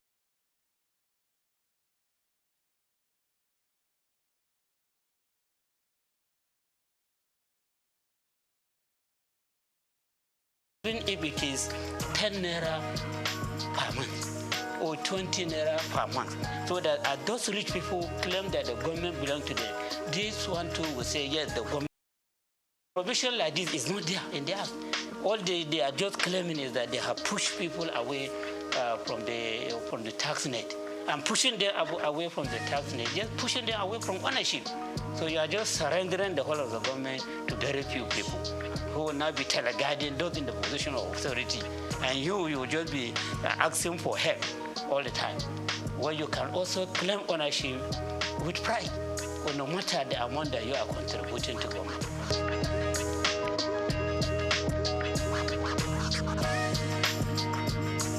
The other aspect of it is this absence of adequate provision in the Act on property tax. Property tax, yes, property tax. Like I was talking about luxury asset. Those with luxury asset, they need to be taxed on the value of this luxury asset so that we generate more revenue. Those that are doing the transaction of high volume of money, they need to be taxed for this transaction. That's what we call transactional tax. So you can see that as we are talking of relieving the poor or income earners from tax, from this tax rate, we are not talking much about taxing the rich in the bill. It is not clear as to how properties of the rich people in this country who are very small. Someone was even telling me that in Nigeria, where you see 99% of the wealth of the country is in the hand of 1% of the people in the country. That 99% of the people of this country, they own only about 10% of the wealth of the country. What a gap! If this is true, we have not done any study empirically to ascertain this figure, but you can see some sign of it, and you need taxation to bridge the gap. And then as you are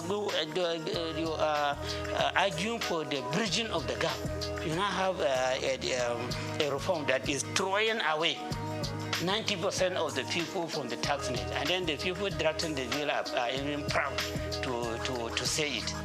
So I have reservation on this. If I found my way, I will agitate for appropriate correction to be done. And that does not mean that I'm agitating for the taxing of the poor. I'm talking about those that can afford. They are not for the personal income tax rate, but then they pay presumptive tax with a view to owning the government, with a view to ensuring that the government is not allocated to only the very few rich. And then these few rich, in the other way around, there are no adequate provision, there are no clear provision to see how their wealth will be taxed.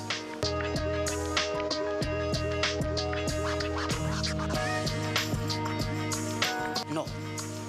If you look at all the statements that I've been making, there's nowhere that I mentioned that the North is having this agitation. I'm just talking to you about areas of concern in the law. Areas of concern. I think I only made reference to the North when it comes to this issue sharing of VAT, that the governors and traditional rulers in the North, they are forced to raise alarm. And they raise alarm on this matter only. But all the other matters that I mentioned, they have not said anything. Maybe they have not seen them. They don't have this perspective that I have. Okay, so I am a Nigerian first before becoming a Northerner. Okay, so I talk as a Nigerian. My concern is about the Nigerian people. And the Northern people are also part of Nigeria.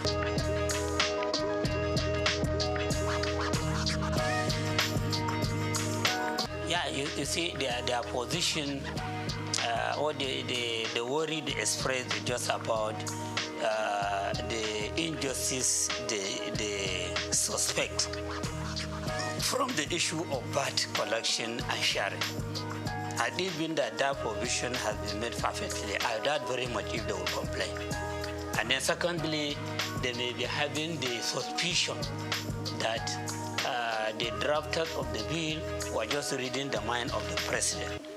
A president who was a governor in Lagos State, who developed, people are just having the feeling that he was the one that developed the Lagos agenda, which is about making the Lagos State to have a special status in Nigeria. And special status is just about maybe putting it into a position higher than other governors, but not up to the level of the federal government. And then when you are targeting that special status position, then a lot of things could be designed that will be favoring Lagos. So those that are attaching the bill, one, they are doing that in view of the formula they discovered, which may not be, will not augur well for them on the VAT allocation. And then secondly, they may be having the feeling that this law was just designed to favor Lagos State in the course of its own effort to become a state that has special status. Okay? It says so that will make it to be seen as if it is a country of its own, even though it's not up to the level of country, but it is higher than all other states in the country. Probably this may be the reason why they are agitating. The one that you can see clearly is on this issue of VAT. And then they have other suspicion. So that is another worry that I have. The issue of trust. Trust, what some experts call trust deficit. Yes, will be promoted greatly by this bills if corrective measures are not taken. All these issues that I mentioned, I did that honestly as a Nigerian. By all standards, I should be accepted as a Nigerian. Even by virtue of my past, people should accept me as a Nigerian. I don't have any reason to be sentimental against any part of this country. I don't have any reason to be favorable to one region against another. I don't have any reason for that. But even by virtue of my birth, my own level of experience, okay? And of course, by my age, somebody that is around 60. So that person should only be thinking about what you meet when you die, when you reach your goal. Okay, so I think to be fair to them, we can say that their worry is mainly about that issue, and then all other issues are suspicion.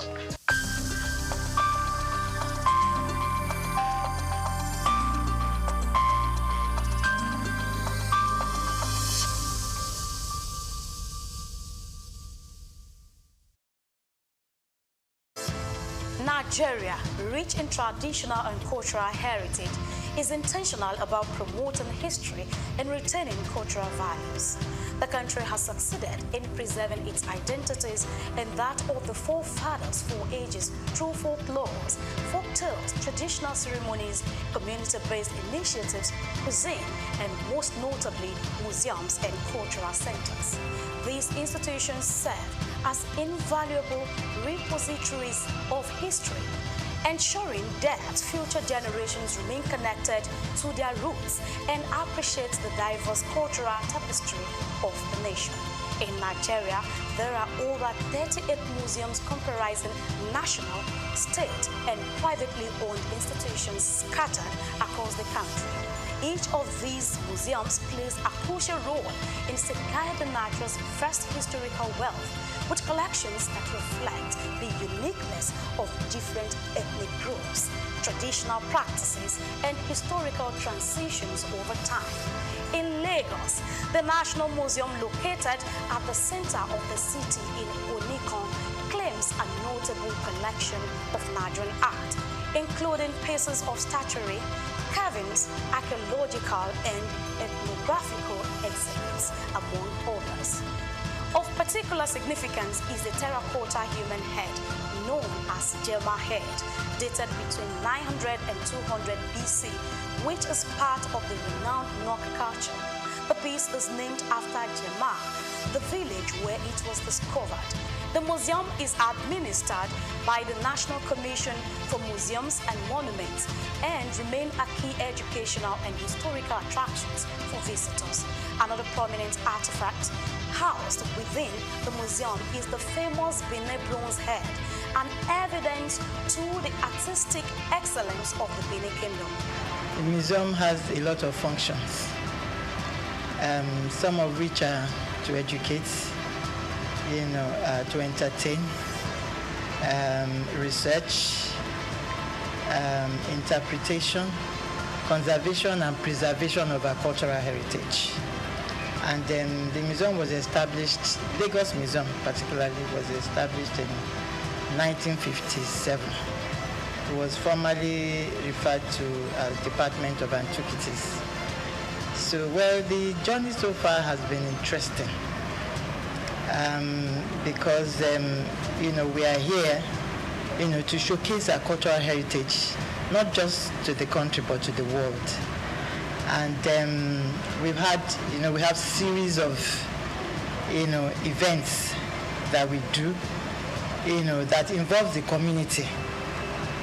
And because of that, we create that awareness that this is where you can come and, see and feel your cultural heritage, your traditions, your history.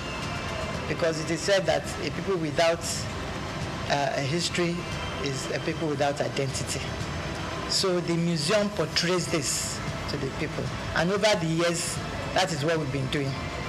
Through education, community participation, we have galleries, that we display some of our objects, our antiquities, that showcase our patrimony and all there is to know about our cultural inheritance.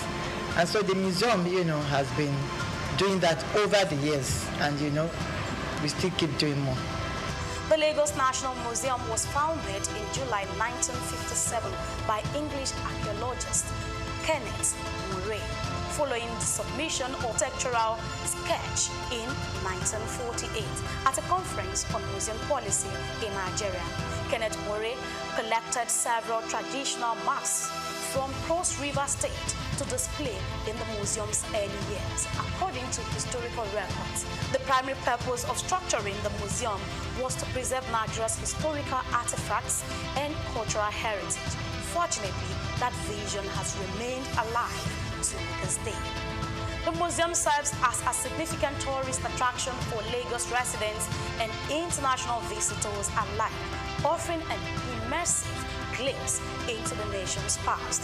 Some of the remarkable artifacts currently on display at the museum include the bullet-ridden car in which former Nigerian head of state, General Murtala Muhammad, was assassinated, pictures of previous rulers and presidents of Nigeria from different eras, a diverse collection of cultural drums, tools, and ceremonial staffs from various ethnic groups, historical crowns and caps of revered traditional rulers symbolizing their power and authority, photographs of Queen Elizabeth II and her entourage during her visit to Nigeria, reflecting moments of colonial history.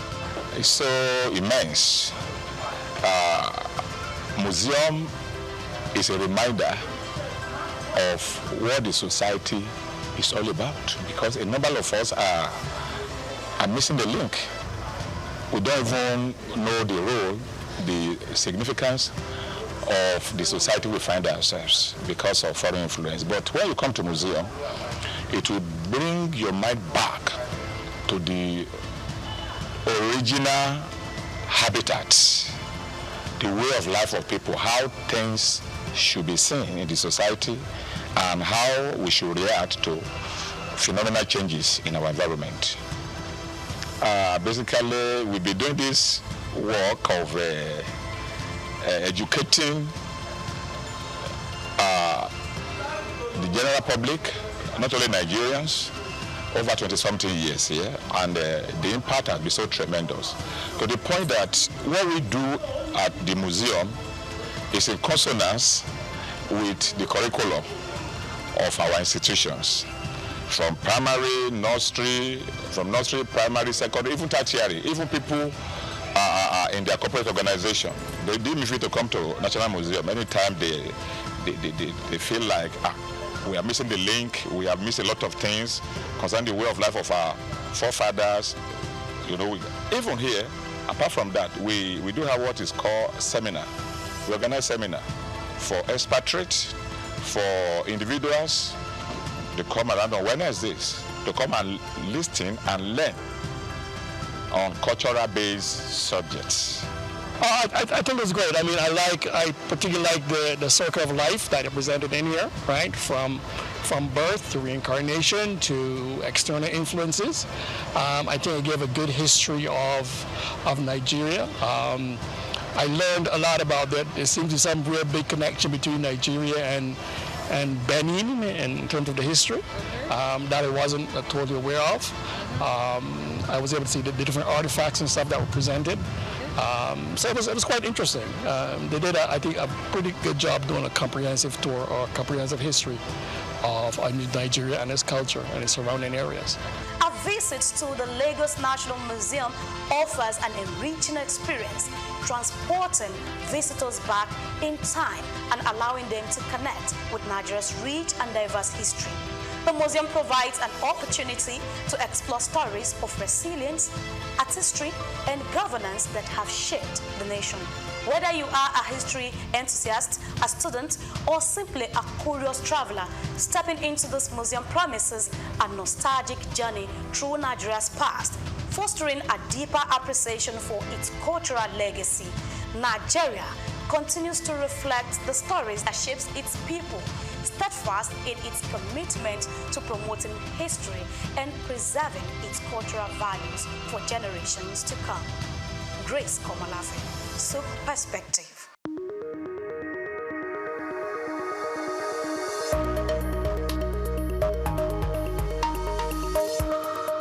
Egypt is a living museum where the past and present come together in a remarkable dance. And it is more than simply a nation. Egypt, which is well known around the world for its pyramids, pharaohs, and the magnificent Nile, is still transforming its rich historical legacy into a vital source of economic expansion and pride in the country. Egypt is a vibrant African country that is leveraging its historical heritage, tourism, the Suez Canal, agriculture, and a growing digital economy to drive its future. Let's start with tourism, which continues to be Egypt's most valuable economic driver.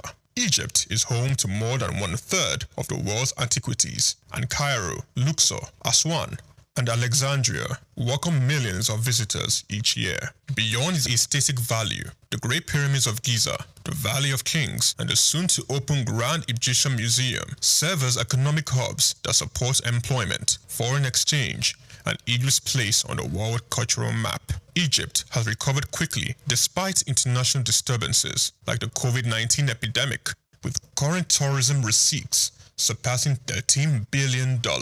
However, as visitors awe at history, international trade passes via Egypt's Suez Canal, one of the most important sea lanes in the world. The canal is a vital bypass for international commerce, connecting the Mediterranean Sea to the Red Sea across a distance of 193 kilometers. Suez Canal tolls brings in billions of dollars for Egypt each year, more than $9 billion in 2023 alone, making the canal more than simply a historical site. It is a vital component of international trade. The Suez Canal Economic Zone, a center for commerce, logistics, and industry, was likewise fueled by the canal. Agriculture comes next, especially near the Nile. Important products including wheat, rice, cotton, and dates are grown in the lush Nile Valley and Delta. Citrus fruits, particularly oranges, which are highly sought after in Europe and the Middle East, are among Egypt's biggest exports worldwide. Innovations in irrigation and climate-smart farming are growing, and agriculture still contributes to national food security and rural lives. Infrastructure and energy are also changing quickly. By exporting liquefied natural gas to Europe and other countries, Egypt has established itself as a new energy center in Africa and the Mediterranean.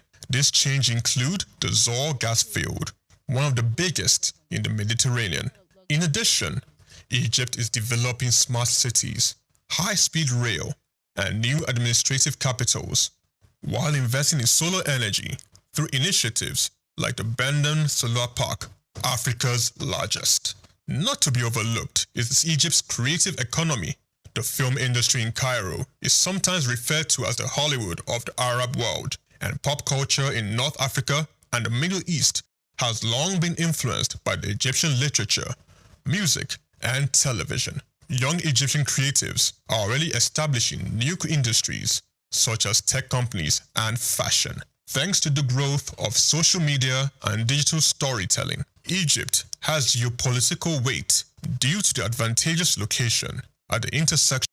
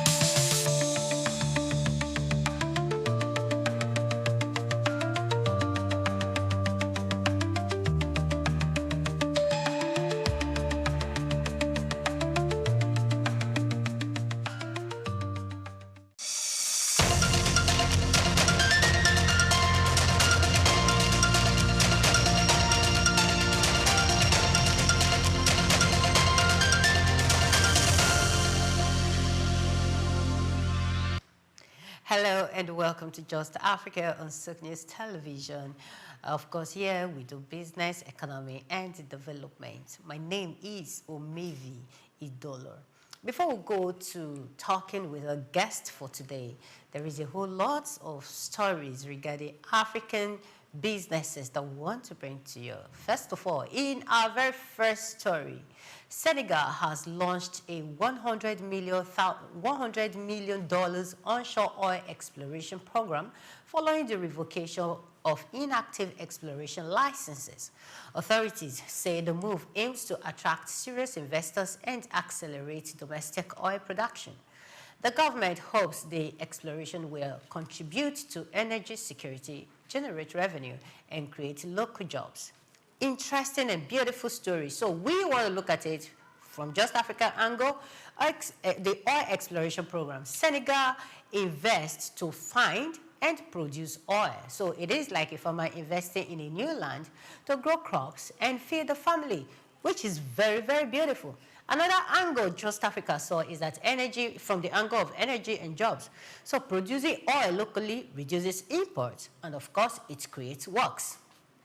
Another beautiful thing, so instead of buying things from other parts of the world, you have to make your own. For instance, as a farmer, you have to bake your own and hire local people to help do the work. So another angle, the third angle, Just Africa is looking at the Senegal story from is environmental safeguards. So development must protect land and communities. So if one is building a house carefully, you have to do everything it takes so you don't damage your neighbor's garden. So Senegal will be protecting their own, which is a very beautiful thing, a good thing that, or a good step that Senegal is doing. Thumbs up to them. So in our second story, the Bank of Ghana has encouraged commercial banks to list shares on the stock exchange using pension funds to raise capital. The central bank says this approach would deepen Ghana's financial markets, increase transparency, and provide banks with additional resources to expand lending and investment. Another beautiful story from Africa. So we, from Just Africa, we're looking at it from one, listing with pensions. Yeah, banks can raise money through shares bought by pensions. For instance, it's like a company selling small pieces of itself to help grow, and your savings can buy a piece. A beautiful one. Another angle, market and transparency benefits. Makes banking more open and efficient. So the more you do, the more you sell, the more your bank will gain. So then another thing, protecting investors. So pensioners' money must be safe. So any pensioner that is investing there will be sure that, yes, whatever they are putting in there is safe. So if they are protecting the pensioners, what more can we say? So whatever that is being kept there, we know that in a short while, yes, it is going to come back because they are in safe hands. All right, moving to the third story around Africa, Kenya is considering boosting its gold reserves as part of strategy to diversify its foreign reserves amid rising global prices. Authorities believe increasing gold holdings will reduce reliance on dollar reserves, stabilize the shilling, and strengthen financial resilience. I love the fact that African countries are thinking beyond oil. They are thinking beyond the usual. They are now looking at how to help their economy grow, diversifying. So looking at gold is another thing. So from our angle, diversify reserves. So they don't have to rely only on dollars. So you're going to add gold, you're diversifying, you just spread your tentacles, and whatever comes out, fine. So it's like keeping some savings in cash, some in gold, and so on, some in coins, some safer if one loses value. So some are safe, some are not safe. So if there is a loss, you know that you have something else. If dollar keeps rising, you have your gold by the side, which you can always use for trading. So it's a beautiful thing that, yes, diversification is coming into the economy. We are also looking at hedge against volatility. Gold holds value when money market fluctuates. Yes, it's like land, it does not lose value. So like keeping a spare umbrella in case it rains. So it protects against surprises. Anything can happen to the dollar. The dollar can decide to rise today and the other day is down and all that. But when it happens, of course, you know you're safe because you have your gold intact. So any surprise, anything that want to come, there is no big deal for surprises. You're prepared. That is what he's saying. And we want to look at it also from secure handling. Yeah, gold must be safely stored. Yes, putting valuables in a safer rather than leaving them out in the open. They must be well stored, well protected. So, of course, leaving it in the open, anybody from any part of the world can come in, steal the gold, and it's gone. But if they are well saved, if they are well protected from theft, from anything, we know that, yes, gold hardly gets destroyed by anything other than stealing. But protecting it is very important. So it's a beautiful, beautiful move. I can say that, yes, in Africa, we are doing a whole lot to see how our economy gets better. Good stories are coming in from different parts of Africa, and these are the kind of stories we want the world to hear. And in our last story today, South Africa has inaugurated the Nelson Mandela Rules Academy to promote human treatment of prisoners and modern rehabilitation practices. The academy, named after the late president and anti-apartheid leader, aims to train correctional officers, improve prison management, and reduce recidivism. Officials say the academy will focus on international best practices, emphasizing human rights, education, vocational training, and reintegration programs for inmates. It's a beautiful story. So looking at it, having something like that, you have plans for the inmates, you have plans to take care of them. So when people go there, they know that, yes, I'm going there, coming back a better person. It's a correctional center, and that is how it should actually be. People should go there and come back a better person, not coming out of it then still be returning and becoming a nuisance. So if South Africa is going to implement everything that they have said, it's a beautiful move. So analysts note that improving prison conditions and rehabilitation can help reduce crime and strengthen social cohesion. Exactly. So going there, you realize that what that criminal has done is bad. The person is corrected. The person is well equipped. The person decides to learn skills. The person decides to do a whole lot. When the person comes out, of course, he becomes a better version of himself. He's not going to be a nuisance to his society anymore, but instead a patriot, someone who is going to contribute positively. And I hope every other part of African country, other countries will take a note, take a leaf from what South Africa is doing, because it's going to be a beautiful story, just like the rest of the world where offenders, those that are in jail, are well treated. For the fact that you're in jail doesn't mean the person is less human. So it's a good move. It turns up to South Africa and to Africa generally.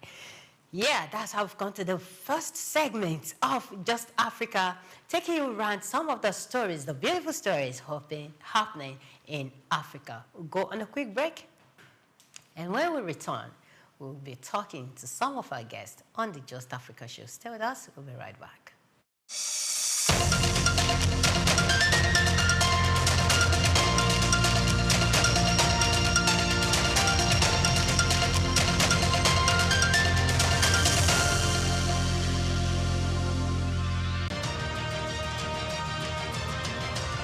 In the heart of West Africa, where the Atlantic Ocean meets vibrant coastlines and cultural richness, lies a country that has long served as a bridge between tradition and modernity. Welcome to the Republic of Senegal. From its diverse languages to distinct cuisines and colorful attire, Senegal mirrors the broader identity of West Africa, a region shaped by history, resilience, and remarkable diversity. But among its neighbors, Senegal stands apart in a unique way. Since gaining gaining independence from France in 1960, it has never experienced a military coup, a rarity in the region and a testament to its stable democratic legacy. Its capital, Dakar, hugs the coastline and is home to nearly a third of the country's population, around 5 million people. Though over 90% of Senegalese identify as Muslim, the nation's first president, Léopold Sédar Senghor, was a Catholic, a poet and philosopher. Senghor played a pivotal role in post-colonial West Africa, founding the Federal Assembly after France's withdrawal.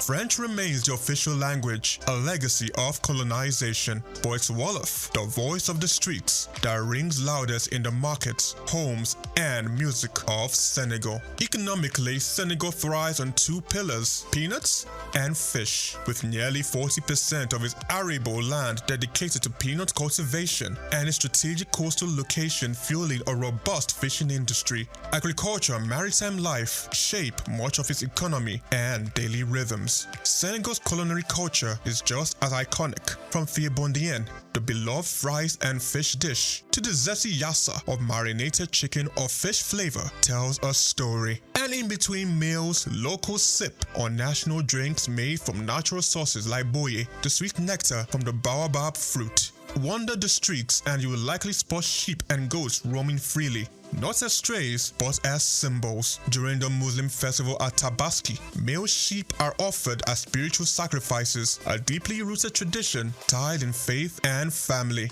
While football reigns across the continent in Senegal, a traditional form of wrestling called lamb shares the spotlight and sometimes steals it. Considered a national sport, lamb draws crowds of over 70,000 during major bouts, with a mix of athleticism, rituals, and roaring support from devoted fans. But Senegal's legacy runs deeper than sport or tradition. It is home to some of Africa's most symbolic landmarks. The Great Mosque of Touba, the largest in Africa, towers over the faithful. The Africa Renaissance Monument in Dakar stands at 49 meters high, Africa's tallest statue. And on Gorée Island, history echoes through the door of no return, the final passage for enslaved Africans during the transatlantic slave trade. Senegal is proudly home to 7 UNESCO World Heritage Sites. From Goré's sorrowful legacy to the rich biodiversity of Djoudj Bird Sanctuary and Niokolo Koba National Park, from the colonial charm of St. Louis Island to the cultural landscapes of Bassari Country, and from the unique Salom Delta to the ancient stone circles of Senegambia, the land is a living museum. Add to that the dazzling pink lake, whose waters shimmer rose-hued during the dry season, and the Dakar's revered surfing coastline, and it becomes clear. Senegal is a country of rhythm, resilience, and unmatched beauty. This is Senegal, the doorway to West Africa, where culture, history, and spirit converge to welcome the world. Chiki Okulu, SOUQ News TV.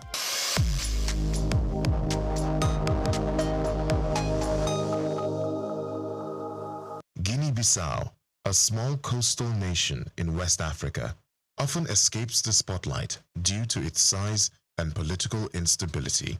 However, this nation possesses a wealth of cultural, ecological, and social uniqueness that sets it apart from many of its African peers. From matriarchal communities to remarkable biodiversity, Guinea-Bissau offers a compelling study in African distinctiveness. With a population of just over 2 million, Guinea-Bissau is home to more than 20 ethnic groups, each contributing unique languages, customs, and traditional practices to the national identity. The country's linguistic diversity is further enriched by the widespread use of Guinea-Bissau Creole, a Portuguese-based Creole language that serves as a unifying medium of communication across different communities. Formerly part of the Cabo Empire and later a Portuguese colony, Guinea-Bissau was among the first African countries to engage in a protracted armed struggle for independence, led by the African Party for the Independence of Guinea and Cape Verde under the revolutionary Amilcar Cabral. Its bold resistance and eventual liberation in 1973 set a precedent for anti-colonial movements across the continent. The country remains one of the few Lusophone nations in Africa, sharing strong cultural and diplomatic ties with Brazil, Portugal, and other Portuguese-speaking countries, forming a distinct Lusophone African identity. Guinea-Bissau's biodiversity is another defining characteristic, particularly the Bijagos Archipelago, a UNESCO Biosphere Reserve consisting of more than 80 islands. This ecological haven is not only vital for marine conservation, but also embodies a unique matriarchal culture where women play central roles in community leadership and spiritual practices. The islands are recognized globally for their rich marine life, including sea turtles, manatees, and migratory birds, attracting researchers and conservationists from around the world. Economically, Guinea-Bissau is highly reliant on cashew nut production, which forms the backbone of its export economy. Despite recurring political instability and limited infrastructure, the country remains an important agricultural hub with untapped potential in fisheries, tourism, and sustainable development. Its geographic position along the Atlantic and proximity to other West African nations also offers opportunities for regional trade and integration. Guinea-Bissau's resilience in the face of persistent challenges, ranging from coups and weak governance to poverty and illicit trade, continues to shape its unique narrative within Africa. It is a nation marked by endurance, cultural vibrancy, and natural beauty, striving to transform its rich heritage and strategic assets into sustainable growth and global engagement. I'm Moyosore Adebi for SOUQ News TV.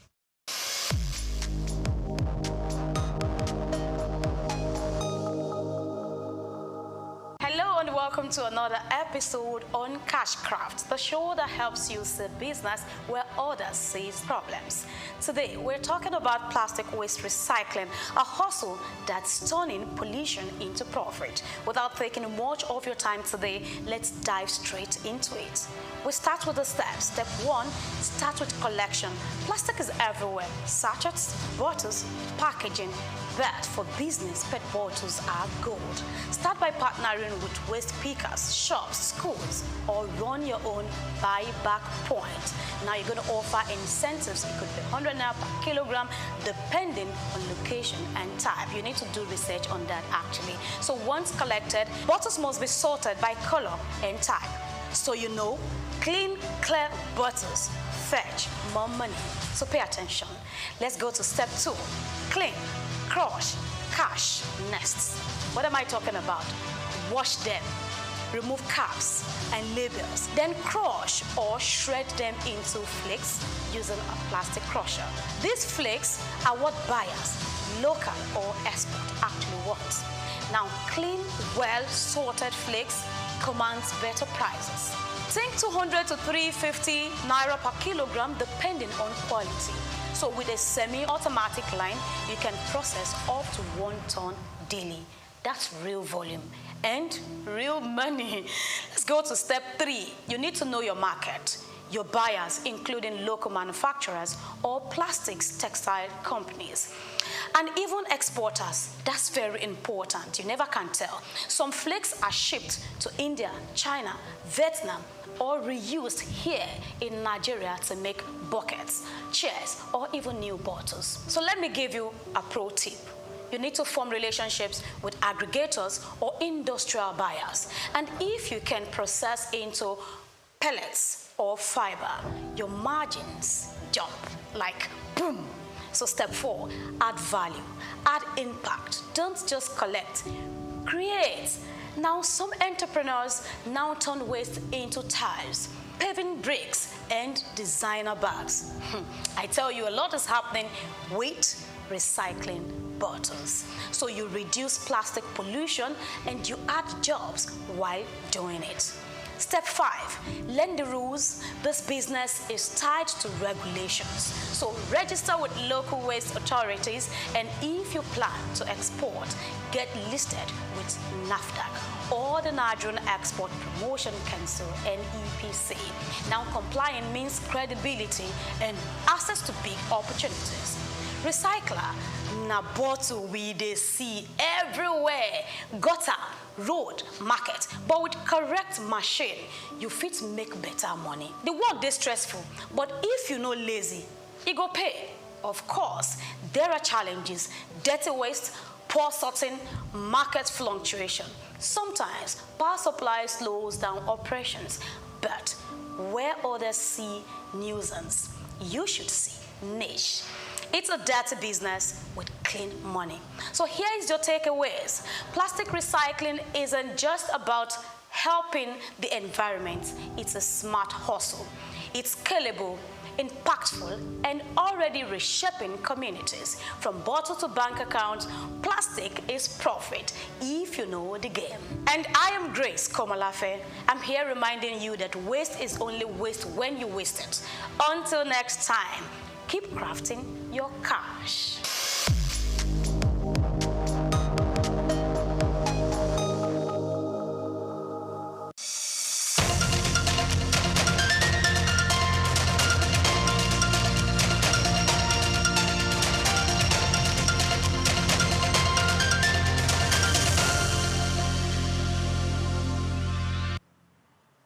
Every African family knows their story.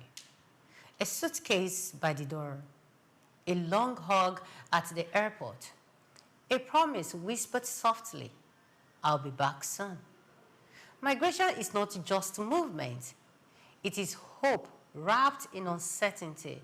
It is the belief that somewhere, somehow, opportunity is waiting. For many, it means better jobs, stronger currencies, safer streets, and bigger dreams. For those who stay behind, it means sacrifice and the sound of a phone call replacing a family voice at the dinner table.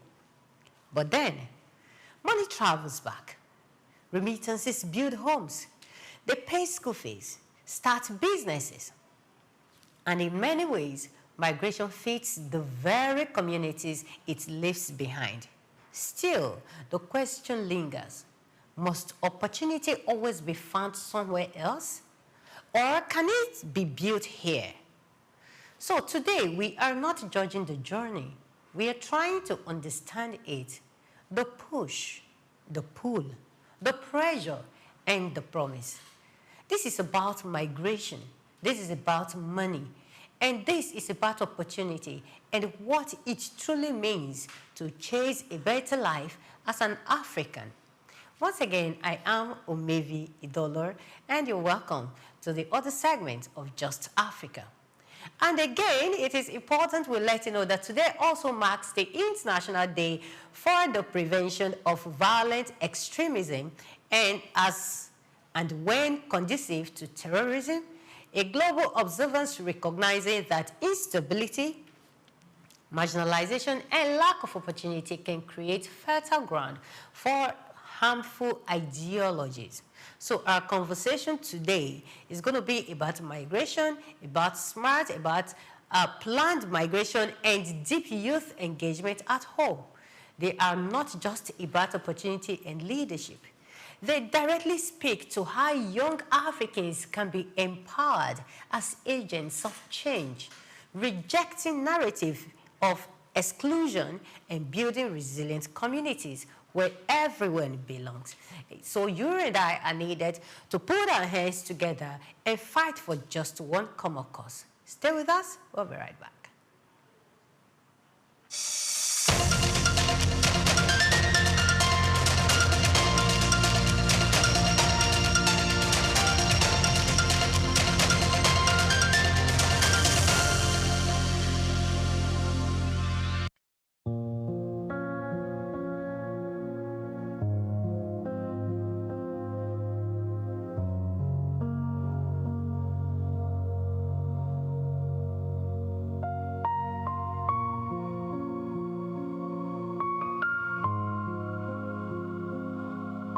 Migration is one of the oldest stories in human history, a story of search for opportunity, safety, connection, and dignity. Across continents and centuries, people have moved to join families, find work, study, escape conflict, and build new lives. Today, migration continues to shape the world in powerful ways. Each year on December 18, the world marks International Migrant Day, a day proclaimed by the United Nations General Assembly in 2000 to recognize the growing number of people who live outside their place of birth, celebrate their contributions, and draw attention to the challenges they face. The day advocates strongly for safe, orderly, and humane migration and respect for migrants' human rights. According to the latest estimates, there are about 304 million international migrants worldwide. That is nearly 3.7% of the global population, nearly double the figure since 1990. Nearly half of all migrants are women, illustrating the gendered nature of human mobility. International remittance, the money migrants send to their families, have risen dramatically over the past 2 decades, reaching an estimated $831 billion globally, with most flows going to low and middle-income countries. Conflict, climate change, and humanitarian crisis have pushed more than 117 million people into displacement at the end of 2022, including refugees, asylum seekers, and others in need of international protection.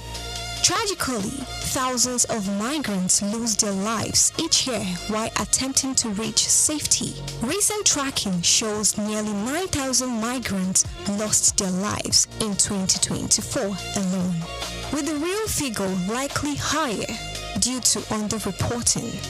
According to Grace Komolafe, who put this report together, International Migrants Day is a reminder that behind every statistic is a human being, someone seeking safety, dignity, opportunity, or simply a chance to rebuild their life.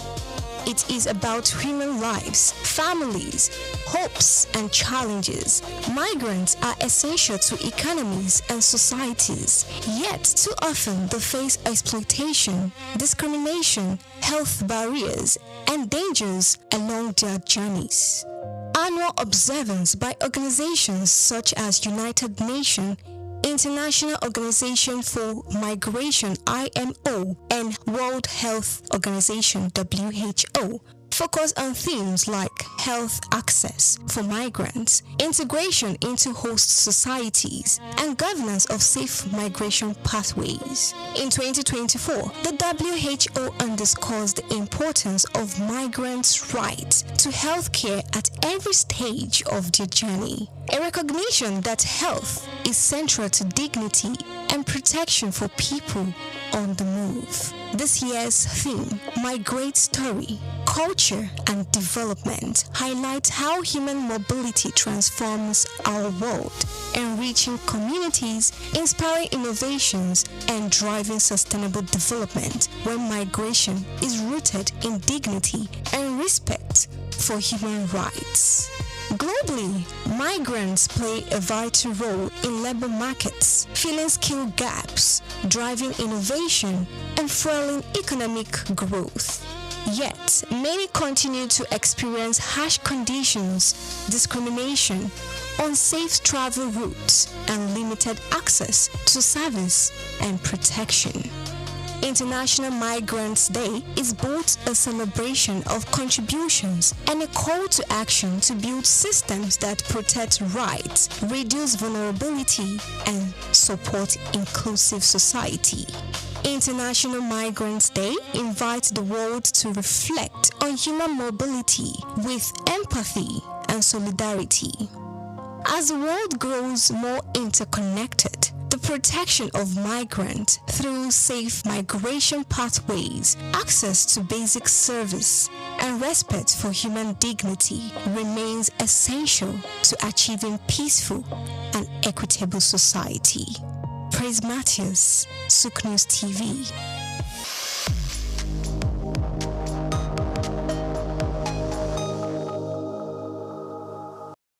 In an age of artificial intelligence and automation, it is easy to overlook the value of hands.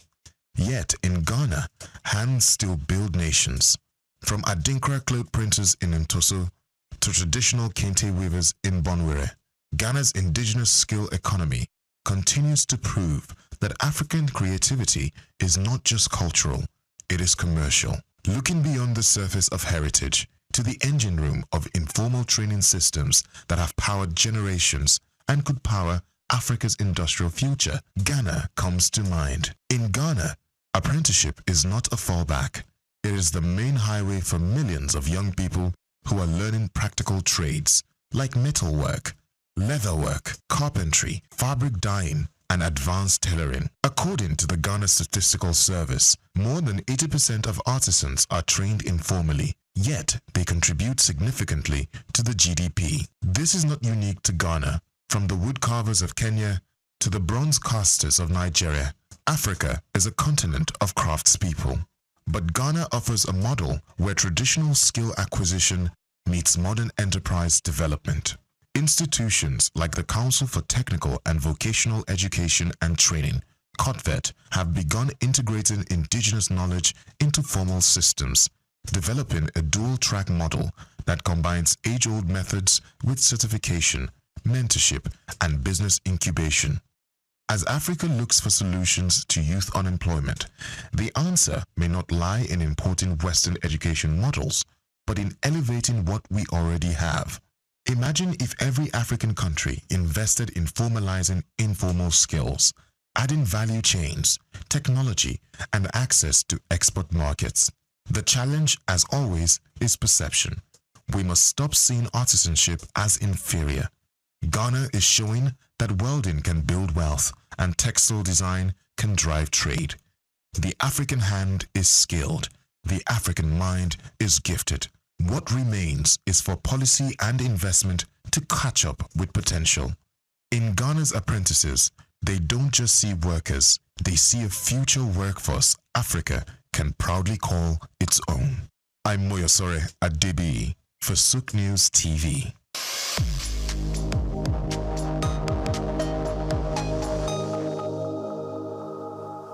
The Seychelles, a stunning group of islands in the Indian Ocean, has become a distinctive figure on the African continent due to its expertise in marine tourism. It may be the smallest country in Africa in terms of population, with just over 100,000 inhabitants. But economically, it is considerably more powerful than its size, and its most valuable resource is the sea. The Seychelles' economy is centered on its coastline and pristine oceans, much like many other countries that mostly depend on natural resources like minerals or oil. Tourism that is high value and low impact is vital to the nation's economy. Luxurious eco-resorts and unspoiled natural reserves that characterize the Seychelles experience attract tourists from all over the world.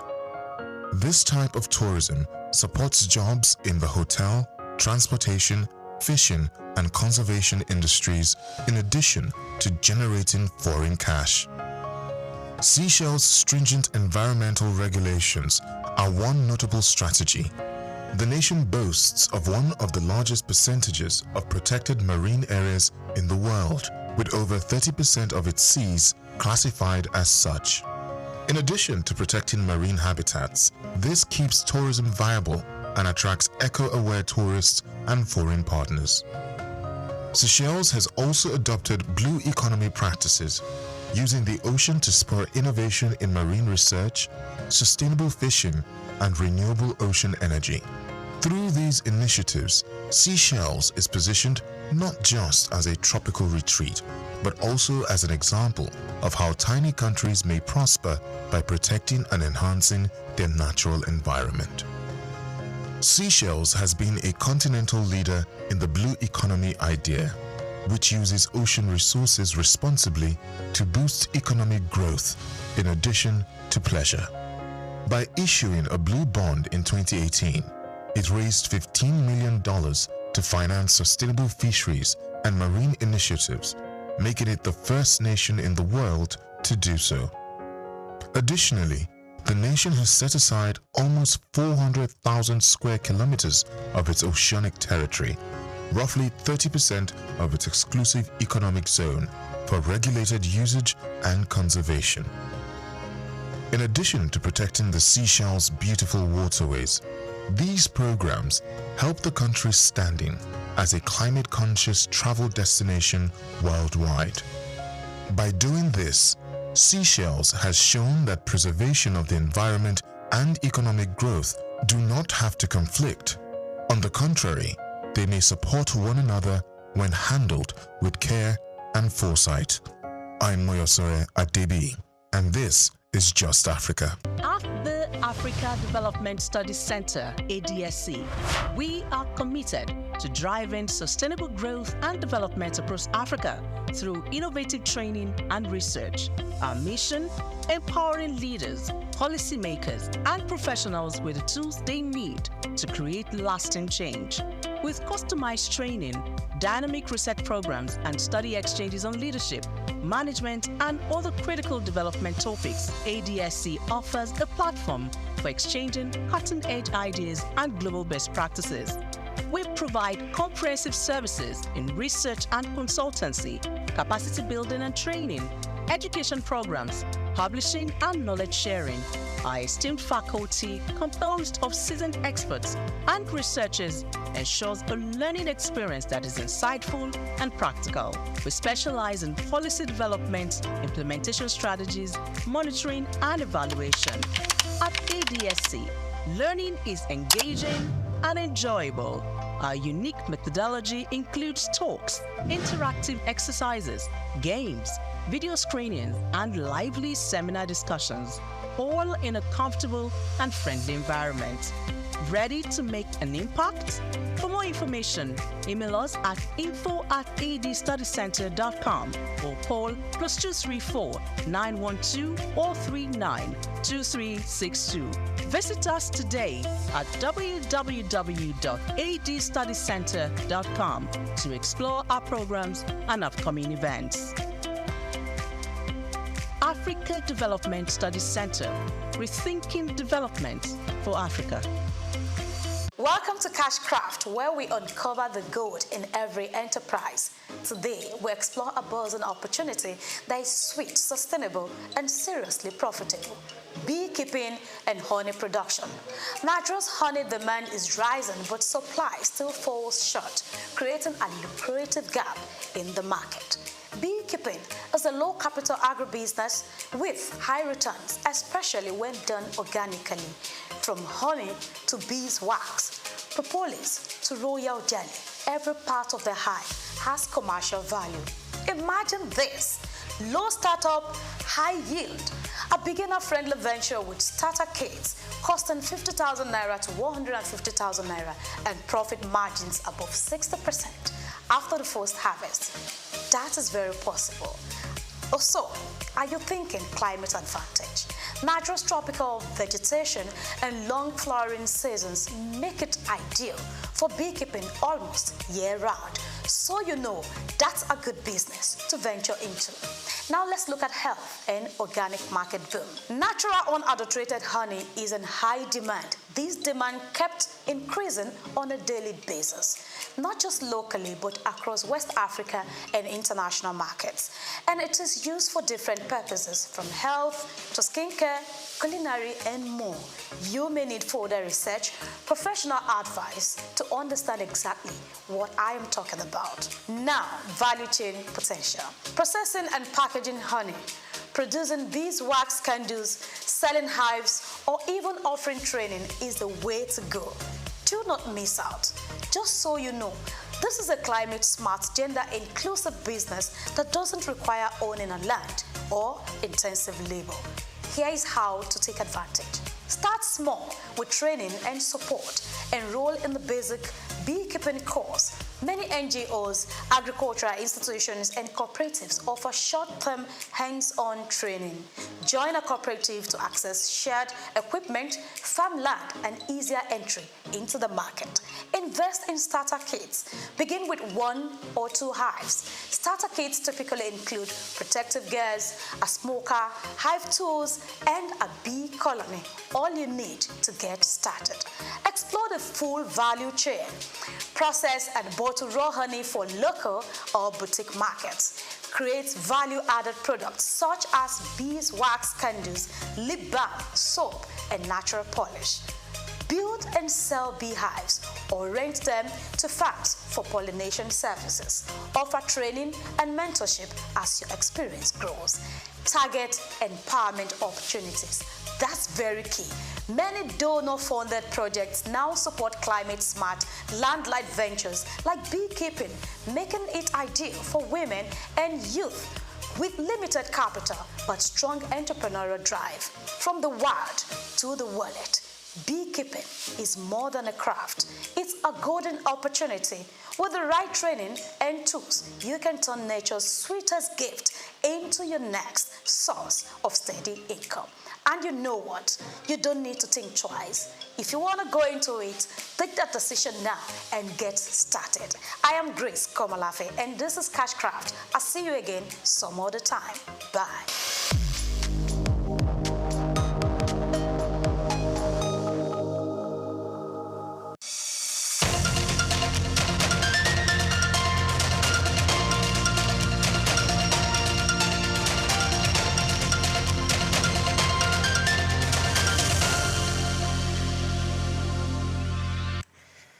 Welcome back to Just Africa on SOUQ News Television. Please do well to follow us on all our social media platforms at SOUQ News TV and subscribe to the Just Africa show on our YouTube channel. So this episode of Just Africa focuses on making sense of migration, money, and opportunity as an African. And, today we are featuring 2 beautiful guests, actually. I have a live guest with me in the studio and a Zoom guest. Okay, so I'll start with the one I have with me in the studio. I have Emmanuel Olise. He is a human resource professional, and of course, he's here to give you some beautiful tips why people migrate to the other parts of the world. Hello, Mr. Emmanuel. Welcome to the show. Hi, maybe thank you for having me on the show. Yes, and my second guest, Mr. Tintin, who is popularly known, let me use the word, popularly known as Tintin. He is a communication expert, and he is standing by via Zoom. Hello, Tintin, are you there? Yes, I'm here. Can you hear me? Yes, crystal clear. Great. Welcome to the show. I'm actually popularly known, but it's Tintin is my nickname since childbirth, and I always like to explain this. My name is Augustine, but Tintin is like from when I was born, they were calling me Tintin. So it has become my name even in the professional world. Okay. Oh, so they took the August away and they left the Tin. That's beautiful. So welcome to the show once again. So I'll start with you, Mr. Emmanuel. People want to travel across. People want to migrate. Africans, and not just Africans, many people just want to migrate. But what is that particular reason you think that makes people want to migrate? All right. For starters, there are a lot of people that want to migrate.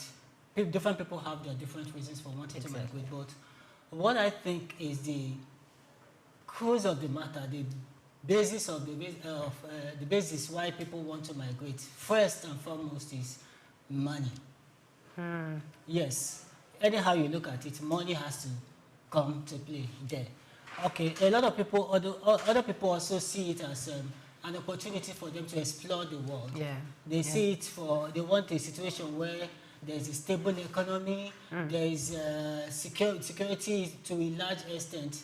There's security, job security, and security of lives and property and all of that. So these are some of the reasons why a lot of people want to japa. Don't you think it's just the trend? Because my neighbor is doing it, so let me still go as well. Of course, that also has it's also part of it.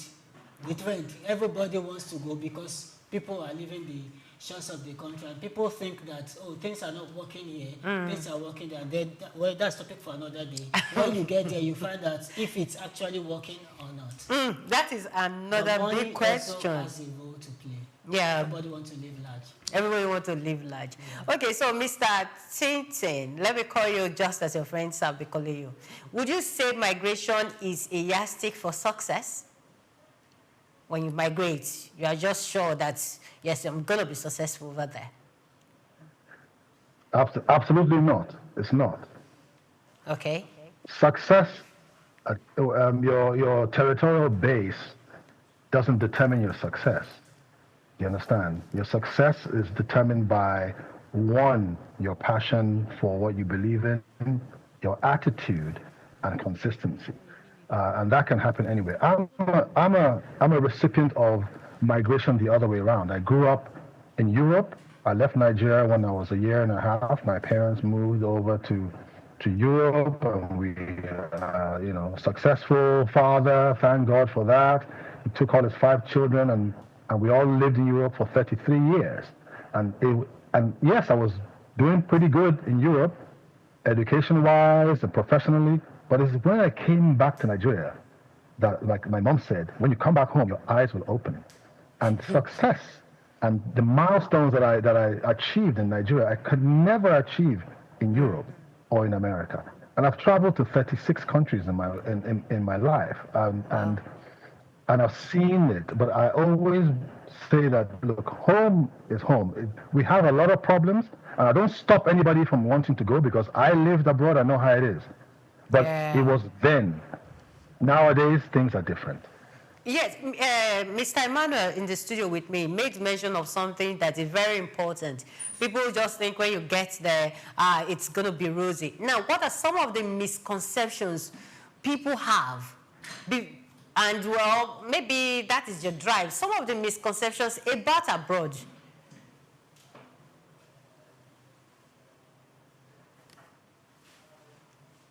Hello, Mr. Tintin. Yeah, Mr. Tintin, are you there? When you say misconception, I'm here with you. I'm here. Okay. I'm still with you.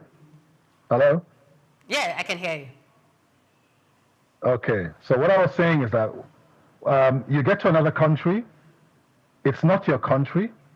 Culturally, it's different. The cultural nuances that we're used to growing up with and they don't have over there. The rules and laws are totally different. So it's funny because you get to a country like, you see Nigerians, let's just say England, for example, where they like to queue up for everything. They like to say thank you for everything. You're in your queue properly. When we go over there, we respect those laws. In Nigeria, we don't. We don't do all those things. We behave differently. We have a type of freedom over there. When you get over there, that freedom is not there anymore.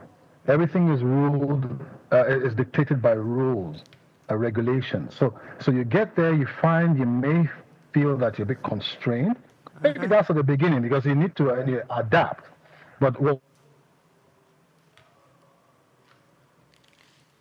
Hello, Mr. Tintin. Okay, we're having a network glitch there. So, Mr. Emmanuel, like he was saying, he was already mentioning some of the misconceptions. When people are living here, they feel, once I get there like this, I'll be picking money on the streets. So what are some of the misconceptions? And how do we even encourage our people or tell our people that it is not as it is, or it is not as you think? How do we correct some of these misconceptions? First of all, what are they and how do we correct them? All right, some of the misconception is the fact that money grows on trees there. When you get to the UK, US, or Canada, or other parts of the world, you just start making billions overnight. And for some, they think there's a lot of security measures in place there, and so their lives and properties are safe, and so many other reasons. But the truth of the matter is, most of the challenges we face in Africa, in Nigeria, the other parts of the world, the developed part of the world, they also face some of these challenges. There's security issues everywhere, not just peculiar to Africa or Nigeria alone. There's when you get to the UK or US, you have to work to earn your money, and sometimes part of the things that people don't get to see, people in Nigeria don't get to see, is the fact that people work their eyes out. They work their hearts out to even save up in the US or UK. Compared to Nigeria, where you have your regular 9 to 5, people don't even have their sleeping hours there. Yeah. So that's part of the challenge. All right, Mr. Tinte, welcome back. Can you hear me? Hello? Okay, so I want to ask, like he rightly said, people work, they have to work their eyes out. They have to save up because they have to send money back home. So if we say that, okay, going there is not good enough, it's not advisable, stay back in your country because you have freedom, how about the money that is being sent back home for development? Don't you think it is important?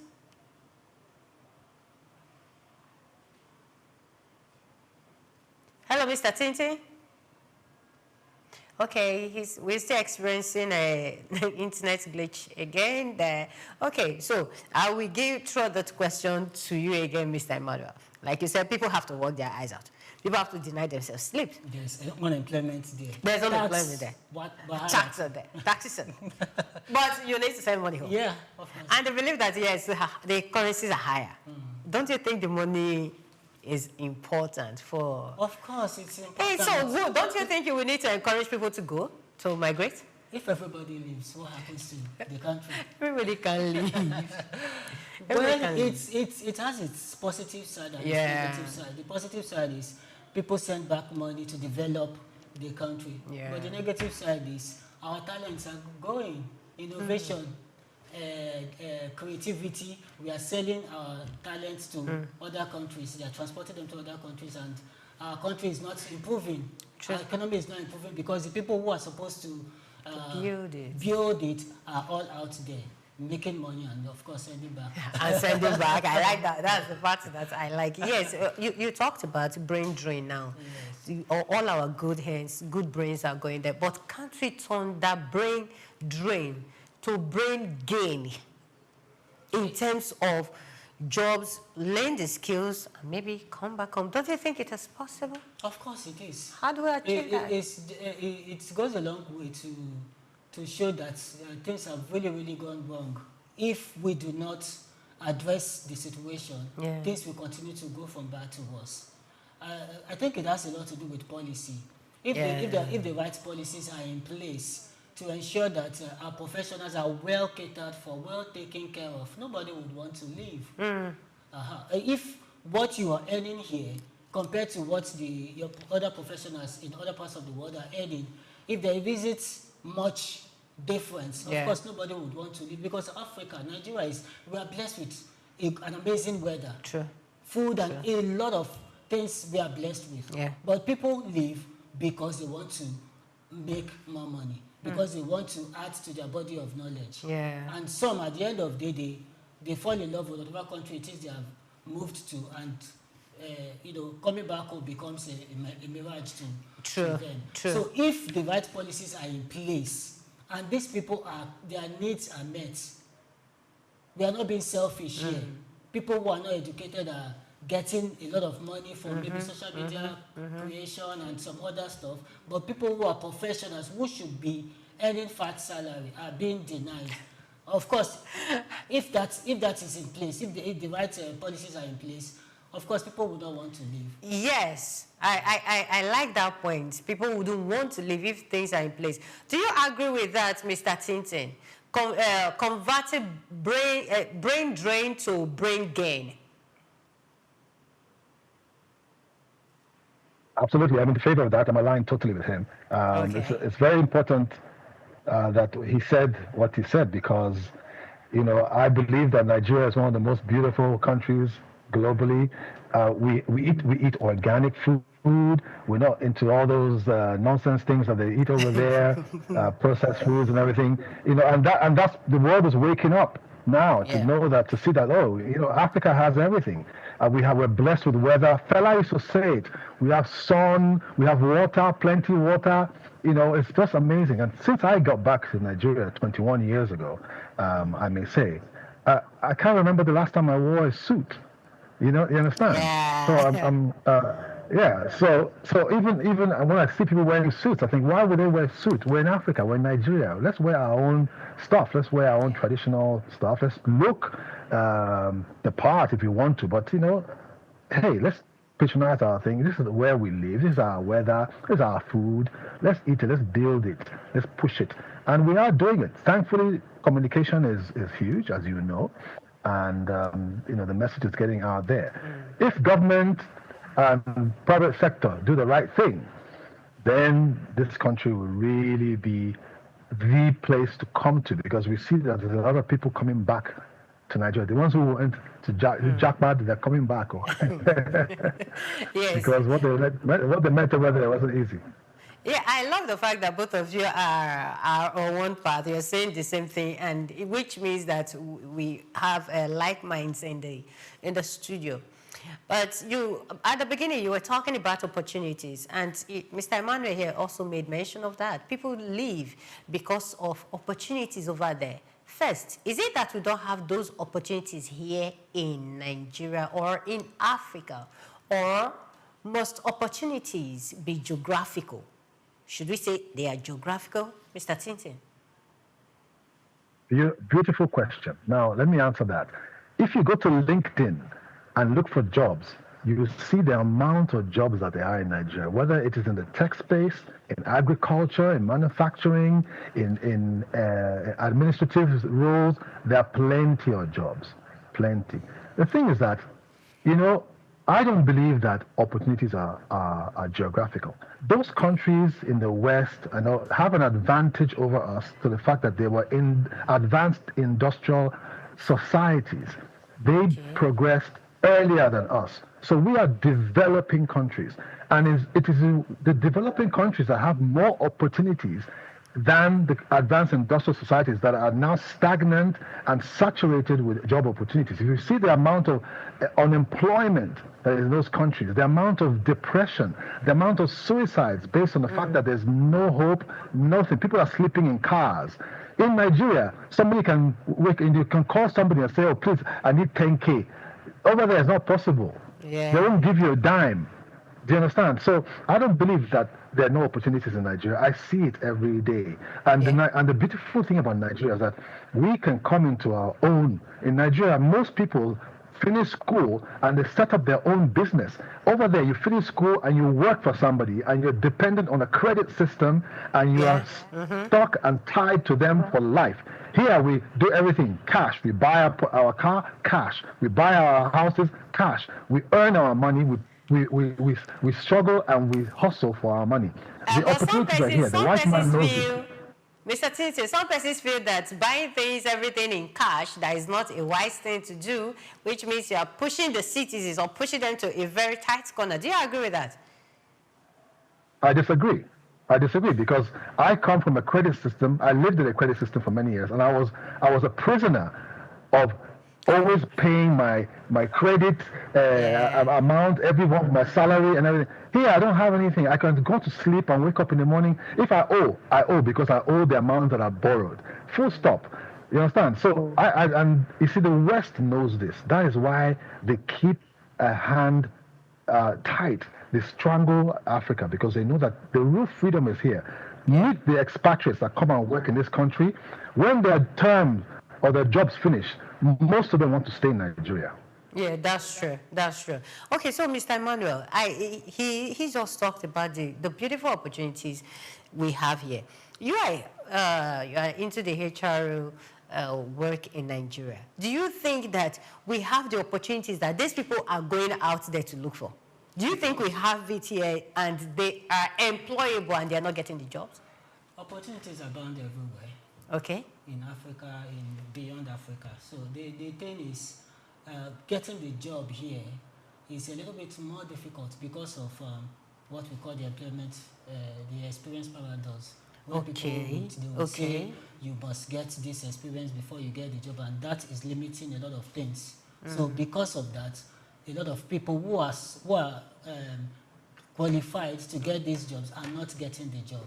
A lot of professionals are denied the job because they do not have the experience or they do not have all the whatever it is has been listed. But what about the aspect of, allow me to use, my guest, allow me to use our Nigerian language, man oh man.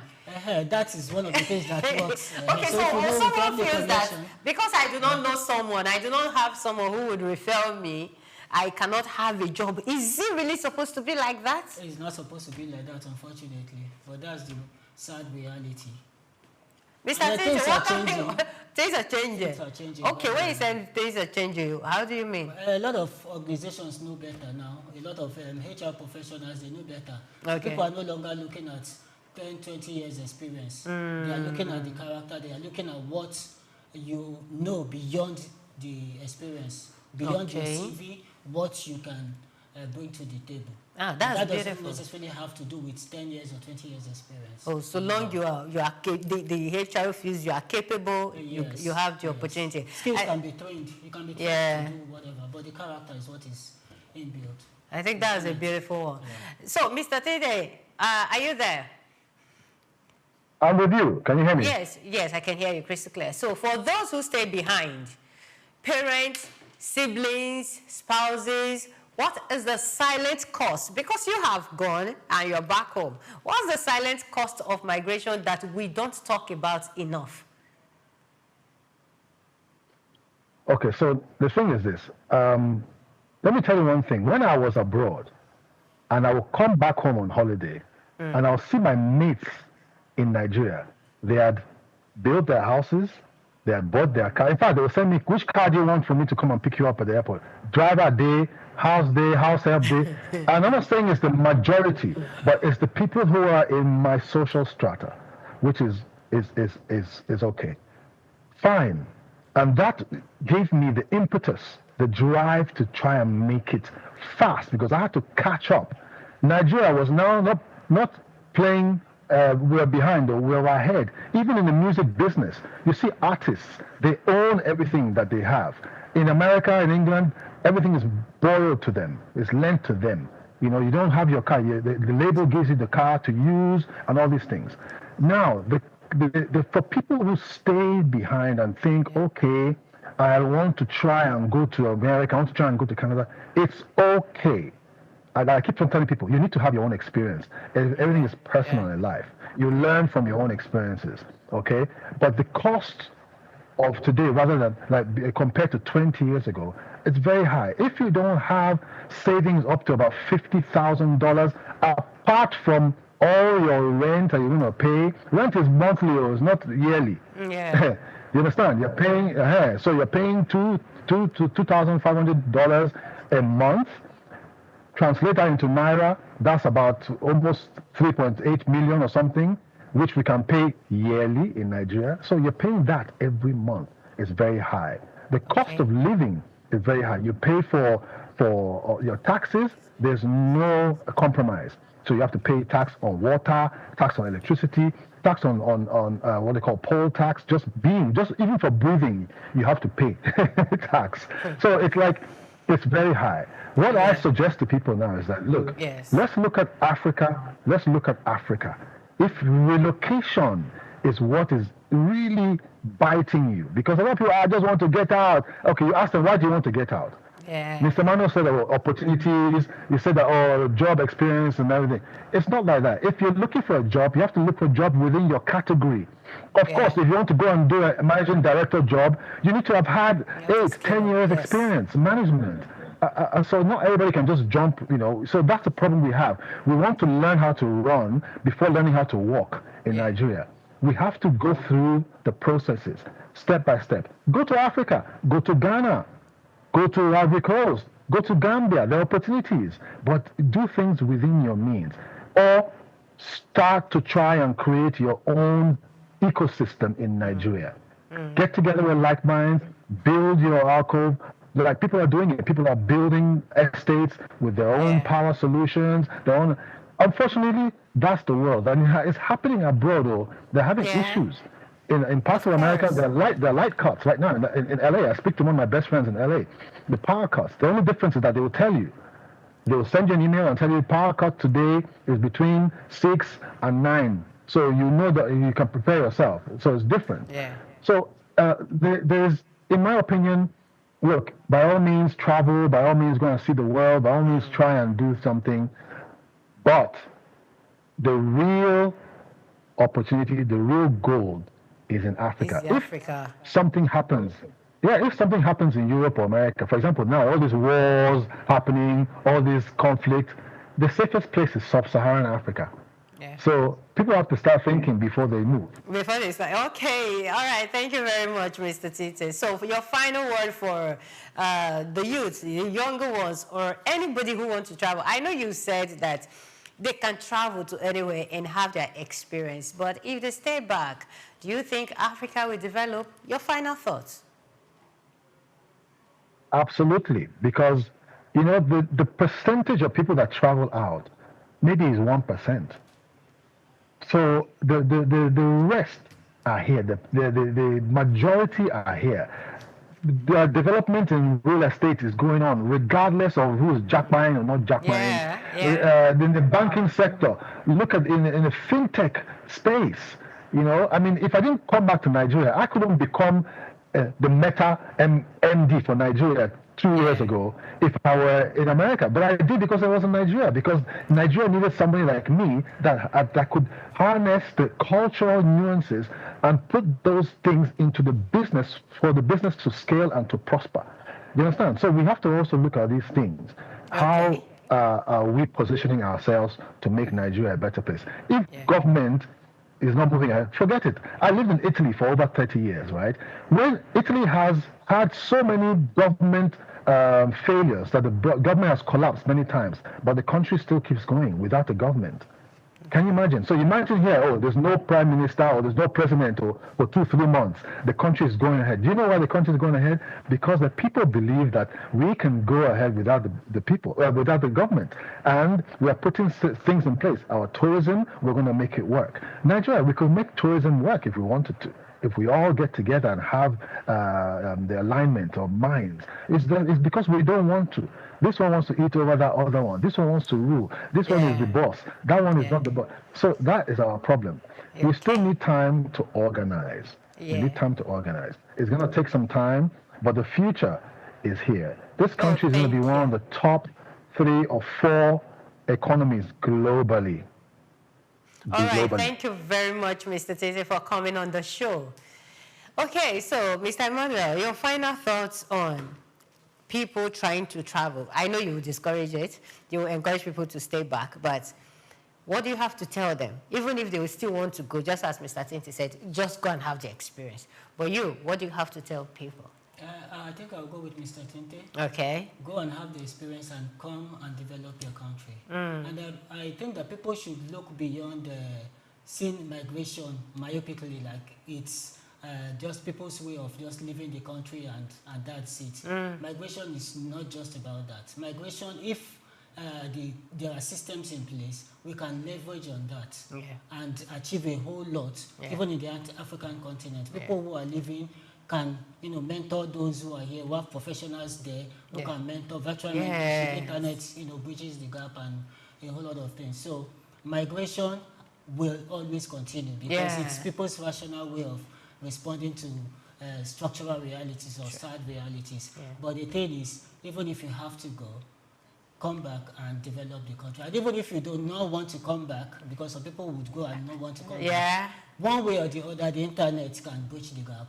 Make sure that you are contributing your quota towards developing your whole country. That's a beautiful one. Thank you very much, Mr. Emmanuel, for coming on the show within the short notice. And it has been a very good and brilliant conversation with you.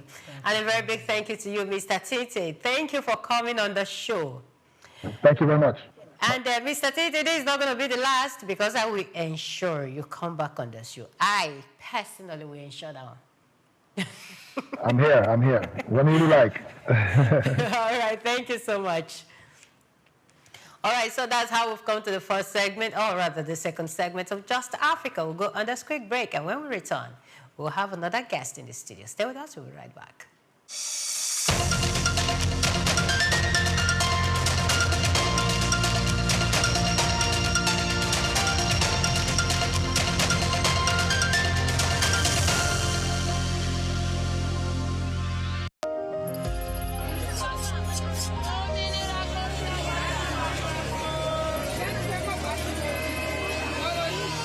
Hello Lagos, make we yarn. Hello, boy, if this POS matter, don't pass your call. Person go swipe, alert no enter. Before you know it, jump. Wait, wetin really happen? Maybe you fake alert the warriors. Okay, so wanna listen, If you dey do POS business, no expose your alert. Hello, Ogbuefi. They don't walk that bar road where they warrior for our local government for years. This one sweet me, I no lie you. Because you know why? Development where they work, it deserve loudspeaker. Now why we dey here be that? For here, we know the abuse, we dey bring solution. My name, it is Ikechukwu Uyemike, aka Ogbuefi Ishegwari. Make we yarn every weekday from 10 a.m. go to 12 o'clock on Top the Eye 95.9 FM. Senegal stands tall as one of West Africa's most stable and forward-looking nations, a country where tradition and modernity blend with remarkable harmony. With its strategic location on the Atlantic coast, Senegal has long served as a gateway for commerce, diplomacy, and cultural exchange across the continent. From the historic island of Gorée, an enduring symbol of the transatlantic slave trade, to the vibrant streets of Dakar, pulsing with art, music, and entrepreneurship, Senegal's story is one of resilience, evolution, and pride. At the heart of Senegal's progress lies its democratic maturity. Often hailed as a beacon of stability in the region, Senegal has consistently demonstrated peaceful transfers of power and a robust civil society. This political foundation has allowed the country to focus on critical areas of development, including education, health, infrastructure, and innovation. The government's plan, Senegal Emergent PSE, launched in 2014, outlines an ambitious path towards sustainable economic growth, infrastructural development, and social advancement, positioning the nation as a rising force in West Africa. Senegal's economic landscape is diverse and expanding, from agriculture and fishing to digital services and energy. The country continues to attract foreign investment and regional partnerships. The new city of Diamaniadio, a flagship project under the PSC, is transforming into a hub for technology, education, and governance, reducing the strain on Dakar and symbolizing a vision of decentralized, inclusive development. Culturally, Senegal is a powerhouse. The influence of Sufi Islam, particularly the Maurite Brotherhood, has shaped not only spiritual life, but also economic cooperation and communal cohesion.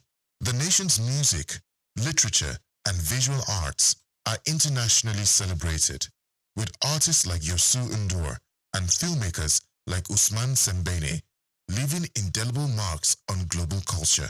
This rich cultural identity reinforces a sense of unity and purpose, even amidst economic or political challenges. Socially, Senegal continues to prioritize youth empowerment and gender inclusion, with over 60% of the population under the age of 25. Investments in education, vocational training, and entrepreneurship are vital. Women's roles in politics, business, and civil society are increasingly visible and impactful, further strengthening national development. Senegal also leads in diplomacy and regional integration.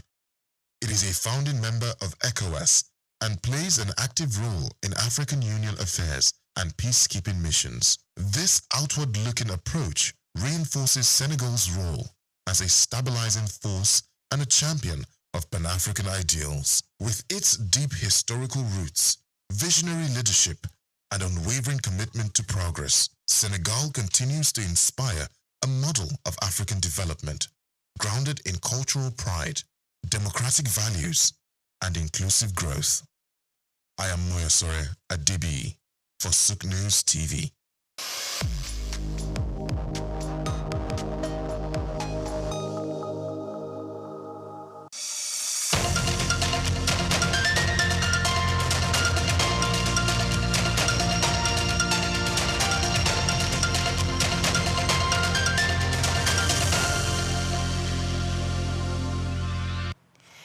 welcome back to the last segment of Just Africa. Once again, you can follow us on all our social media platforms at SOUQ News TV and subscribe to the Just Africa show on our YouTube channel.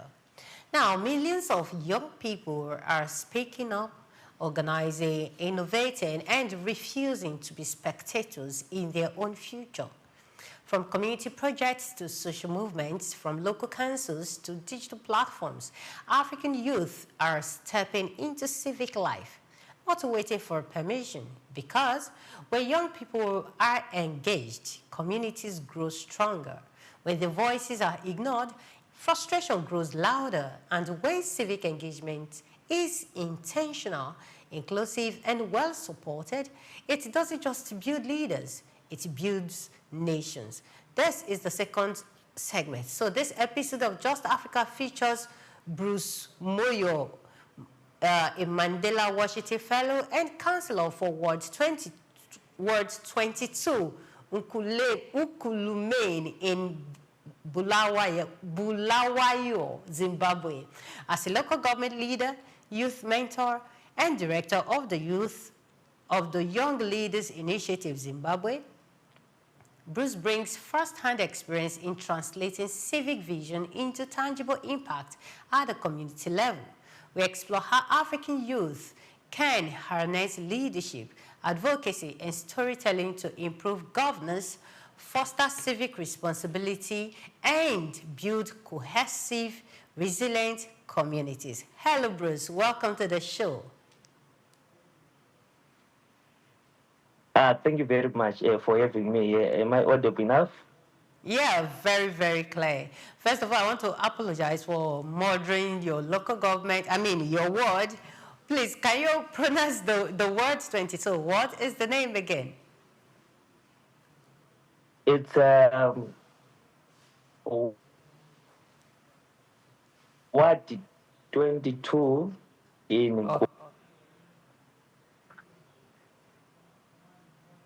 Can you hear me, Bruce?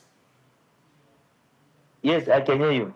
Yeah, we didn't get that. Please, can you tell us the name of the word 22 in your local government? It's Ward 22, Nkulumane, Ubulawayo. Okay, Ubuwalayo. Okay.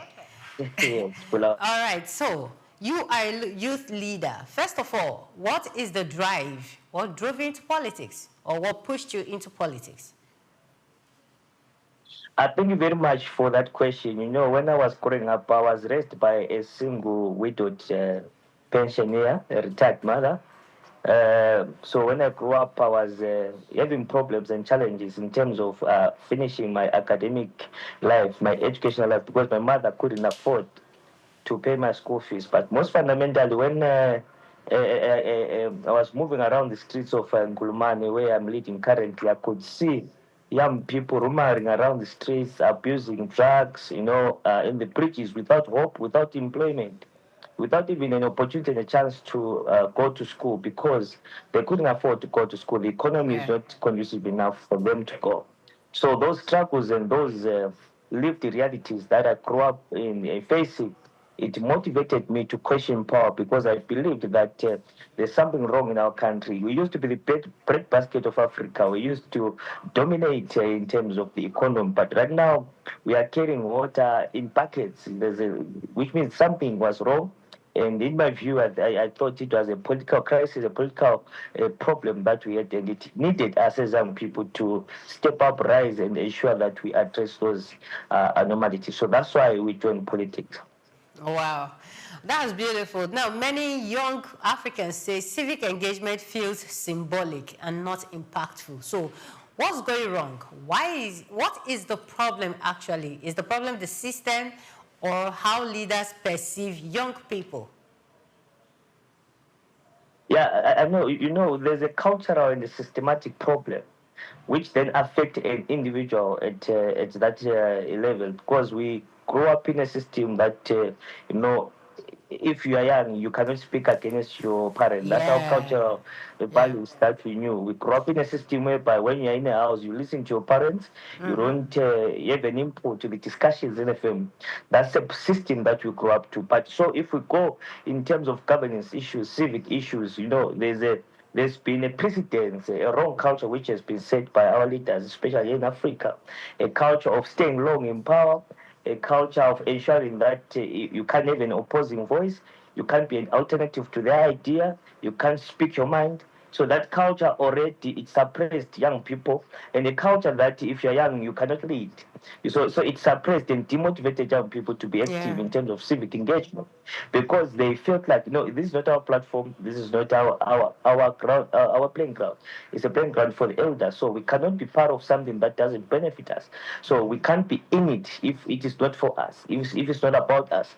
So the young people, they now get that apathy to say we can't participate because of such anomalies. So it's something that is systematic from the cultural values, but most fundamentally from the leadership demonstration, which has been happening from time immemorial, and it is now embedded in the systems and thinking patterns of young people in Africa to say that if you're young, you can't be in politics. If you're young, you can't be a civic leader. It's for all people, and that's a wrong narrative which has to be redefined. But that has been the greatest problem, false consciousness that we have as young people, to say that the problems that we are having, probably someone will solve them. We are waiting for the Messiah to come and liberate us from the challenges that we are having. But I think that's the wrong narrative and the direction which most of young people are taking. But we don't blame them, because the elders had the role to orient, the elders have the role to educate and to accommodate us as young people so that we know the way to go. So because this continent will be led by young people,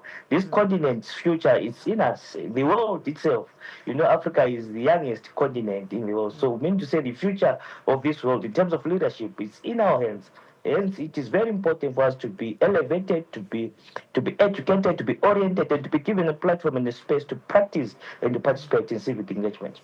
All right. If the future is in our hands, Bruce, just as you rightly said now, how do we now correct this cultural thing? Because we have to go back to the roots. If we must take over the future, we must go back to the roots where talking in the midst of elders is considered as a taboo in Africa, is considered as disrespect. How do we correct that foundation first before becoming the future leader we're talking about? Yeah, it's a collective.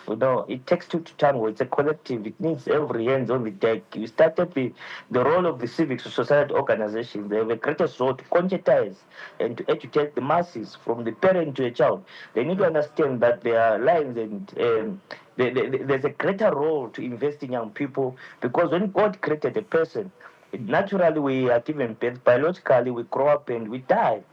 Physically, when you have grown up, you cannot function in so many things. Your body doesn't allow you to do so many things. That's why there's a reason and there's a very important agenda to ensure that we empower and also educate our young people, because they'll be taking over those roles of responsibility. So it must be understood by the African man that it's not a taboo.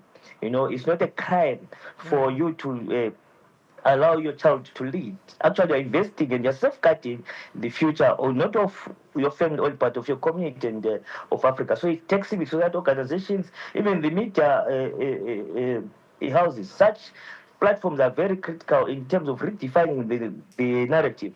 Let's engage young people. Let's hear how they feel about them not being accommodated in decision making. Let's hear how all people feel about young people in the decision making, and let's create a collective, a common denominator, a base, a transformational agenda which is intergenerational in nature, where the old and young come together and discuss issues of fundamental importance when it comes to this continent. In my view, I think that's the platform that is lacking, an intergenerational platform where the old and the young coexist and ensure that they speak one language with different roles. Because as young people come with innovation, we come with energy, we come with a bit of availability. All people have so many responsibilities, energy is no longer there.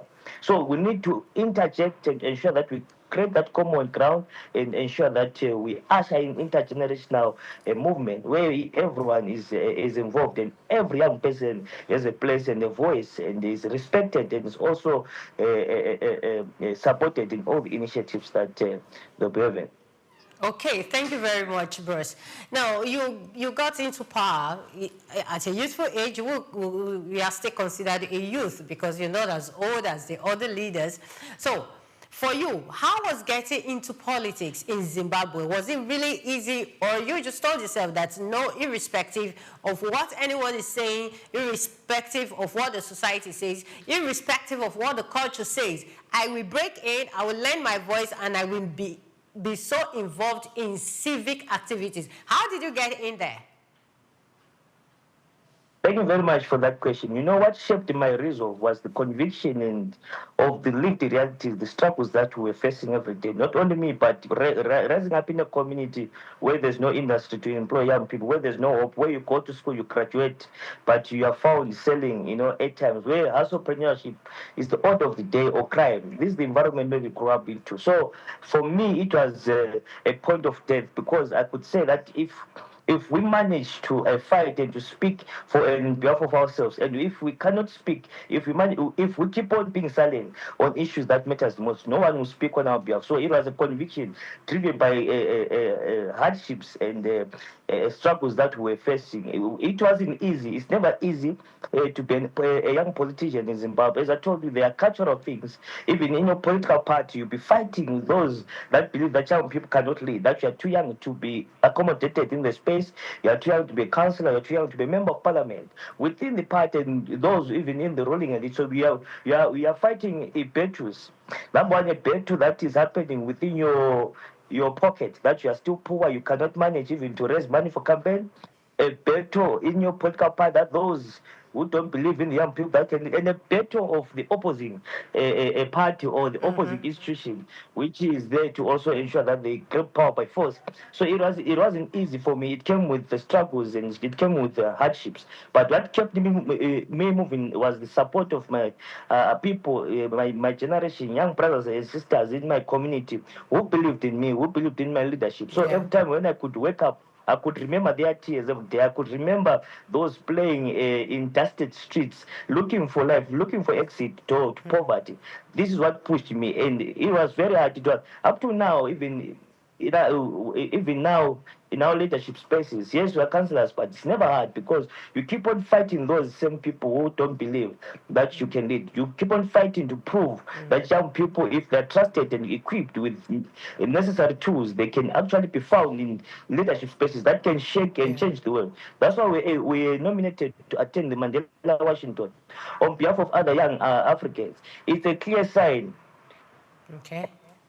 It's a clear sign of commitment. It's a clear sign of ensuring that we are very clear on the direction that has to be taken as Africa, not only as my country, Zimbabwe. So it's never easy for young person, but the act of solidarity, the support, the conviction, the clear ideological standing and capacitation, it makes us keep moving, researching every day, learning every day, seeking for advice even to the elders every day. It keeps us moving, motivated and energized to keep on pursuing, approaching that future, which was mentioned by our forefathers, the Kwame Nkrumahs, the Joshua Mqabgo Nyongolongos, the Nelson Mandelas, who saw a hope in the young people. And this is the vision, the direction which we will take. Okay, thank you very much, Bruce. So you talked about your will and how you've been pushing. Now, there are some other youth out there who want to get into power, but they can't because, just as you rightly said, some persons, some political members tell them that you can't go there because you do not have what it takes to be a leader. So for that youth who feels or whom has been talked down on, you're not good enough, you can't lead, or power can't be given to you, you have to come and take it. What do you have to tell that person? It's true. Power cannot be given, it's taken. Number one. Number two, each and every generation has a mission to respond to. We as young people cannot choose to betray our mission. Our elders played their role. They liberated our countries. They liberated Africa. They built Africa. It's now our generation to make a solid decision, to not betray our future, but to respond to it without any doubt, fear, or favor. This is what we need to tell each other as young people. Number three, get prepared. Ensure and make sure that you develop yourself, go to school, be educated, get enough resources as you can, create friendships in networks, because your network will be your network in the near future. When you want to possess the positions of influence, But most fundamentally, what is very important, you need to be a clear young cadre, rooted in the values and objectives of the ideology which you are pursuing. You need to be very astute in terms of understanding the lived realities of the people you are coming from and be able to articulate and ensure that you are a mobilizer who organizes people to respond to their problems. You know, we have a tendency of importing external solutions to local solutions. And in my view, in my greatest belief is that if you want to become a leader, be able to understand the local problems that people are facing, be able to speak their own language, be able to resonate with what is happening on the ground, and avail yourself as an available leader and a capable leader to be an initiator to ensure that you create a platform for people to solve their problems. Because it's very true. Hello, Bruce.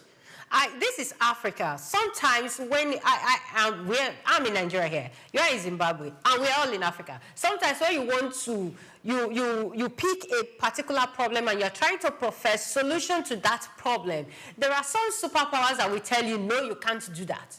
That is for the government, even when you want to do it as an individual. So how can someone who really wants to do something for his or her community and is being restricted or being deprived by superpowers, how would the person be able to do such good works for his or her community? Look, I'm an opposition youth leader. I joined the opposition knowing that the road is never easy. It's not a walk in the park. There are going to be bruises, arrests, abductions. But this is a decision that I took. We have questioned power, we've spoken truth to power, we've been arrested, we've been abducted, but here we are still alive. We have even been recalled to the offices after elections, but people voted us back because of the belief of seeing that we have capacity to lead them to the promised land. So it takes conviction, it takes self-belief. In this struggle, it's never a walk in the park. You see, we have brothers and sisters whom we learn from. Mandela spent 27 years in prison in search for freedom. You know, we have Joshua Mkango Nyomolongomos. We have people like Nelson Chamisa here in Zimbabwe who are also pursuing that route to ensure that they give freedom to our people. It's never easy because there's authority to arrest you. If they not arrest you, they abduct you, then don't abduct, they assassinate. It's there, it's part of the struggle. But it's better to die for something right, and God will remember you, than to die quiet on things that are affecting you every day.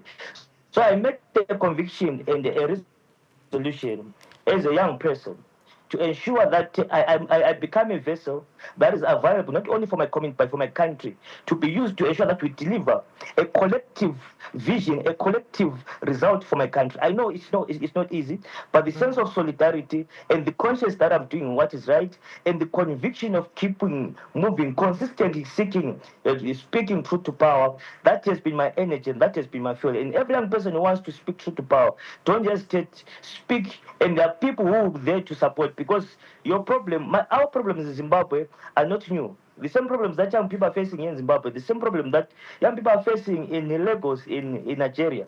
So we need to just speak the same language. Find African solutions to our African problems. This is the direction that we have to take.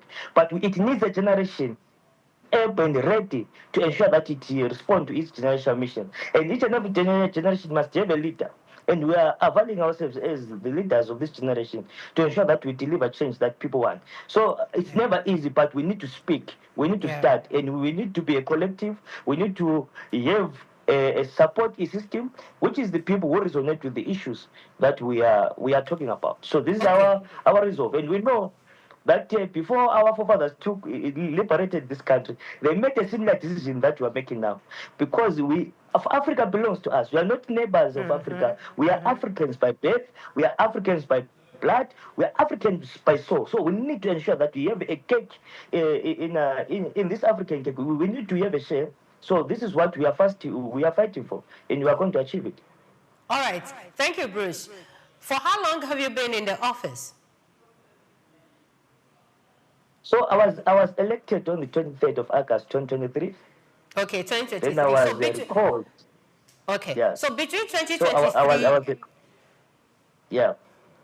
Between 2023 and now, do you think that you have delivered on the mandate of which you were elected? Your manifesto before and during the elections, do you think you have done well for the people to re-elect you maybe for another time, for another tenure? Oh yes, yeah. So I was explaining that when I was elected 20 August 2023, I was recalled by those who believe that we are too young to lead. So I was removed from the seat that I was elected from. So I went to a election on December the same year. People voted me back because of the belief already and the works that we have been doing. And it's unfortunate that you cannot have a conversation with these people. But I can assure you that what we have done for our people was to ensure that we stick to our promises. We are not the liberators of the oppressed. We are not the messiahs of those who are suffering, but we suffer with the suffering. We are part of the oppressed. So what is important, what I've done is to ensure that I create a platform where every person, every community leader, every resident feels accommodated. Every voice matters. Every solution is channeled and championed by the local people. And the projects that have been happening are programs and projects which are run by the local people for their own sustenance, for their own livelihood, and for their own future. And we have managed to deliver almost 3/4 of what we promised our people. But most fundamental, what we promised them is to stay with them, to remain true to the struggle, and to remain available every time when they are looking for us. And this is the leadership that we have tried to demonstrate, so that even the next generation will inherit from the precedents that we have said, that young people can lead. Okay, thank you very much, and I hope the good work continues in your ward and your local government and Zimbabwe generally. Okay, so another thing I want to talk about is the effect of social media. So social media has given youth a very loud voice. Now, that loud voice, has it translated into real community change? Are we mistaking online noise for offline impact? Do you think that what we're seeing on social media right now, do you think it has translated into real change? Yeah, I'll start with the positives. I think social media, it has played a very critical role. Look, right now I'm in Zimbabwe, Bulawayo, and Kulman, and you are in Nigeria, Lagos, but we are able to have a conversation. That's the beauty of social media. It has managed to organize people. It has managed to mobilize people. If we are planning campaigns, if you are planning protests, if you are planning anything, we mobilize and organize people through social media. So it plays a very critical role in terms of engaging, specifically young people. Young people of nowadays, they have so much energy in social media. So we know if we want to educate them, if we want to empower them, if we want to conscientize them, we use the same platform, social media, WhatsApp groups, Twitter, X, Space, Zoom, etc., so that we connect with every young person in rural areas, in the urban areas, so that we champion that agenda. So that has been a positive in ensuring that our struggle continues. But the dangers of social media, number one, is misinformation and disinformation. Number two is that cultural dilution that we've been talking about, because it is through social media that young people are now inheriting cultures which don't belong to Africa, which are not African in nature.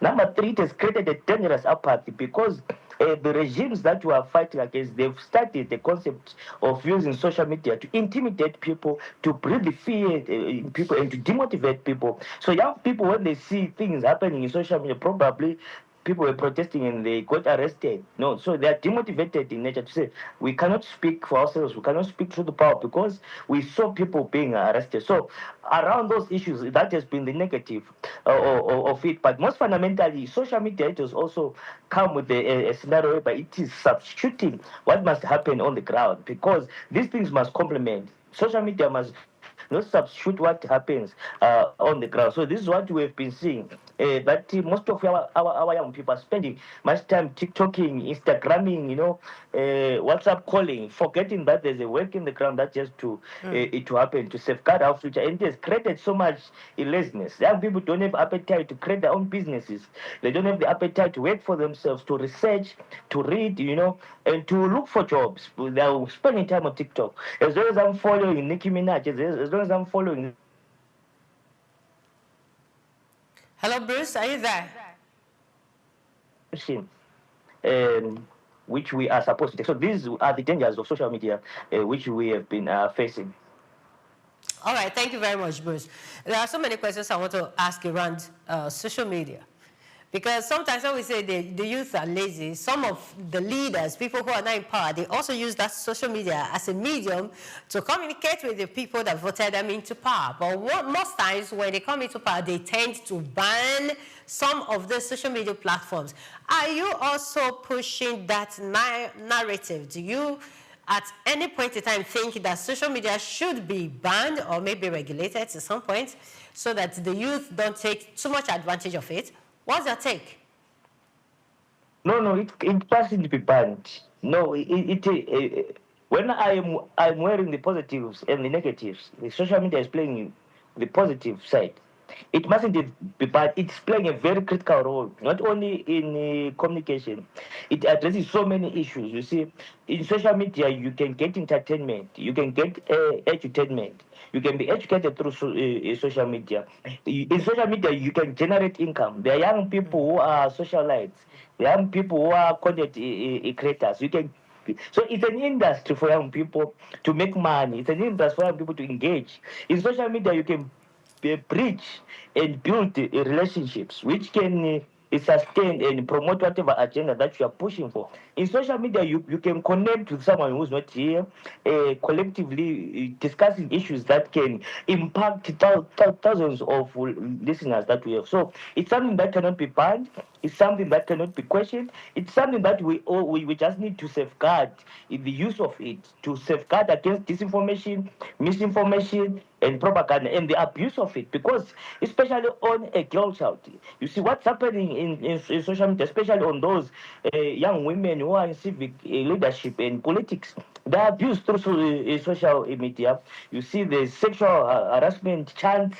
There's abuse, a serious abuse of young women in social media. So those must be safeguarding nets to ensure that it doesn't promote division, it doesn't abuse the rights and the liberties of any individual, but it channels the agenda. And we are a .com generation. The Internet of Things, the technology. This is the direction which the world is taking. So we cannot avoid social media. Donald Trump, as the president of United States of America, what contributed to his victory? 60% was the use of social media. So it cannot be questioned. It's very important. Yeah.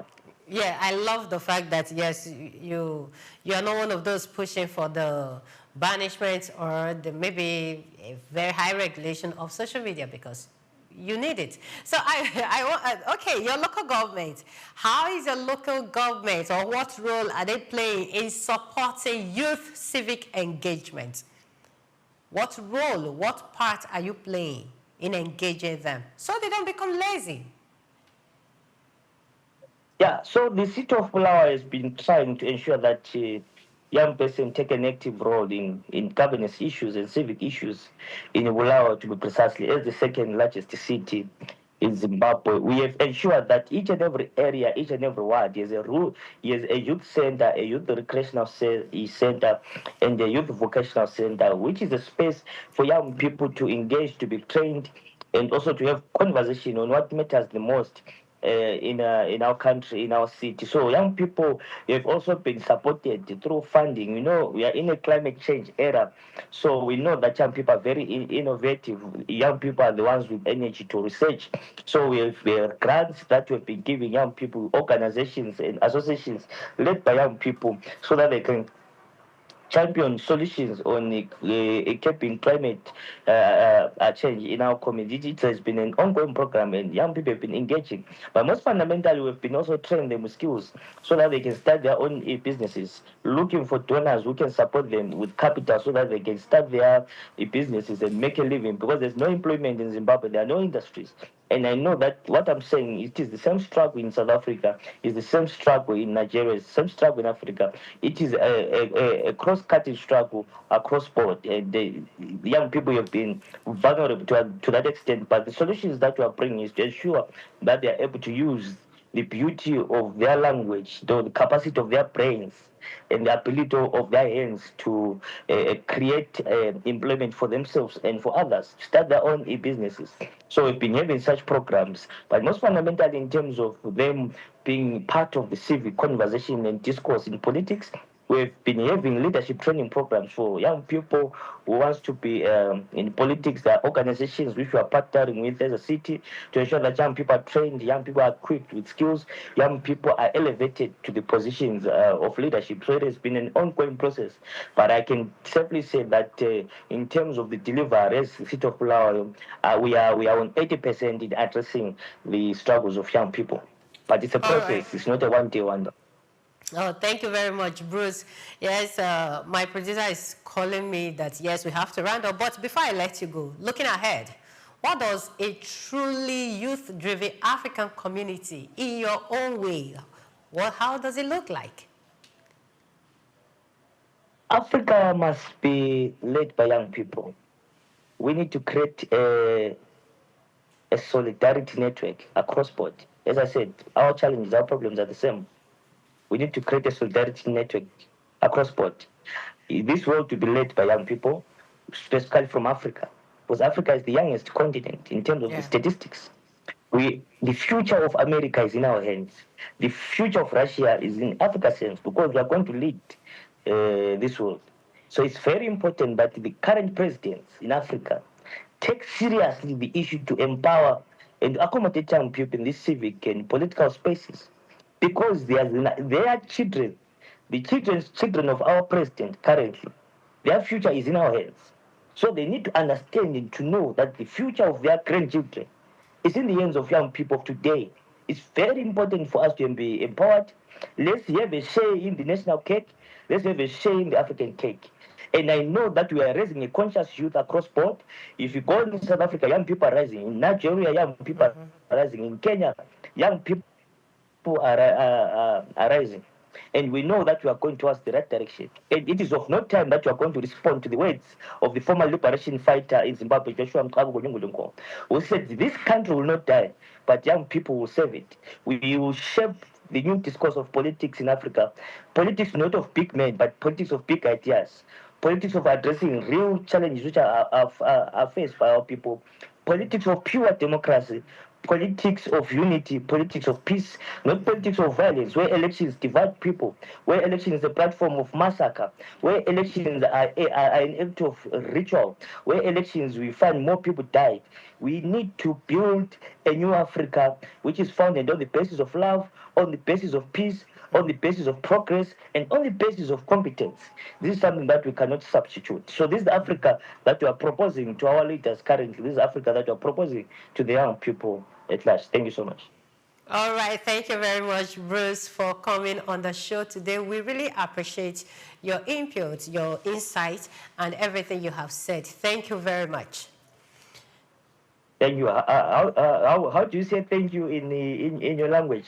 Yes, I'm actually Weno Biro in my dialect as an Urobo girl from Delta State.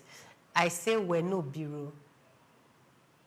Okay. Okay, but this is Just Africa, and this is my show right now. You are my guests. So, being Just Africa, I don't know what you speak. What's the dialect in Zimbabwe? What do you speak? There's Ndebele and there's Shona. Okay. So which one do you speak? Shona? Both. I speak both. But my language is Ndebele, yeah. So I pick Shona. So you're going to use Shona to tell your fans, your followers, or your community, your world people, you're going to speak your dialect and tell them to keep watching SOUQ News Television, and they should subscribe to the Just Africa show. Over to you. Thank you so much. This is what I would do. Ndichaita zvozvo vanhu vemuzimbabwe vanhu vemukurumane Bulawayo Harare, please follow my page irori, musubscribe, mufollow, muise my likes, nemafire emoji titotenda. Yeah, you actually infused little English there, but it's okay. It's okay. It's allowed. Once again, thank you, Bruce, for coming on the show. Thank you so much. Thank you so much. Stay blessed. All right. Africa's future won't be built in silence or on the sidelines. It will be shaped by young people who show up, speak up, and stay engaged, not just during elections, but in everyday community life. Civic engagement isn't noise. It's nation building in motion. When youth are trusted, equipped, and included, communities don't just grow, they transform. The question now isn't whether young Africans are ready to lead, but whether our systems are ready to listen. Until next time, this is Just Africa, where the continent's future is not just discussed, but imagined and demanded. Thank you very much for watching. Do it to follow us on all our social media platforms at SOUQ News Television and subscribe to the Just Africa show on our YouTube channel. I am Omeve Idolo. Thank you for watching.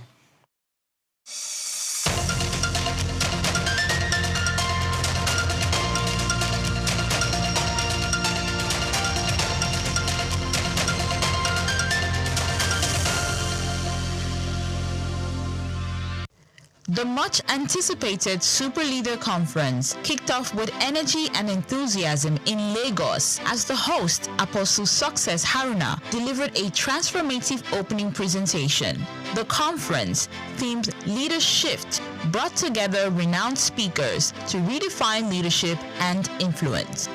The first speaker set the tone, emphasizing the essence of a super leader, one who communicates effectively, provides resources, recognizes both the strengths and weaknesses of others, and supports them rather than feeling insecure. He also highlighted team building as a critical component of leadership. One of the factors is because our marriage is a beautiful marriage for 17 years. So we have been able to model what a good marriage is to the people. Speaking, I have up to 16 people, 14 to 16 people living in my house. It has been so from the day one of our marriage. They've never heard our voice. 17 years together as husband and wife. They've never seen us scream at each other. They've never seen us fight. They've never seen us argue, and they're hearing our voices outside. In 17 years of marriage, with the number, we have never had less than 10 people live with us from the day one of our marriage until this present moment. So what you model as a leader is easily communicated to your subject. That's where the second speaker, Emeka Anselm, stressed that leadership is not about appointment or selection, but about direction. He illustrated this with an analogy. You've created freedom to learn other things. See, my son is going to learn again while others teach. When he comes back on top again. Right? Transfer yourself in people so they can take up tasks for you.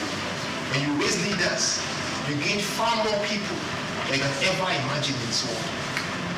Raise leaders, transfer your values, your nature, your culture into people. This is so important. This is so important. One of the ways by which we become an effective leader. Productive. Produce people after your kind. That's what God even commanded. Produce people after what? Produce after what? According to him, effective leadership attracts followership by sustaining the interest of those who believe in and depend on a leader's vision. He emphasized vision, uniqueness, innovation, and creativity as core pillars of leadership. Adding a touch of humor and engagement, the third speaker, Ambassador Victor Walsh Oluwafemi, led participants in a brief exercise before moving into his presentation. He focused on leadership as influence, referencing key individuals who have impacted lives in diverse ways. He reminded participants that learning and education comes at a cost, making the convener's fee gesture invaluable. And I grabbed that message that leadership is influence. Yeah. You can influence people either positively or negatively. And the question I ask people that what has been your influence? What have you been able to do in people's life? Are you able to influence them positively or negatively? I mean, many of us do this a lot. The role of social media. That people as a leader, you need to be conscious of how you portray yourself on social media, right? That's why I went to that handsome man, uncomfortable. Again, you know, social media has revolutionized leadership influence. However, it must be managed wisely. So we see some crazy set of very young boys coming from Malawi, and some of just come and say, I'm a coach. Of influence. He also advised leaders to be strategic, particularly in the use of social media, emphasizing the importance of knowing when to.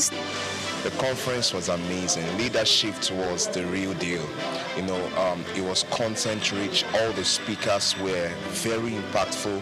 The points were, very, very valid and practicable. So it was a very big one for me. I'm so grateful I'm here today. This is the best use of my time today. Let's realize that to be a leader, a true leader, you have to show your followers what you want them to do. You share your vision with them and also do the work. Let them see what you're doing. They'll be able to replicate. Basically, for me, is emotional intelligence in influence, in influencing people. So it's so profound for me, and I'm taking that back into my space. The third speaker, he got to identify some types of leaders, and one of them was a transformational leader. That was really awesome. I'd like to be a transformational leader, one that leads and then leave a mark when I'm gone. Yes. And reassess. The conference wrapped up.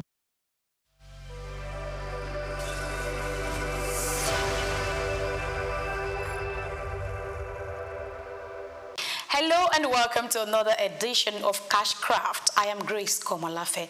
Today I have for you something that really looks ordinary, but it's more than how some people perceive it.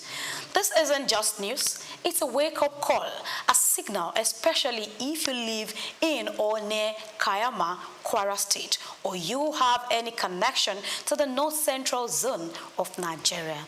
According to reports, the Kwara State Shell Butter Factory in Kayama is projected to create 10,000 direct and indirect jobs, officially confirmed by the Commissioner for Agriculture and Rural Development, Dr. Afiz Alabi. Now, this news isn't meant to bore you. It's a flashlight revealing something you need to tap into. Don't sleep on Shell butter, and you ask me why. That's because this is not just a skincare ingredient. It is a multi-million-dollar global commodity, and it starts from the word shell 3. Shell butter is a natural fat extracted from the nut of the African shell 3, Vitellaria paradoxa, native to the savanna belt of West Africa. It's rich in vitamins A and E, packed with essential fatty acids, and used in skincare and cosmetics, cream, balms, soaps, hair products, pharmaceuticals, chocolate industry as cocoa butter substitute.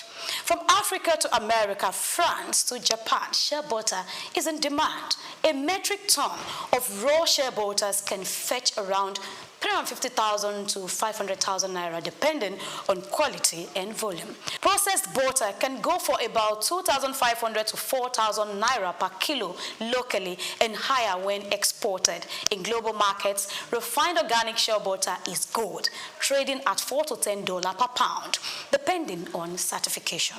Nigeria is the world's largest producer of shea nuts, yet we are not making nearly enough from it yet. Are you still thinking it's a job not fit for you? Perhaps that's pride. Yeah, but here is the reality. Anyone can go into this, male or female, young or old, educated or not. It's not about the job title, it's about your operational model. Now let's take a look at ways to tap into the shea butter business. 1. Shea nut collection and selling. If you live near wild shea trees, you can gather and sell nuts in bulk to processors or exporters. 2. Local processing and packaging. With basic training and equipment, you can extract and sell raw shea butter to traders, beauty salons, or markets. 3. Skincare line startup. Infuse shea butter into soaps, body butters, hair food, lip balms. Brand it, sell online or offline. Let's go to 4. If you are thinking export, then join cooperatives or secure necessary certifications like NOP Organic, fair trade or ECO-SAT to export high-value shea butter. Now we move to 5, value chain services. Offer drying, logistics, aggregation, quality testing, or training services in rural communities. If you are in Kwara and ignoring this, then you are sleeping on what could become your ticket out of poverty or your ladder to wealth. Kayama is becoming a hub, and the government is backing it with infrastructure and policy support. So why miss out? While this is not a professional advice, remember to do these things to get started. 1, join a shea producer cooperative. Example, National Shea Products Association of Nigeria. You can search for a whole lot of them. Attend local trainings, workshops, often supported by NGOs and donor agencies.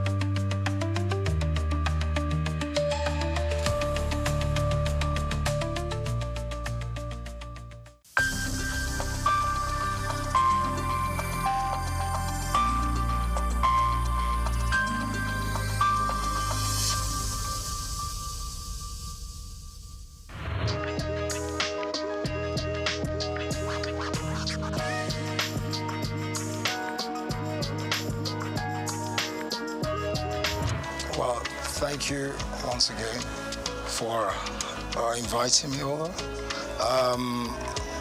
What would I say? Just doing a lot of wonderful things all over the world, working towards development of humanity in the areas of most especially sports development, football management, football administration, and other businesses I'm involved in. So that's what I've been up to.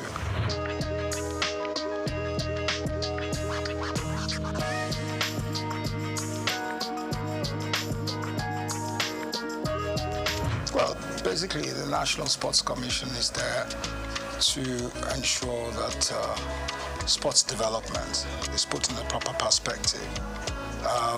There are a lot of papers, a lot of policy papers, a lot of things that have been put in place. So they need to go into it, look at it, and structure something positive out for the development of sports in the country. I'm sure they have all what it takes to do it, and the zeal and the power to go ahead and put those things in place. So that's basically what they need to do. How the implementation is key. And I know, well, one way or the other, they should have the wherewithal to do it. So I wish them all the best.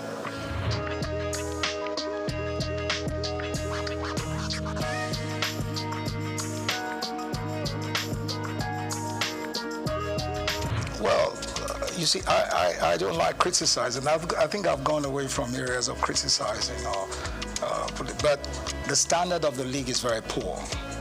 And they have to put all efforts together to improve on the league. Also the technicalities of the game, the manpower. We have to, we're still doing what we practiced 15 to 10 years ago. So it's not changed. So all those things have to change. We have to go away from the mediocre ways of running the game and putting more investment in development of the game itself.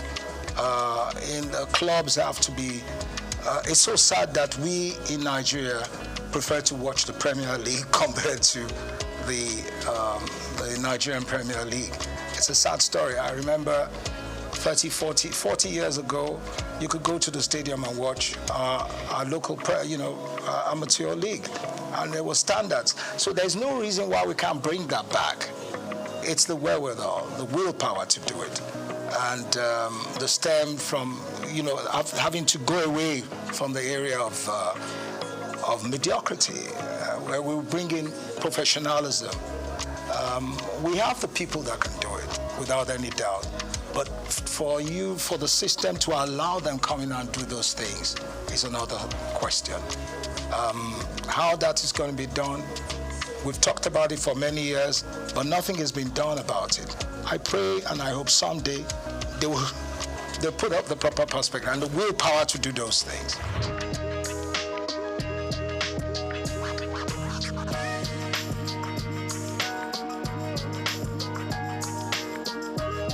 When it comes to grassroots football, we really have to start with kids from a very early age. We must have we have to start with them from age 5 to 16, to 18, to 20. So you have to have a sequence, a system where you build around from the very younger ones, and you have a uniform structure. Number one, we have to identify the kind of football we want to play in Nigeria, our type of football, our ethos, what we want to play. And then we can now imbibe that, put it in our kids from a very early age. So from age 5, you go under 5 to under 8, under 8 to under 12, under 12 to under 16, under 16 to under 18. You have those structures in place. And it's spread around the nation. Now, where it's not the under 5 or under 18 where you put a 20-year-old or 25-year-old. We have to have a system where those kids are registered and we can monitor them from a very early age. You understand me? Where we don't cheat, where we bring in the right age and we train them to perform at different age group levels. And going into from there and then going into the national sides, so we can start playing the under 10, under 15, or under 16, under 18. You understand me? So those structures have to be in place, which we don't have today. There must be uniformity. You understand? So if we can do that in the future, we will progress. But there must be a system in place. We must have coaches that have been trained to work with the kids from that very early age. And those coaches are trained within the system, within the Nigerian Football Federation, and then they're sent out to work with those children all over the nation. The football academies we have today are only out to sell players. You understand me? So what I'm saying here is where we have, I'm not saying academies shouldn't sell players or not. Those players in the academies, if we have uniformity, should be playing in the league. And then we must have a cap where we say, look, until you're a certain age, you can't leave the country. You must play in that league because we've invested in you. We've invested in those kids. So maybe they will have to play till they're 20 or 18 or 19 where they can now go out, you understand, to play abroad. But there must be a structure in place. And there must be laws guiding it. That's the only way we can excel.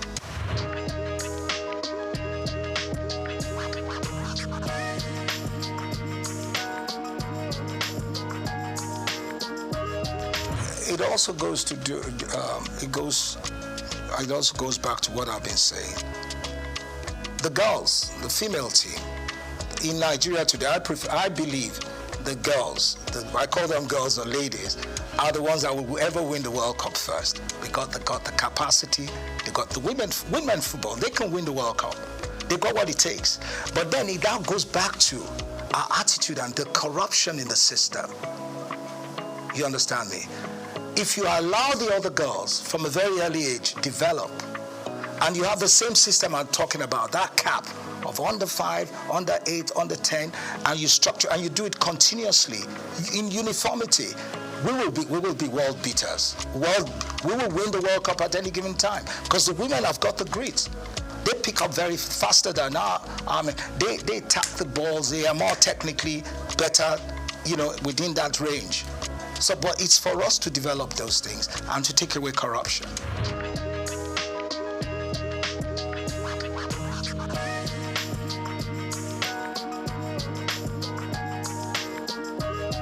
First, when we talk about indigenous coaches, what coaches do we have? You see, if you don't have a competitive league, a highly professional league, how do you want to get good coaches? You can't get good coaches. The coaches, it's not that we don't have the capacity to build good coaches. We have a lot of talents in this country that can be world beaters, that could be top coaches. I talk to young stars. Young stars will talk to you about the technicality of the game. They're very bright. Even my son, when he talks to me about football, I think he knows the game better than I do today. The technicalities of the game, you understand me? The formations, how players play back and forth. It's because you've given them the exposure. And we need to give our young stars that exposure. We need to develop them. That's what we're not doing. We have to invest in them. But for now, we have not done that. And what we're doing today is those bunch of coaches we have are not good enough to run the national team at that level of competition. I have one or two of them in America that are sound, they're there. But how many of them can you bring into the system? You understand me? Our local coaches, we need National Institute of Sports. Now, please, let's forget about the National Institute of Sports. That I use a word has been alamalized. That's a very poor system. It has nothing. We have nothing there. I'm serious. I'm not running anything. Our National Sports Institute is a disgrace. So we shouldn't be talking about that. Yeah. If you want to talk about a National Sports Institute, and you go to Australia and other countries, and you see what it is. You see the standards. We don't have those things. Ours is archaic. Is it beyond redemption? There's nothing beyond redemption. It can be, we can work on it. We can develop it. We just have a time frame, work around it. See, there's nothing we cannot do in this country. We got everything possible to do it. It's the wherewithal. Do we have that mindset to do it? Are we ready for it? Those are the things we have to look at. Or do we want to continue with our mediocrity?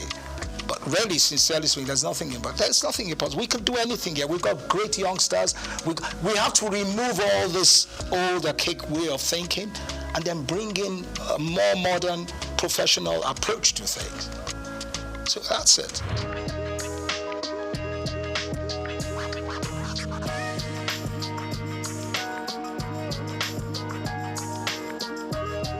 The media is one of the most corrupt anyway, I'm sorry to say. The sports media and all that, the sports writers. I worked in the system, I know how corrupt they are. Majority of them are corrupt. I'm saying it. They can challenge me, but it's the truth.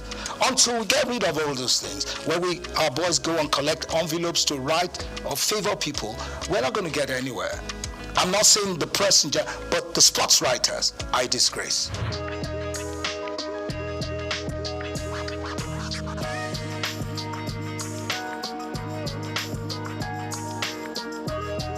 See, the supporters club is not going to do anything or develop football. This is just to travel, get things. Oh, it's fine. It's good to have fans. But what has that got to do with football development? Nothing. Supporters club is not going to do anything. They're playing their own politics. You understand me? They want to travel. That's it. Travel around the world, do things. But is that part of football development?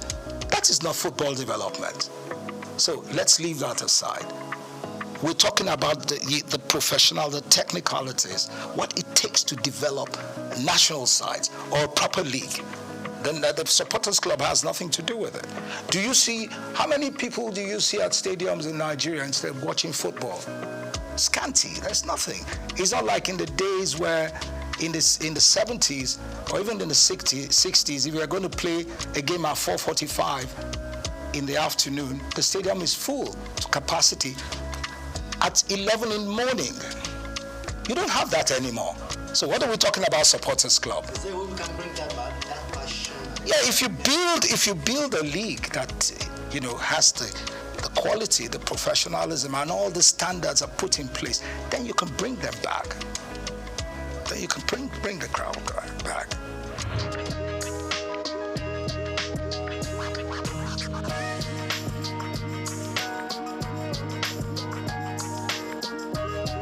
I think it's very unfair to call it lesser sports. All sports are tops.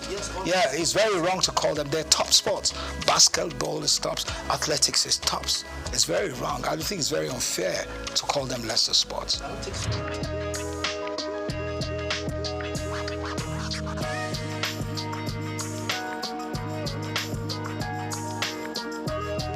See, bottom line is the politics, the greed. You understand me? We have top talented basketball players all over the world. We could put them together. It's all about management. It's all about commitment. But you don't have those things there. It's about myself. It's all about self-aggrandization. What do I get from this? It's all about what do we do to build these teams or these athletes to be world beaters. Do you understand me? So you're not going to get anything out of it. You will never. It's the bottom line. You'll never ever get anything. So you'll always have factions, you'll always have people fighting. Why do you fight for what? If you can collectively come together to build a system, a structure for basketball, for example, because the girls are tops, they can perform, they can do far better than where they are today. I always tell you, the female teams in Nigeria will always excel in athletics, in basketball and all that. Our male are a bit arrogant and clunky in doing things, but the ladies are always more committed. They've got what it takes, but they need good management. It's not that the men can't do it too, the men can do it, but it all also evolves with good management. Taking away politics, taking away greed, not a situation where a coach is collecting money from a player to put a player in the team, or a member of the football association fighting for their children or family to play in the national team, or a member of government is asking someone to put their kids in the team. No, that's not it. Where is the nationalism? Where's that patriotism? Patriotism. I don't care where you come from. If you're good, you're good. If you're better than my own people, then my own people have to sit down and you let them, the others that can perform. Where would you have quota system in football? Where's that done? Do you understand me? So we have a lot of issues we need to resolve.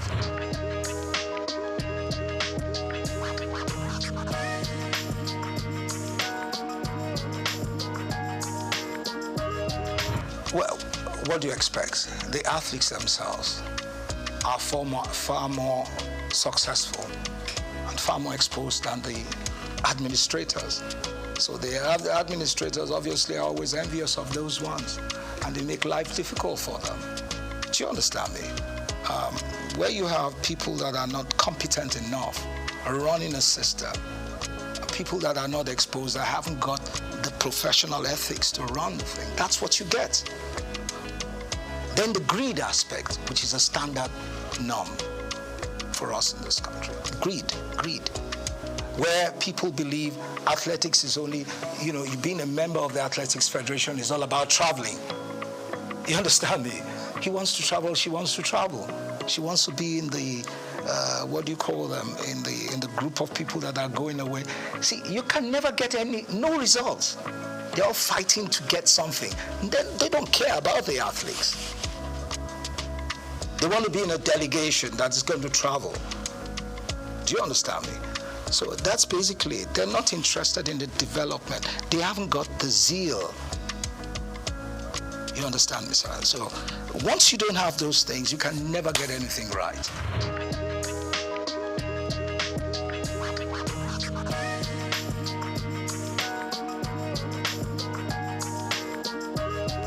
Yeah, the private sector is one. The cricket has more because, government involvement is not as, I think you have more of the private people, interested private people that have gone to schools, top schools, that played cricket in those days. Those are the ones that are promoting cricket. So you're going to get results, you understand me? Because they're far more exposed, they understand what it takes. So the commitment is there. They're using their own funds to push, to develop the game. You understand sports. So that's why cricket is picking up.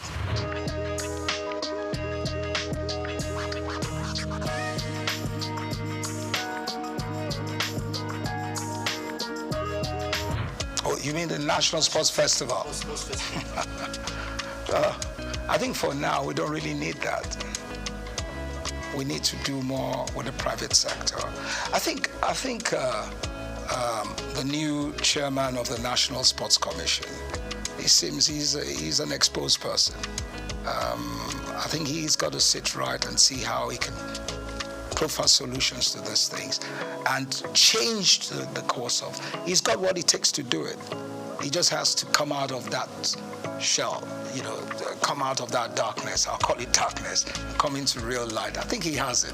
But National Sports Festival, I don't think we're ready. We really need that now. We need to do more with youth development programs.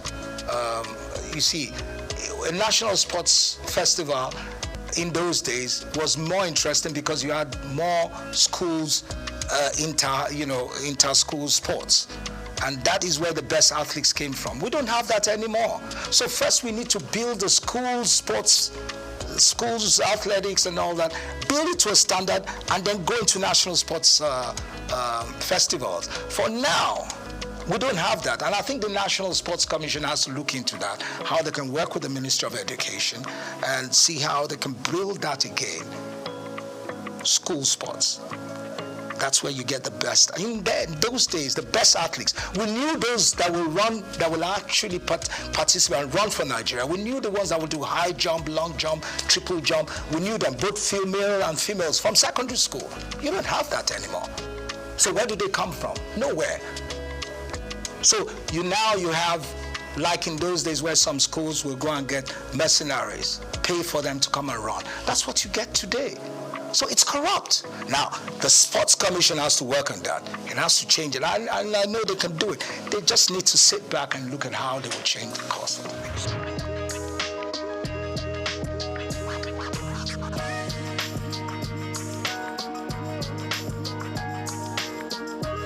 If you want to unite Nigeria with good sports, then you got to give them good results, good teams that can perform.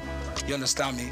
In the process of winning competitions, or they have a team, or they have teams that have got the quality that can move the nation, then you unite. Everybody wants to watch good football. Everybody wants to see a great athlete running. You want to see a good high jumper performing at the best. When you see that, it draws everybody together. If you have a good national team that plays excellent football, Look, Nigeria, when you look at our team, the 94 team, we were the 5th in world ranking. You were talking about ranking, which I don't really. When we really had a good ranking, we were number 5 in the world. The 94 team was number 5. The World Cup 94, we were rated as the 5th best team in the world. And you look at the style of football we played. We developed our own style of football, took it to the world, and we were respected. We don't do that anymore. We have to have an identity. You understand me? Our footballers are not the best. We're good, we're very athletic, we're strong, we're physical. You understand me? We've got to build that kind of football. We are not as technical when it comes to techniques and all that, like the Europeans. But when it comes to the physicality, you understand me, we're better. When it comes to the physicality, the mental strength, we have it. So you have to build around that. You're putting a bit of technical things there, but the main issues is we got to have the muscles, the strength to run any team down. That's the kind of football we should play. We're playing lazy football now. We have to play what we played then, where we run any team down. We can play 2-3 hours non-stop. We never get tired. We don't have that anymore. We can even string passes. We can't play 2 against 4, 3 against. We don't do it anymore. We're lazy. It's not only the coach. Yeah, the coach and then the association, the federation. They don't have a vision. You have to know what you want to present to the world. It's like any other top team in the world. In Real Madrid, Barcelona, they have their own type ethos, their own style of football. And this is what they sell to the world. We don't even know what we're doing. We have to have what it takes to sell to the world. This is what we want to do. This is how we can perform. This is a style we're going to play. And that style we believe in. And then we build the youngsters from very early to play that same type of football. We have the manual that we can work with. Uniformity. Simple. That's it.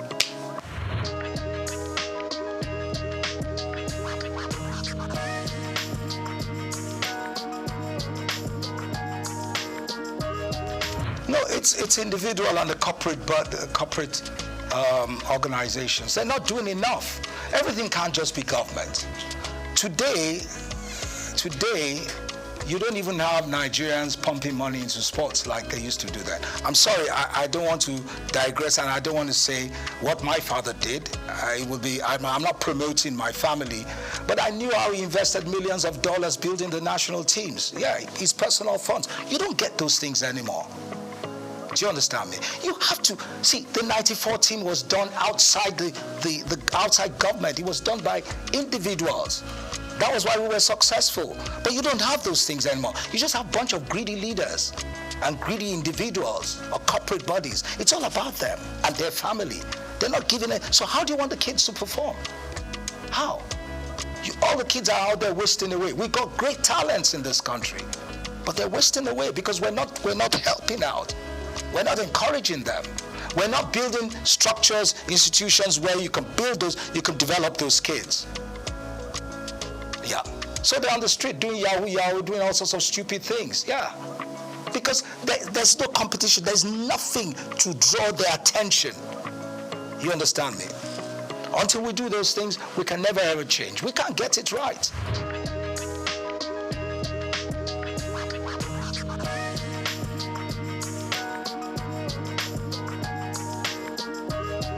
Yeah, well, for me, I don't see any difference for me, whatever you give to the female teams, you also give to the seniors, to men. Because our team, our female team, at the world ranking today, we're tops, we're recognized. So you have to also allow, but for men, anywhere in the world, men always have an advantage. But doesn't mean the disparity should be so much. You give the ladies, I remember, when I was the FA chairman, I remember once the female team was in camp, and we went there in Ota. When we found out what they were earning, it was disgraceful. It couldn't even buy their, I'm sorry to say that, what you ladies use, your pads, you couldn't even buy it. I had to tell them, these are women. Why are you treating them like rubbish? They have to be looked after. Because they're going to need more of those systems because you have more wastage than men. Don't let me go into what I'm saying, but I understand. So the women have to be well taken care of. Yeah, simple. So you've got to give them what it takes. Strike a balance. You have to strike a balance.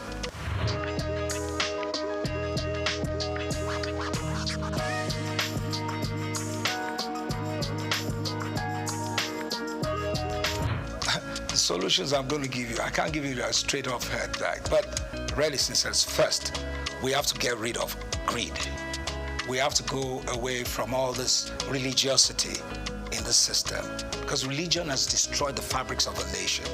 See, being a Christian or a Muslim or whatever doesn't mean you've got to cheat people or lie to people or not show love. You understand me? Or the religious, when I come to religion, the churches, the institutions we have today are not developing education. There must be uniformity in education. They're not developing education. Education is key. But you know what we have today? Half-baked educated youths. Half-baked. And that's the worst you can ever have. And that is key in anything we do. First, to have good leaders, well-structured. In Germany, in Europe, and now, the kids that go to the best universities, some kids are developed, they're built up to be top civil servants. So they go to Oxford, they go to Cambridge, they become top politicians. Then you have the ones that will become big and top engineers and they go to certain universities. All those things are structured. We had it before in the past. It's gone. We've got to find the way. It's not about just giving licenses to universities. But for me, the foundation, education, is very key. When you have half-baked youths, and you have half-baked leaders that haven't got that structure in place, that proper education, they can never excel. What are you going to tell them? They will never get it right. So that's very key. Now, when you talk about policies, who are the ones that are going to put the policy papers together if they're half-baked? Because you need policy papers, you need to have a better understanding of your environment, of the society. You have to have a better understanding of how the society will grow. So if you don't have that in mind, you can never develop. So you need those things to make the nation change. I'm just giving it in a nutshell.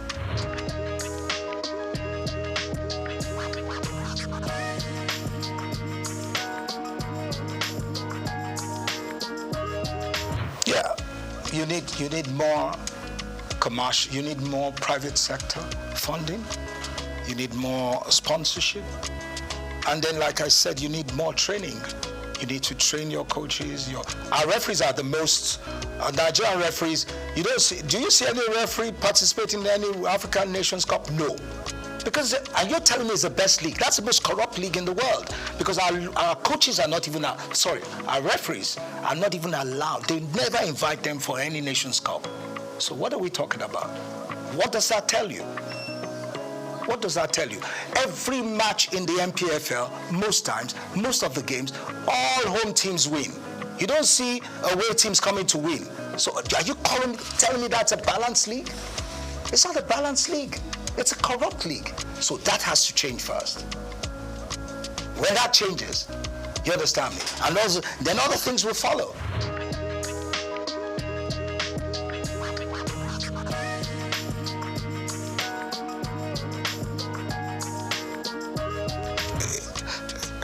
You see, you have the National Olympic Committee that is run, by the private sector and government. Now you need to get the right people in the private sector to come in there to work with some people in government, people that have got the wherewithal, that got the financial muscle and the commitment to do those things.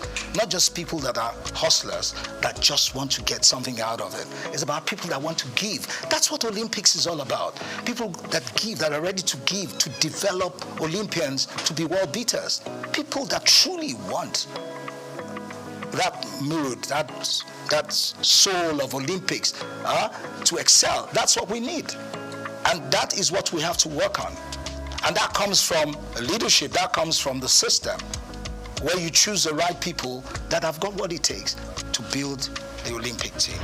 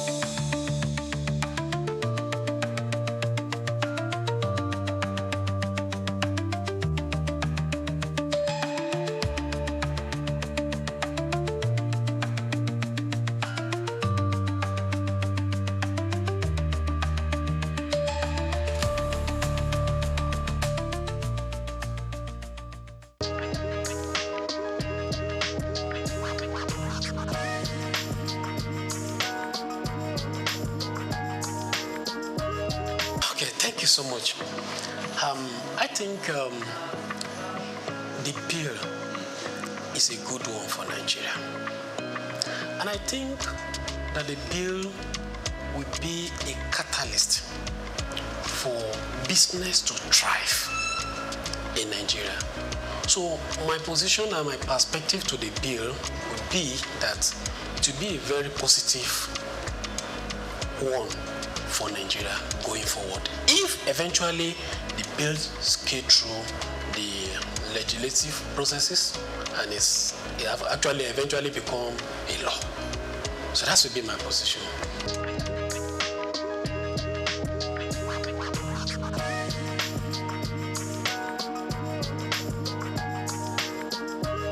Thank you. Yeah, the bill will help business in different areas. Let me mention, for instance, the payee is part of cost for a business. It's part of staff cost. And for especially small businesses, which are the major backbone of the economy, the bill is proposing a reduction, that is proposing tax exemption for some category of lower staff cadre, which in essence is a cost reduction for businesses. So by that, it will help the business to thrive. Also, many people will come, by virtue of that, employ more people, which will bring a robust activity for the economy. And at the same time, there's some category of people that their tax will also be reduced compared to what is currently in operation. So it is a positive atmosphere for business. And when you look at it from the perspective of VAT too, you also see that there's going to be zero tax on some product. There's also going to be a tax exempt on some products, especially for masses, people, low income earner. So some certain products, they're going to be exemption. There's some certain product that's going to be zero tax related. So by that, it will bring a more robust business activity. So by it, and then it will have positive effect on business and economy in general.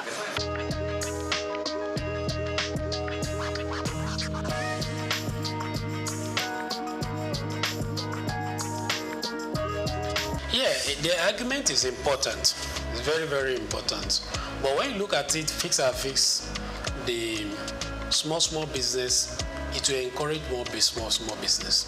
And also, even the 50 million turnover is not a small thing for business, though it is still small relatively to the economic activity. But it is a plus, right? And again, for business that their activity are more than 50 million, then it's good that they should pay tax and contribute little as company income tax back to the economy. Now, if their taxes are used judiciously, then it will bring more infrastructure to the economy. Then there will be development in the country. Then we'll also be able to look at the advanced country. We envy them, we look at them that there are infrastructures in places, then these things are not cheap. They are not cheap. So, but the main focus for now is that is in a positive trend. It's a positive trend. I encourage that the bill should be passed and the implementation then should be followed so that it will bring a positive effect to the economic generally and the business will thrive going forward.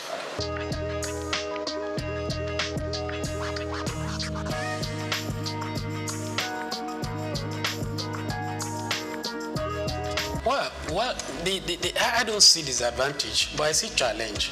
Okay. Yeah, one of the things is that naturally, human beings were adverse to change.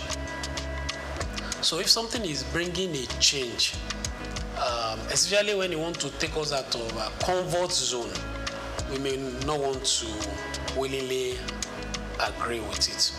But for me, I think the positive and the benefits outweigh whatever probably challenge or the disadvantage we may envisage. So I still strongly believe that the bill is in the right direction for us.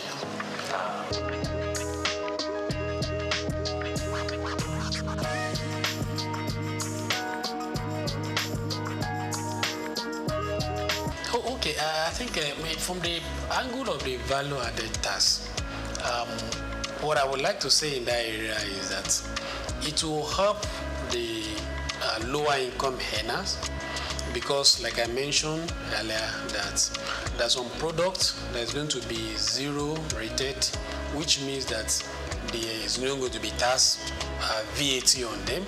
There are some that are totally tax VAT exempted. So, which means that, and these products, they are products that are commonly, they are everybody really, but more of a masses low-income earner will not, with the VAT that will have been paid on it will have been an impact on them, then it's taking off. So I think from that perspective is also a good and a welcome one. And it compared to what was proposed before, a general increase in the VAT rate across board. So this one is narrow it down to a particular area.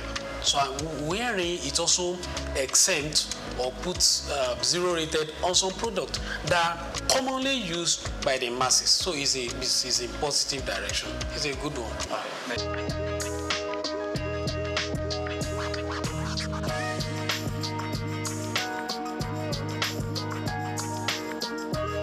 Yeah, okay.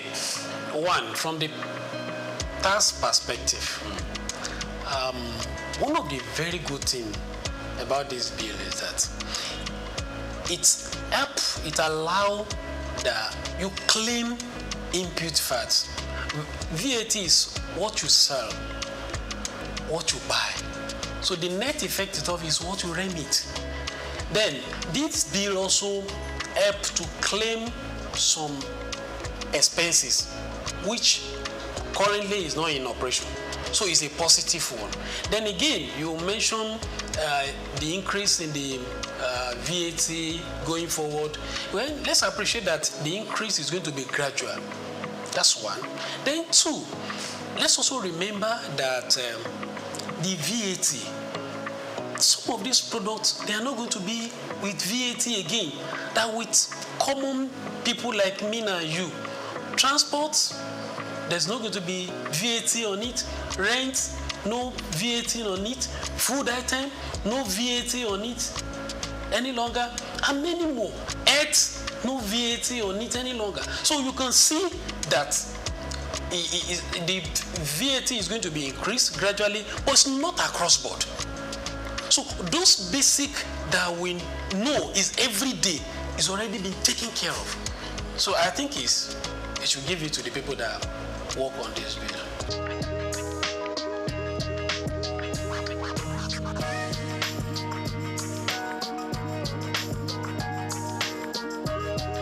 Okay, thank you so much for that angle and the question. I want to say that Federal Inland Revenue Services, they are really trying. And I can tell you, there's no system that doesn't have its own challenge. But FRS, they are trying. And they are moving from those days of Alanok. Now we have tax promise. You can do your filing right from the comfort of your office. You don't need to visit their office except there is a challenge. Right? So they are doing well, but they are not yet at the best. So, and there is room for improvement. They are already deploying technology. So what they need to do is to scale up and up to the task. But currently, they are doing well. So they just need to improve.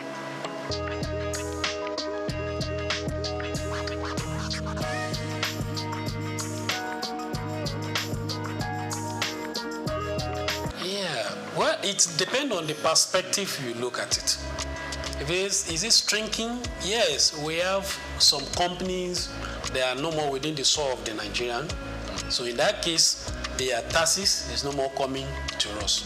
But again, look at other businesses that are springing forth. So definitely those are coming to the tax net. And then again, there are some companies that are not, businesses that are not in tax net. So through the use of technologies by FRS, they're already bringing them to tax net. So the tax net is increasing. So the net effect of it, you can say, is increasing. Though we have some that are leaving the south of Nigeria. So net effect of it, the tax net is increasing. Because we have people that businesses that are coming to Nigeria, and we have people that are businesses that are already in Nigeria, but they are not in tax net, but they are already bringing them to tax net. So it's like they are looking at perspective of increasing the threshold from 25 million to 50 million, as the case may be. Yeah. So are they saying that government should also still be taxing 25 million threshold? So we should applaud the bill that give opportunity for businesses that their threshold is less than 50 million, as the case may be. So, but from that angle, if you are looking at it that the business is shrinking, I don't see from that angle. I see from the angle of if the business is doing well and you are not to pay tax, right? Then your business is becoming robust, then you exceed the 50 million threshold, then you also come back to the tax to be paid. So it's a way of giving boost to the business. And by the time the business is doing well beyond that threshold, then they'll be able to give back to the society. So it's a win-win situation. It's like giving a kind of relief to a business for them to thrive. And when they become better, doing well, then it's an encouragement to business, which they will also come to the net after that. So it's a good one.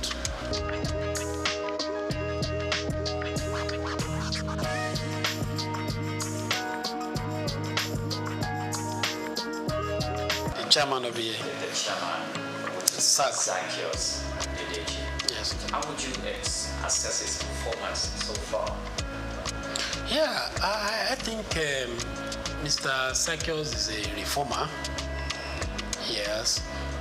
Looking at the step he has taken after assuming the office, and I also see that he's somebody that is listening. He has a close relationship with the former chairman of FRS. Probably he has learned some of things from him, challenges that he faced when he was there. So I think he's helping the current chairman. And if you look at the revenue they are getting, they are meeting up with the target. And at the same time, if you look at the staff, I don't see much of issues, challenges within them. So those are the indices that you can look at from the performance of a leader. Look at the staff that is leading. Look at the target, the businesses also. Are they failing? So I think he's doing well, but he can do better.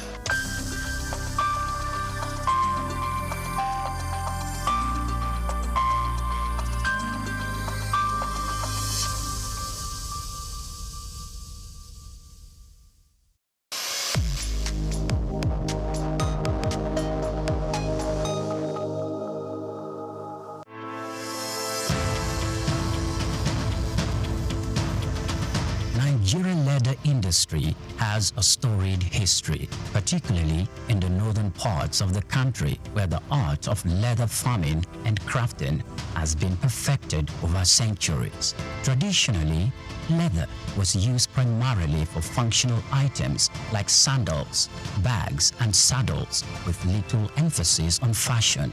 However, the narrative has changed drastically in recent years, as Nigerian leather has evolved from a utilitarian product to a symbol of luxury and high fashion.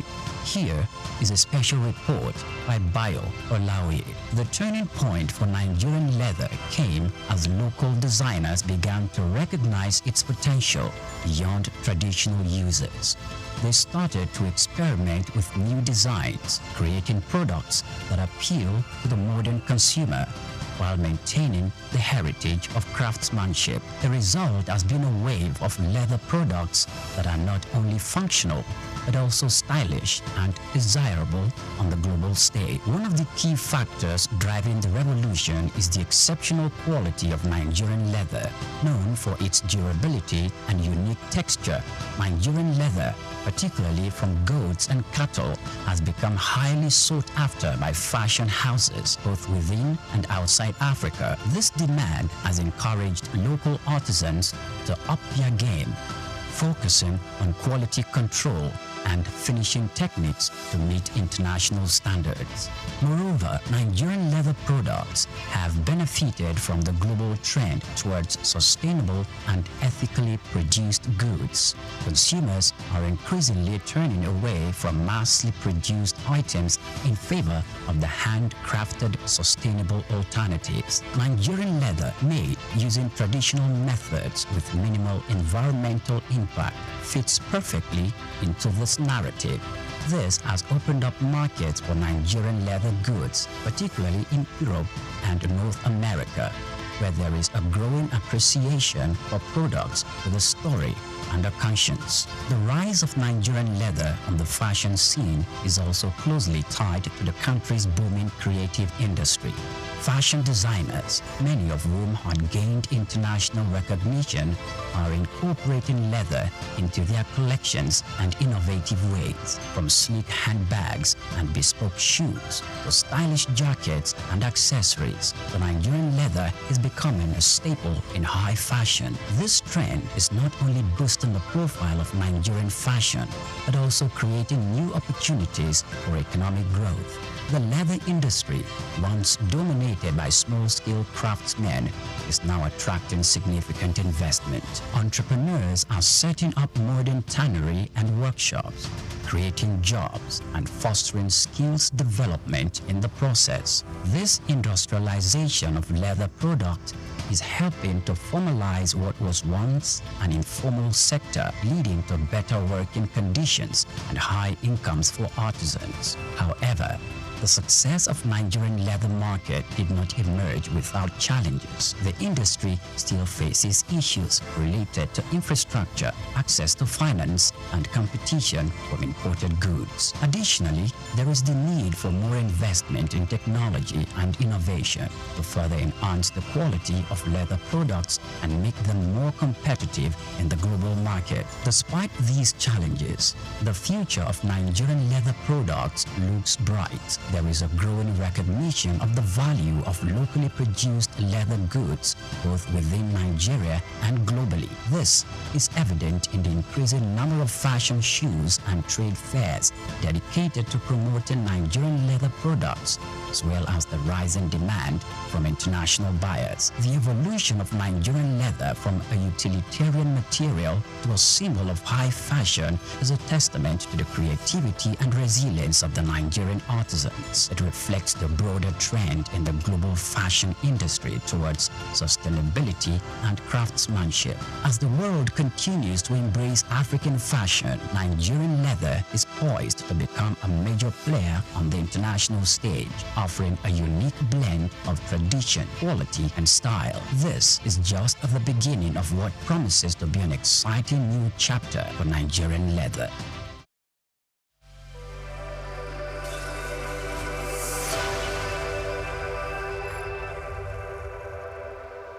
Welcome to Cash Crafts. My name is Grace Komolafe. In Nidra's agro space, palm kernel oil, PKO, is an underrated cash cow. Quiet, consistent, and massively profitable. Known for its wide use in the cosmetics, pharmaceutical, and food industries, PKO is extracted from palm kernels and is in the high demand, both locally and internationally. What What makes this venture truly attractive is its accessibility. With Nigeria being one of the largest producers of oil palm in the world, palm kernels are readily available, especially in states like Ondo, Edo, Imo, Delta, Cross River, and Akwa Ibom. And here is the kicker: nothing goes to waste. After extracting the oil, the cake left behind is sold as livestock feed. The shell, it fuels boilers or is sold to ceramic and brick industries. Every part of the process holds value. So, what makes PKO processing a powerful cash craft? High return on investment. You can process 1 ton of palm kernel to yield up to 400 liters of oil. Multiply that by market price, and you are looking at solid margins. Market demand. Soap manufacturers, beauty brands, bakeries, and exporters are always on the lookout for quality PKO. Side streams. Yes, palm kernel cake, PKC, is in demand in animal feed markets, and palm shell has commercial fuel value. Scalable startup. Begin with a mini expeller, 800 to 1.5 million naira, and scale as profits grow. If you're ready to dive in, here is what to consider. 1. The final role in the value chain. Processor.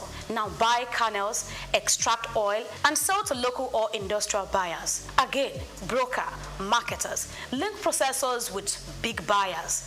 Earn by volume. Aggregator. Buy in bulk from rural producers. Clean and resell to processors. Moving to number 2. Set up your production. Machinery needed, that includes cracker, separator, kernel oil expeller, filter press. Yes, you need power source, diesel or electric motors. Just know your local power availability. Now, factory location, that's very important. Set up near kernel supply regions to reduce logistic costs. Now we go to 3, get quality supply and handle storage. Buy dry, well-preserved kernels. Avoid muddy or sour-smelling ones. Store in clean. Keep sacks away from moisture. And we'll move to 4, connect with buyers. Yes, you will need to connect with beauty and skincare industries. Shell butter plus PKO is equal to good. Also locate soap factories and bakeries. Now, sell via online platforms. You can connect to exporters.ng and B2B portals. We go to 5. Understand regulations and packaging. Ensure hygienic NAFDAC compliance packaging if selling to food and beauty firms. Learn the rules for local transportation or export standards. And finally, palm kernel oil processing is a low noise, high profit business with deep roots in Nigeria's agricultural economy. With the right tools, connections, and product quality, you could turn this natural resource into a thriving year-round business. I am Grace Komalafe. This isn't expert advice, but it's a wake-up call. Don't just think, do it. In this business, your vision, precision, and consistency will bring you the cash craft you seek. I'll see you again.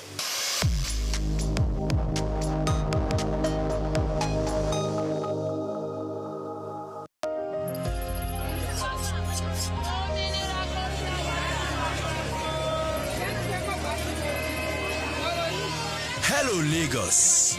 Make we yarn. Hello, boy, if this POS matter, don't pass your call. Person go swipe, alert no enter. Before you know it, jump. Wait, wetin really happen? Maybe you fake alert the warriors. Okay, so wanna listen, If you dey do POS business, no expose your alert. Hello, Ogbefi. They don't walk that bar road where they worry for our local government for years. This one sweet me, I no lie you. Because you know what? Development with the work, it deserve loudspeaker. Now why we dey here be that? For here, we know the abuse, we dey bring solution. My name, it is Ikechukwu Oyemike, aka Ogbefi Ishegwari. Make we yarn every weekday from 10 a.m. go reach 12 o'clock on Top the Eye 95.9 FM. Fellow Nigerians, Did you know that constituency and executive projects in your communities are not gifts from your legislators? They are projects sponsored by the legislators and funded by the federal government to improve your life and the lives of those around you.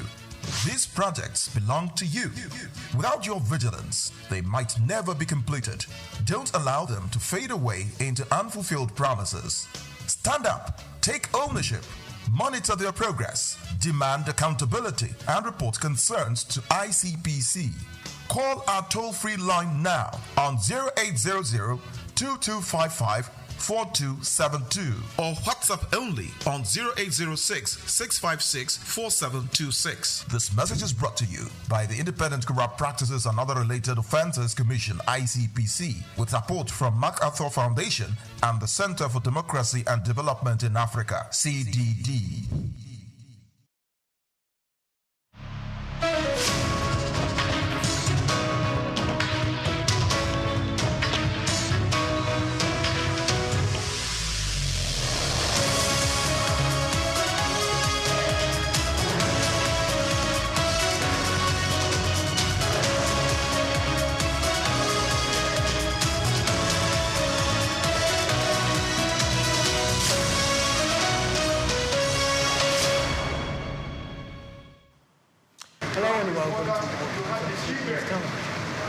From our studios in Lagos. I am Olumide Shokoya. Let's begin with today's top stories. Nigeria's crude oil output rises to 1.459 million barrels per day in January 2026, remaining Africa's top producer. Nigeria partners with Singapore and Tibet introducing 2-year AI deployment to boost skills and human capital. South Africa's beef exports drops 26% in 2025 due to China's ban amid foot and mouth disease outbreak. European Union leaders meet Thursday in Belgium to discuss protecting economic competitiveness amid global pressures from rivals. And in sport news, President Tinubu congratulated Nigerian descent SOUQ players on Super Bowl 60 victory, praising their pride and excellence. Stay tuned for details.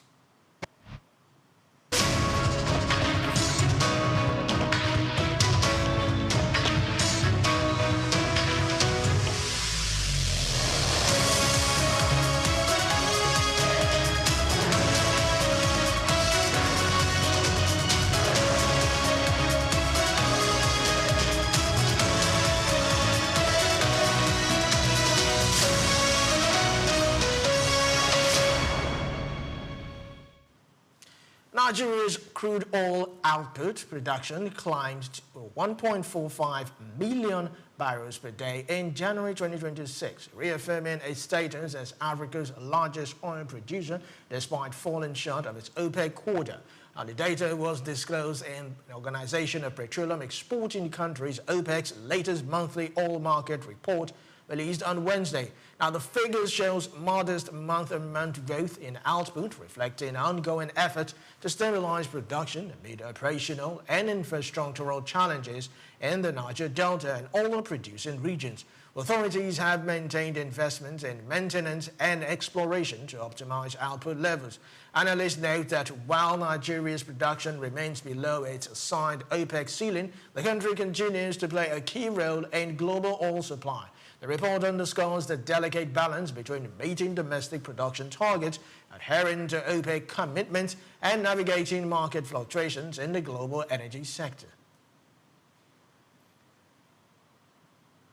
The National Identity Management Commission, NIMC, has announced plans to commence water-level enrollment for the National Identification Number, NIN, across Nigeria starting February 16, 2026. The initiative aims to expand registration access and ensure that all citizens can obtain their NIN at grassroots levels. NIMC disclosed the development in a statement released on Wednesday and signed by its head of communications, Kayode Adegoke. The rollout follows a presidential directive mandating the Commission to decentralize NIN registration and bring services closer to communities nationwide. Officials said the nationwide drive is part of broader efforts to strengthen national identity management, improve service delivery, and enhance citizens' access to social and economic opportunities. The Commission urged residents to participate actively and comply with registration requirements to benefit from government services tied to NIN verification. Nigeria recorded about $21 billion in capital importation in the first 10 months of 2025, a sharp rise from roughly $12 billion in 2024 on the $4 billion in 2023. The figures reflect a strong rebound in investor confidence and growing interest in the country's economic opportunities. Minister of Ministry, Trade and Investment, Dr. Jumoke Oduwole, disclosed the data on Wednesday while defending the ministry's 2026 budget proposal before the Joint House of Representatives Committee on Commerce in Abuja. She highlighted the upward trend in capital inflows as evidence of improved economic prospects and policy stability. Officials are speaking an upward review of the ministry's proposed 2.72 billion naira capital budget for 2026 to support initiatives aimed at sustaining investment growth. Analysts note that consistent reforms, improved regulatory frameworks, and targeted incentives have contributed to the surge in foreign capital into Nigeria. The federal government has announced plans to deepen collaborations with Singapore on technical and vocational education and training to vet, including the introduction of a 2-year diploma in artificial intelligence (AI) applications across Nigerian institutions.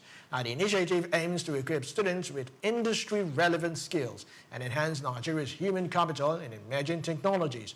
Minister of Education Dr. Maruf Tunji Alausa shared the update on X, noting that development follows his visit to Singapore last year. Officials say the program will align Nigerian TVET curricula with international standards, promote digital literacy, and foster innovation across key sectors of the economy. Experts say the partnership could accelerate workforce readiness, strengthen the formal TVET system, and support national and economic diversification. By integrating AI applications into vocational training, Nigeria seeks to build a competitive talent pipeline and position the country for growth in the global knowledge economy.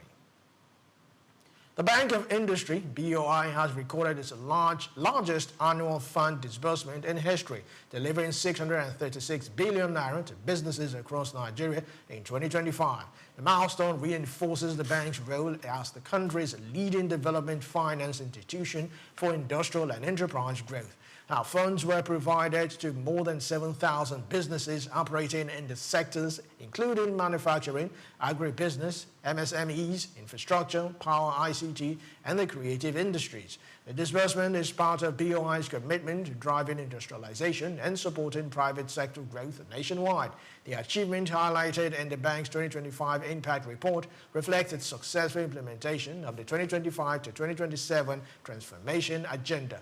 Key priorities include strengthening the balance sheet, improving operational efficiency, expanding access to long-term capital, and deploying financing aligned with the national economic and industrial development objectives. BOI officials said the performance demonstrates both strategy execution and scaling of operations for broader economic impact.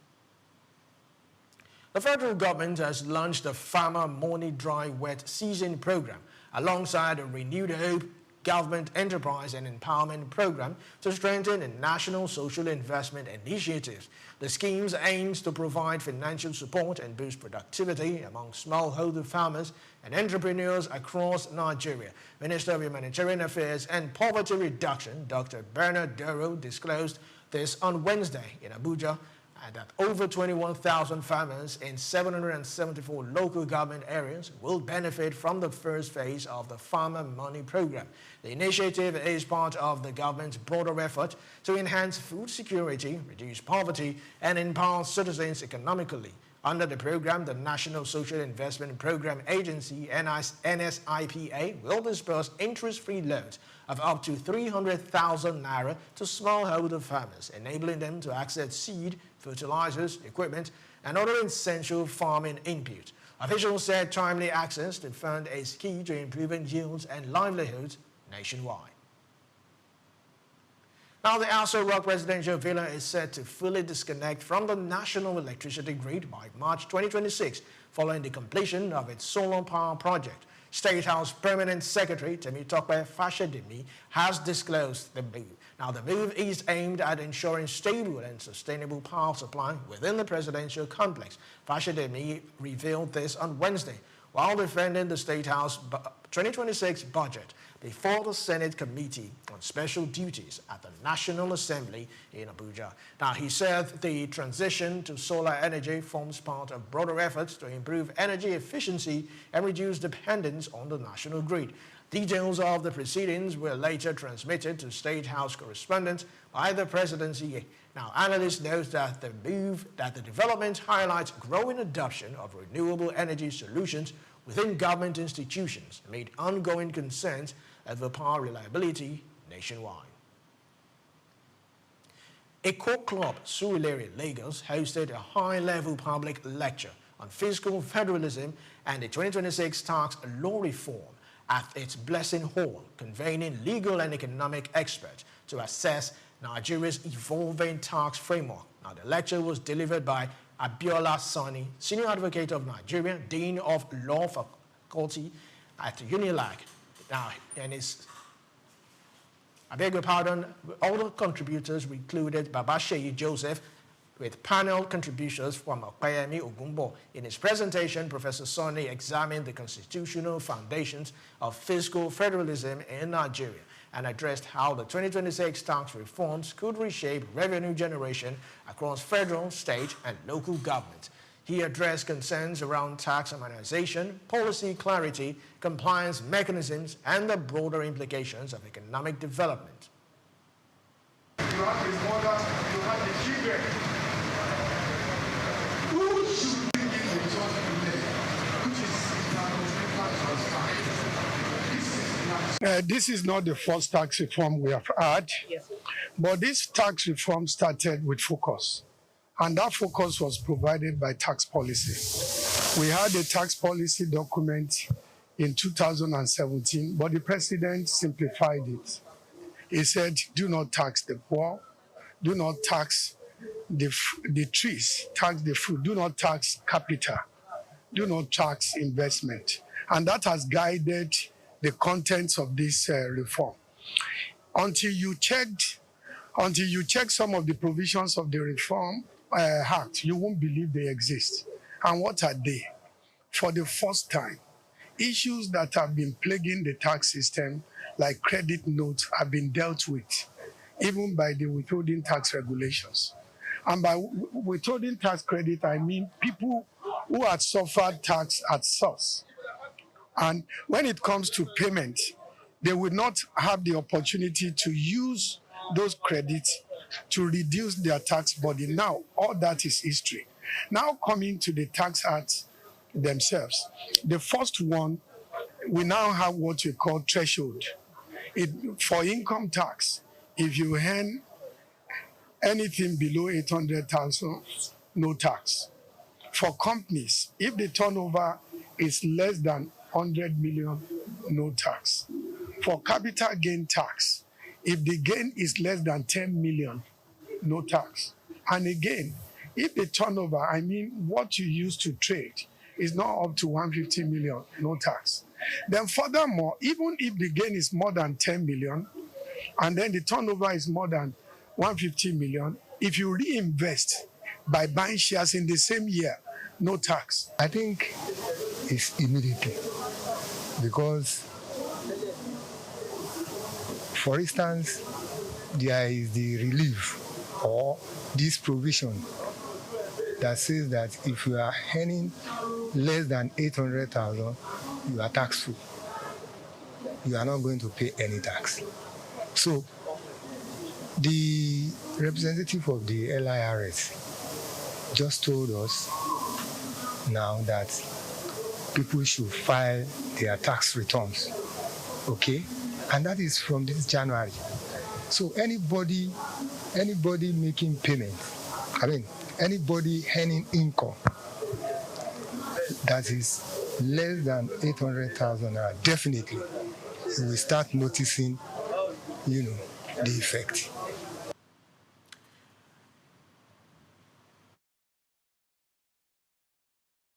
Now, the lecture underscored growing national conversations around fiscal autonomy, equitable revenue distributions, and sustainable public finance.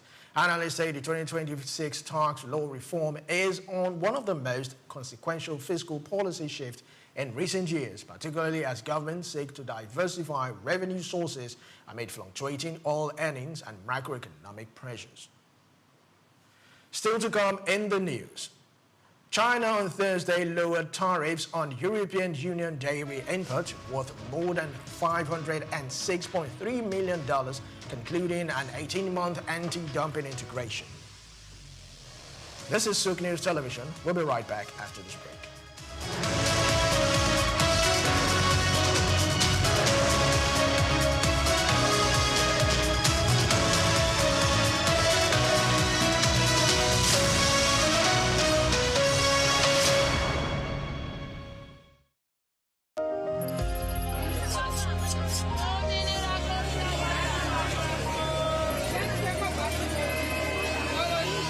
Hello, Lagos. Make we yarn. Hello, boy, if this POS matter, don't pass your code. Person go swipe, alert no enter. Before you know it, jump. Wait, wetin really happen? Maybe you fake alert the warriors. Okay, so wanna listen, If you dey do POS business, no expose your alert. Hello, Ogbuefi. They don't walk that bar road where they warrior for our local government for years. This one sweet me, I no lie you. Because you know why? Development with the work, it deserve loudspeaker. Now why we dey here be that? For here, we know the abuse, we dey bring solution. My name, it is Ikechukwu Uyemike, aka Ogbuefi Ishegwari. Make we yarn every weekday from 10 a.m. go to 12 o'clock on Top the Eye 95.9 FM. The National Theatre Igomu, built during the military regime of Olusegun Obasanjo and finished in the time for the Second World Festival of Black Arts and Culture, FESTAC, in 1977. The theatre holds amazing treasures and memories. The artworks fill everyone with pride. The National Arts Theatre is visible from the motorway which connects Lagos Island and the mainland. The National Theatre is packed with the artworks of a legendary contemporary Nigerian artist, stained glass walls by Yusuf Grillo, sculptures and murals by Lamidi Fakeye, Erabo Emopai, and many others.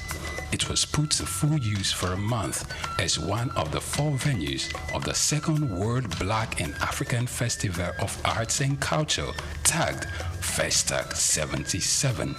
The complex hosted 16,000 participants from 56 African countries and the diaspora in an unprecedented showcase of African music, fine art, literature, drama, dance, and religion. The National Art Theatre was built and designed by Techno Expert Stroll, a Bulgarian company mirroring the Palace of Culture and Sports in Varna, Bulgaria. Completed in 1976, the building is one of the largest and most beautiful of its kind on the African continent. It consists of a central hall with 5,000 seats, a collapsible stage that can be quickly rebuilt, a conference hall with 1,600 seats, 2 large exhibition halls, and 2 cinemas with 800 seats each. The theater complex has a dressing room for artists, a garage, offices, coffee bars, and a buffet. It has indoor TV and radio systems, as well as booths with facilities for simultaneous translation of languages and hectares of lush green lawn around. The majestic structure sits in Igomu like a quiet mountain, mesmerizing visitors and passers-by. The National Theatre, SOUQ Enlightenment. Welcome to the Africa Development Studies Center, ADSC. ADSC is an organization focused on training and research to advance sustainable development and growth in Africa. We exist to facilitate customized training, research, and study exchanges worldwide on leadership, management, and critical development issues. The center offers a platform for the exchange of ideas and best practices. Our comprehensive services encompass research, consultancy, capacity building, training, and education programs, as well as publishing and disseminating development-related knowledge. Our faculty consists of experts and researchers with extensive experience in policy formulation, implementation techniques, and monitoring and evaluation. Our methodology involves talks, individual and group exercises, games, video screenings, and discussion seminar sessions in a cozy atmosphere, making learning enjoyable for our participants. For more information, email us at info@adstudycenter.com or call +234 912 039 2362. Visit our website at www.adstudycenter.com to learn more about our programs and upcoming events. Africa Development Studies Center, rethinking development for Africa.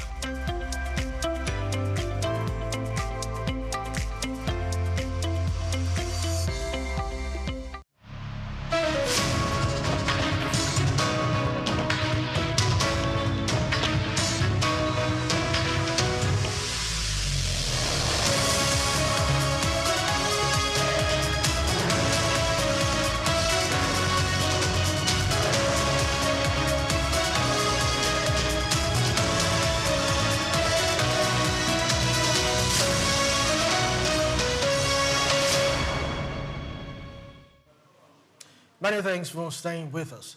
South Africa's beef export fell 26% in 2025. Despite rising global demand, the country's trade authorities reported the decline was largely linked to China's ban on South African red meat products imposed by Beijing's struggle to contain its worst foot-to-mouth disease outbreak in recent memory. Now, the outbreak, which began in early 2025, spread rapidly across seven of South Africa's 9 provinces, prompting strict domestic and international restrictions on beef trade. Industry officials said the disruption significantly constrained the country's export capacity, affecting revenue streams and supply chains for farmers and exporters. Authorities indicated that while all the markets remained open, the absence of access to China, a major buyer of South African beef, led to an overall contraction in exports. Officials are working to contain the outbreak, restore health certification, and gradually regain lost trade channels to stabilize the sector. Now, the Democratic Republic of Congo, DRC, plans to make its international bond sale the first in a series, the country's finance minister announced. Now, the move aims to leverage surging demand for emerging market debt and current strength in the global metals market. While DRC holds significant mineral resources, despite internal challenges, including ongoing conflicts with rebel groups, the government is optimistic that improved diplomatic and trade ties with the United States will support investor confidence.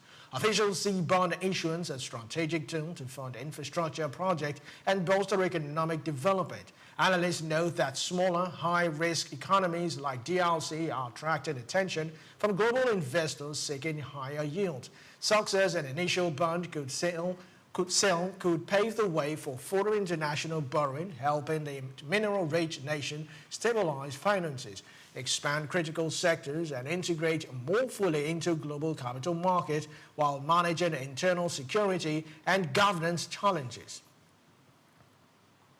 India is exiting a lithium mining project in Mali backed by Russia's state nuclear company Rosatom. Sources confirm the decision comes amid escalating security risks in the West African nation, where militant attacks threaten foreign investment and economic infrastructure. Mali has faced increasing violence from al-Qaeda-linked groups targeting key projects, prompting Western countries, including Britain, France, and the United States, to advise citizens to leave. Indian officials said protecting national investment and personnel is a priority amid a sustainable environment. The withdrawal underscores broader challenges for international investors in politically fragile regions, particularly for strategic minerals like lithium, crucial for battery production and renewable energy technologies. Observers warn that Mali's instability could hinder the country's ability to attract foreign capital, complicate development plans, and stall progress in tapping its vast natural resources. Still on India, India has excluded about 90% to 95% of its farm products from the trade deal under negotiation with the United States. Trade Minister Piyush Goyal said on Thursday, stressing that farmers' interests have been safeguarded. The assurance comes amid domestic concerns over agricultural market access and competition. Goyal said the structure of the agreement reflects India's priority to protect its rural economy while advancing broader trade cooperation with Washington by limiting exposure of sensitive agricultural items. Negotiators aim to balance economic integration with domestic political and food security considerations. He added that Indian textile and apparel exporters are expected to benefit from zero tariff access on the use of U.S. cotton once the agreement is finalized. Analysts say the agreement could strengthen supply chains between the two countries, boost manufacturing, competitiveness, and deepen bilateral economic ties. Singapore expects to record a budget surplus of $8.5 billion in the 2026 fiscal year, Prime Minister Lawrence Wong announced during the budget speech on Thursday. The surplus, equivalent to about 1% of gross domestic product (GDP) for the fiscal year beginning April 1st, reflects steady public finances despite global economic uncertainty. Wong cautioned that the global economy could still face challenges, particularly from the impact of tariffs and trade tensions. He noted that the projected surplus is smaller than the estimated $15.1 billion or 1.9% of the GDP expected in the current fiscal year, indicating a more measured fiscal outlook ahead. Now, analysts said Singapore's fiscal position remains strong, supported by prudent budgeting and resilient revenue streams. However, policymakers are balancing surplus management with targeted spending to cushion external risk and sustain growth amid evolving global trade dynamics. Now, Australia's central bank will raise interest rates again if inflation becomes entrenched, Governor Michelle Bullock said on Thursday, days after delivering the first rate increase in 2 years. The move marks a shift in policy as authorities respond to renewed price pressures in the economy. Bullock noted, however, that it is not yet clear whether further tightening will be necessary to bring inflation back to target. She stressed that policymakers will closely monitor incoming data on wages, consumer prices, and economic activity before deciding on additional action. The Reserve Bank of Australia's cautious tone signals a data-dependent approach as it balances inflation control with economic growth risk. Analysts say markets will be watching upcoming inflation and employment figures for clues on the future policy path, with expectations now more sensitive to evolving domestic and global conditions. China on Thursday lowered tariffs on European Union dairy imports worth more than $506.3 million, concluding an 18-month anti-dumping investigation launched in response to the bloc's duties on Chinese electric vehicles. And the decision signals a partial easing of trade tensions between Beijing and Brussels. Under the final ruling, China will impose tariffs ranging from 7.4% to 11.7% on EU dairy products for 5 years starting February 13. Now, the rates are significantly lower than preliminary duties of between 21.9% and 42.7% announced in December.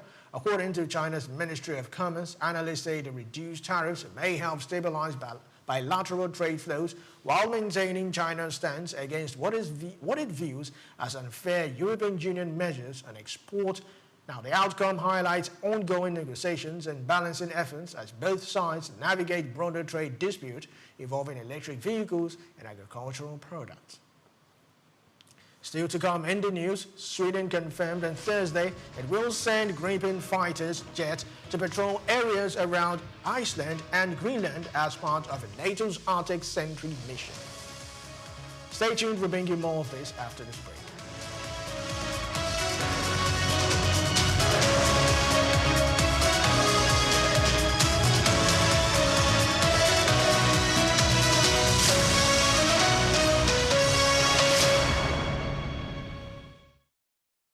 Africa is a rich continent, and when it comes to African countries with hidden riches, Burundi is generally overlooked.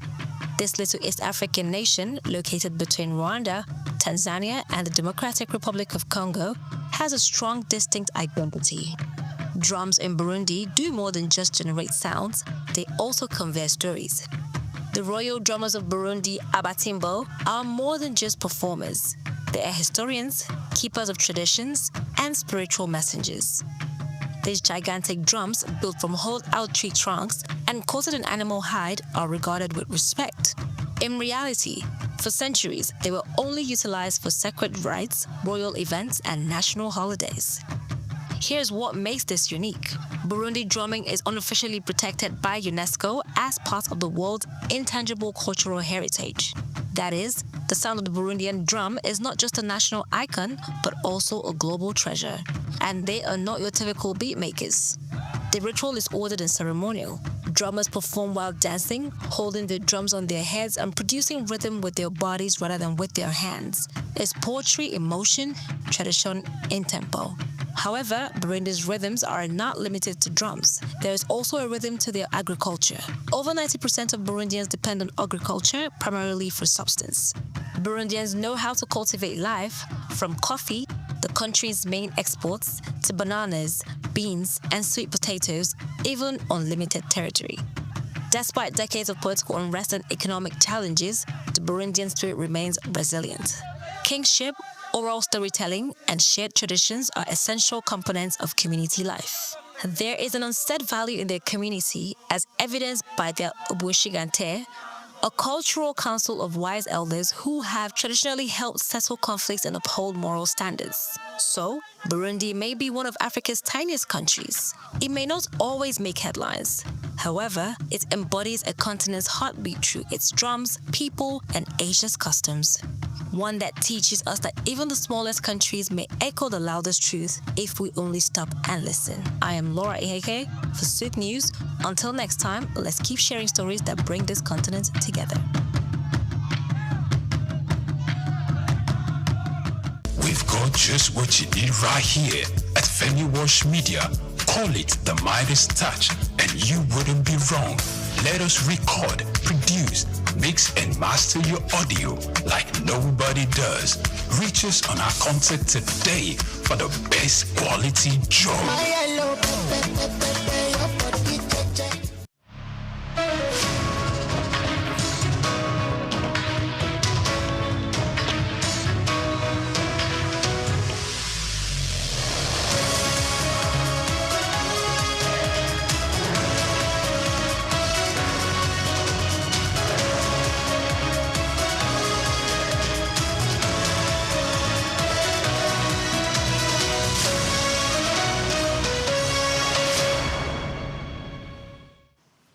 Welcome back to the World News.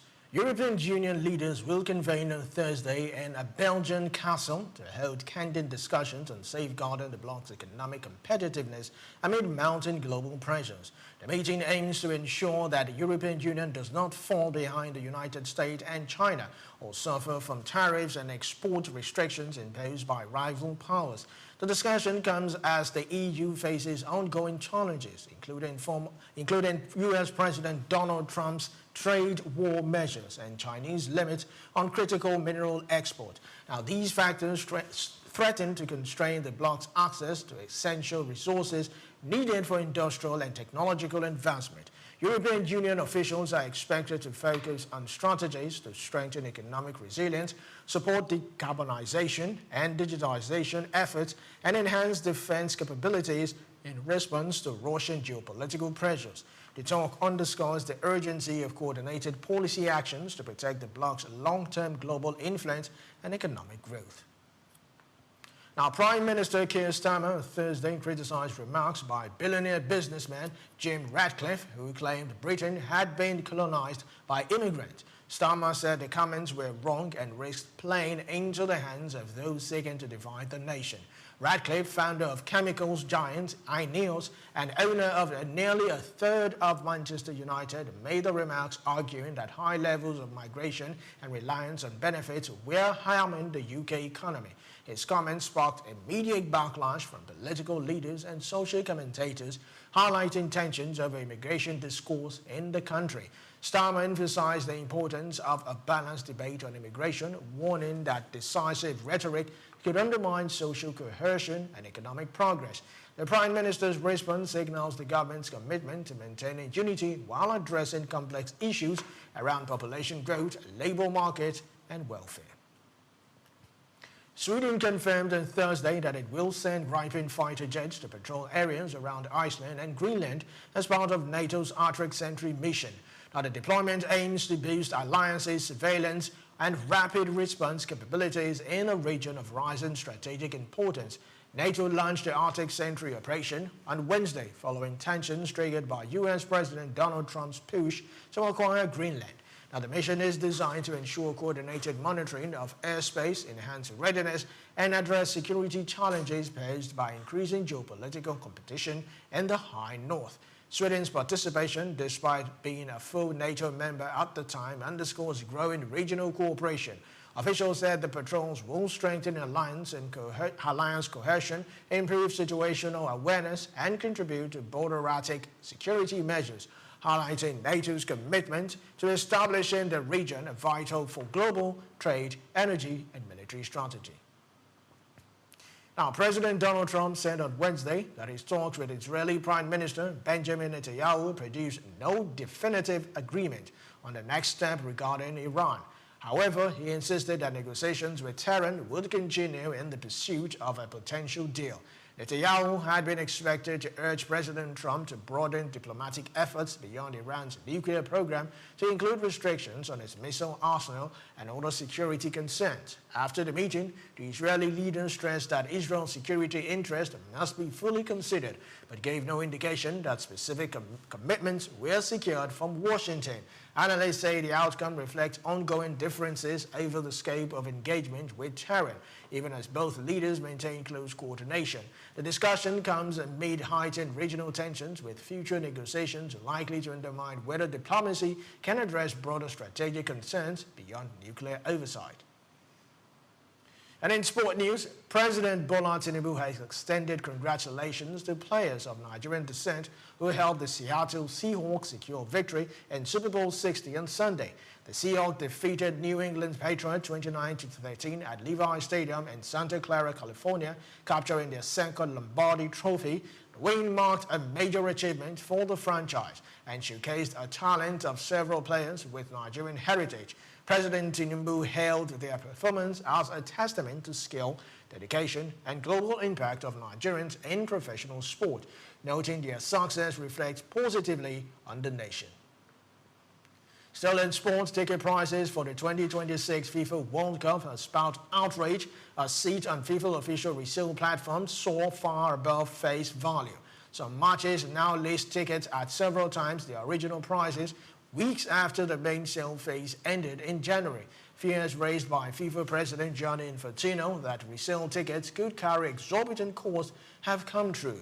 Fans seeking to secure seats for key fixtures are confronted with extreme markups, highlighting the challenges of ticket allocation for the tournament, which spans the United States, Canada, and Mexico. For example, as of Wednesday, a Category 3 seat for the opening match between Mexico and South Africa at Mexico City Azteca Stadium on June 11 was listed $5,324 compared to the original face value of $895. Now, the surge underscores ongoing tensions over accessibility, fairness, and affordability for global football fans. That's a wrap on the news, but before we go, here's a recap of today's top stories. Nigeria's crude oil output rises 1.459 million barrels per day in January 2026, remaining Africa's top producer. Nigeria partners with Singapore and Tibet introducing 2-year AI diploma to boost skills and human capital. South Africa's beef export drops 26% in 2025 due to China's ban amid foot and mouth disease outbreak. European Union leaders met Thursday in Belgium to discuss protecting economic competitiveness amid global pressures from rivals. And in sport news, President Tinubu congratulated Nigerian descent SOUQ players on Super Bowl 60 victory, praising their pride and excellence. Many thanks for watching. Do well to follow us on all our social media platforms at SOUQ News TV. I am Olumide Shokoya. Enjoy the rest of your day.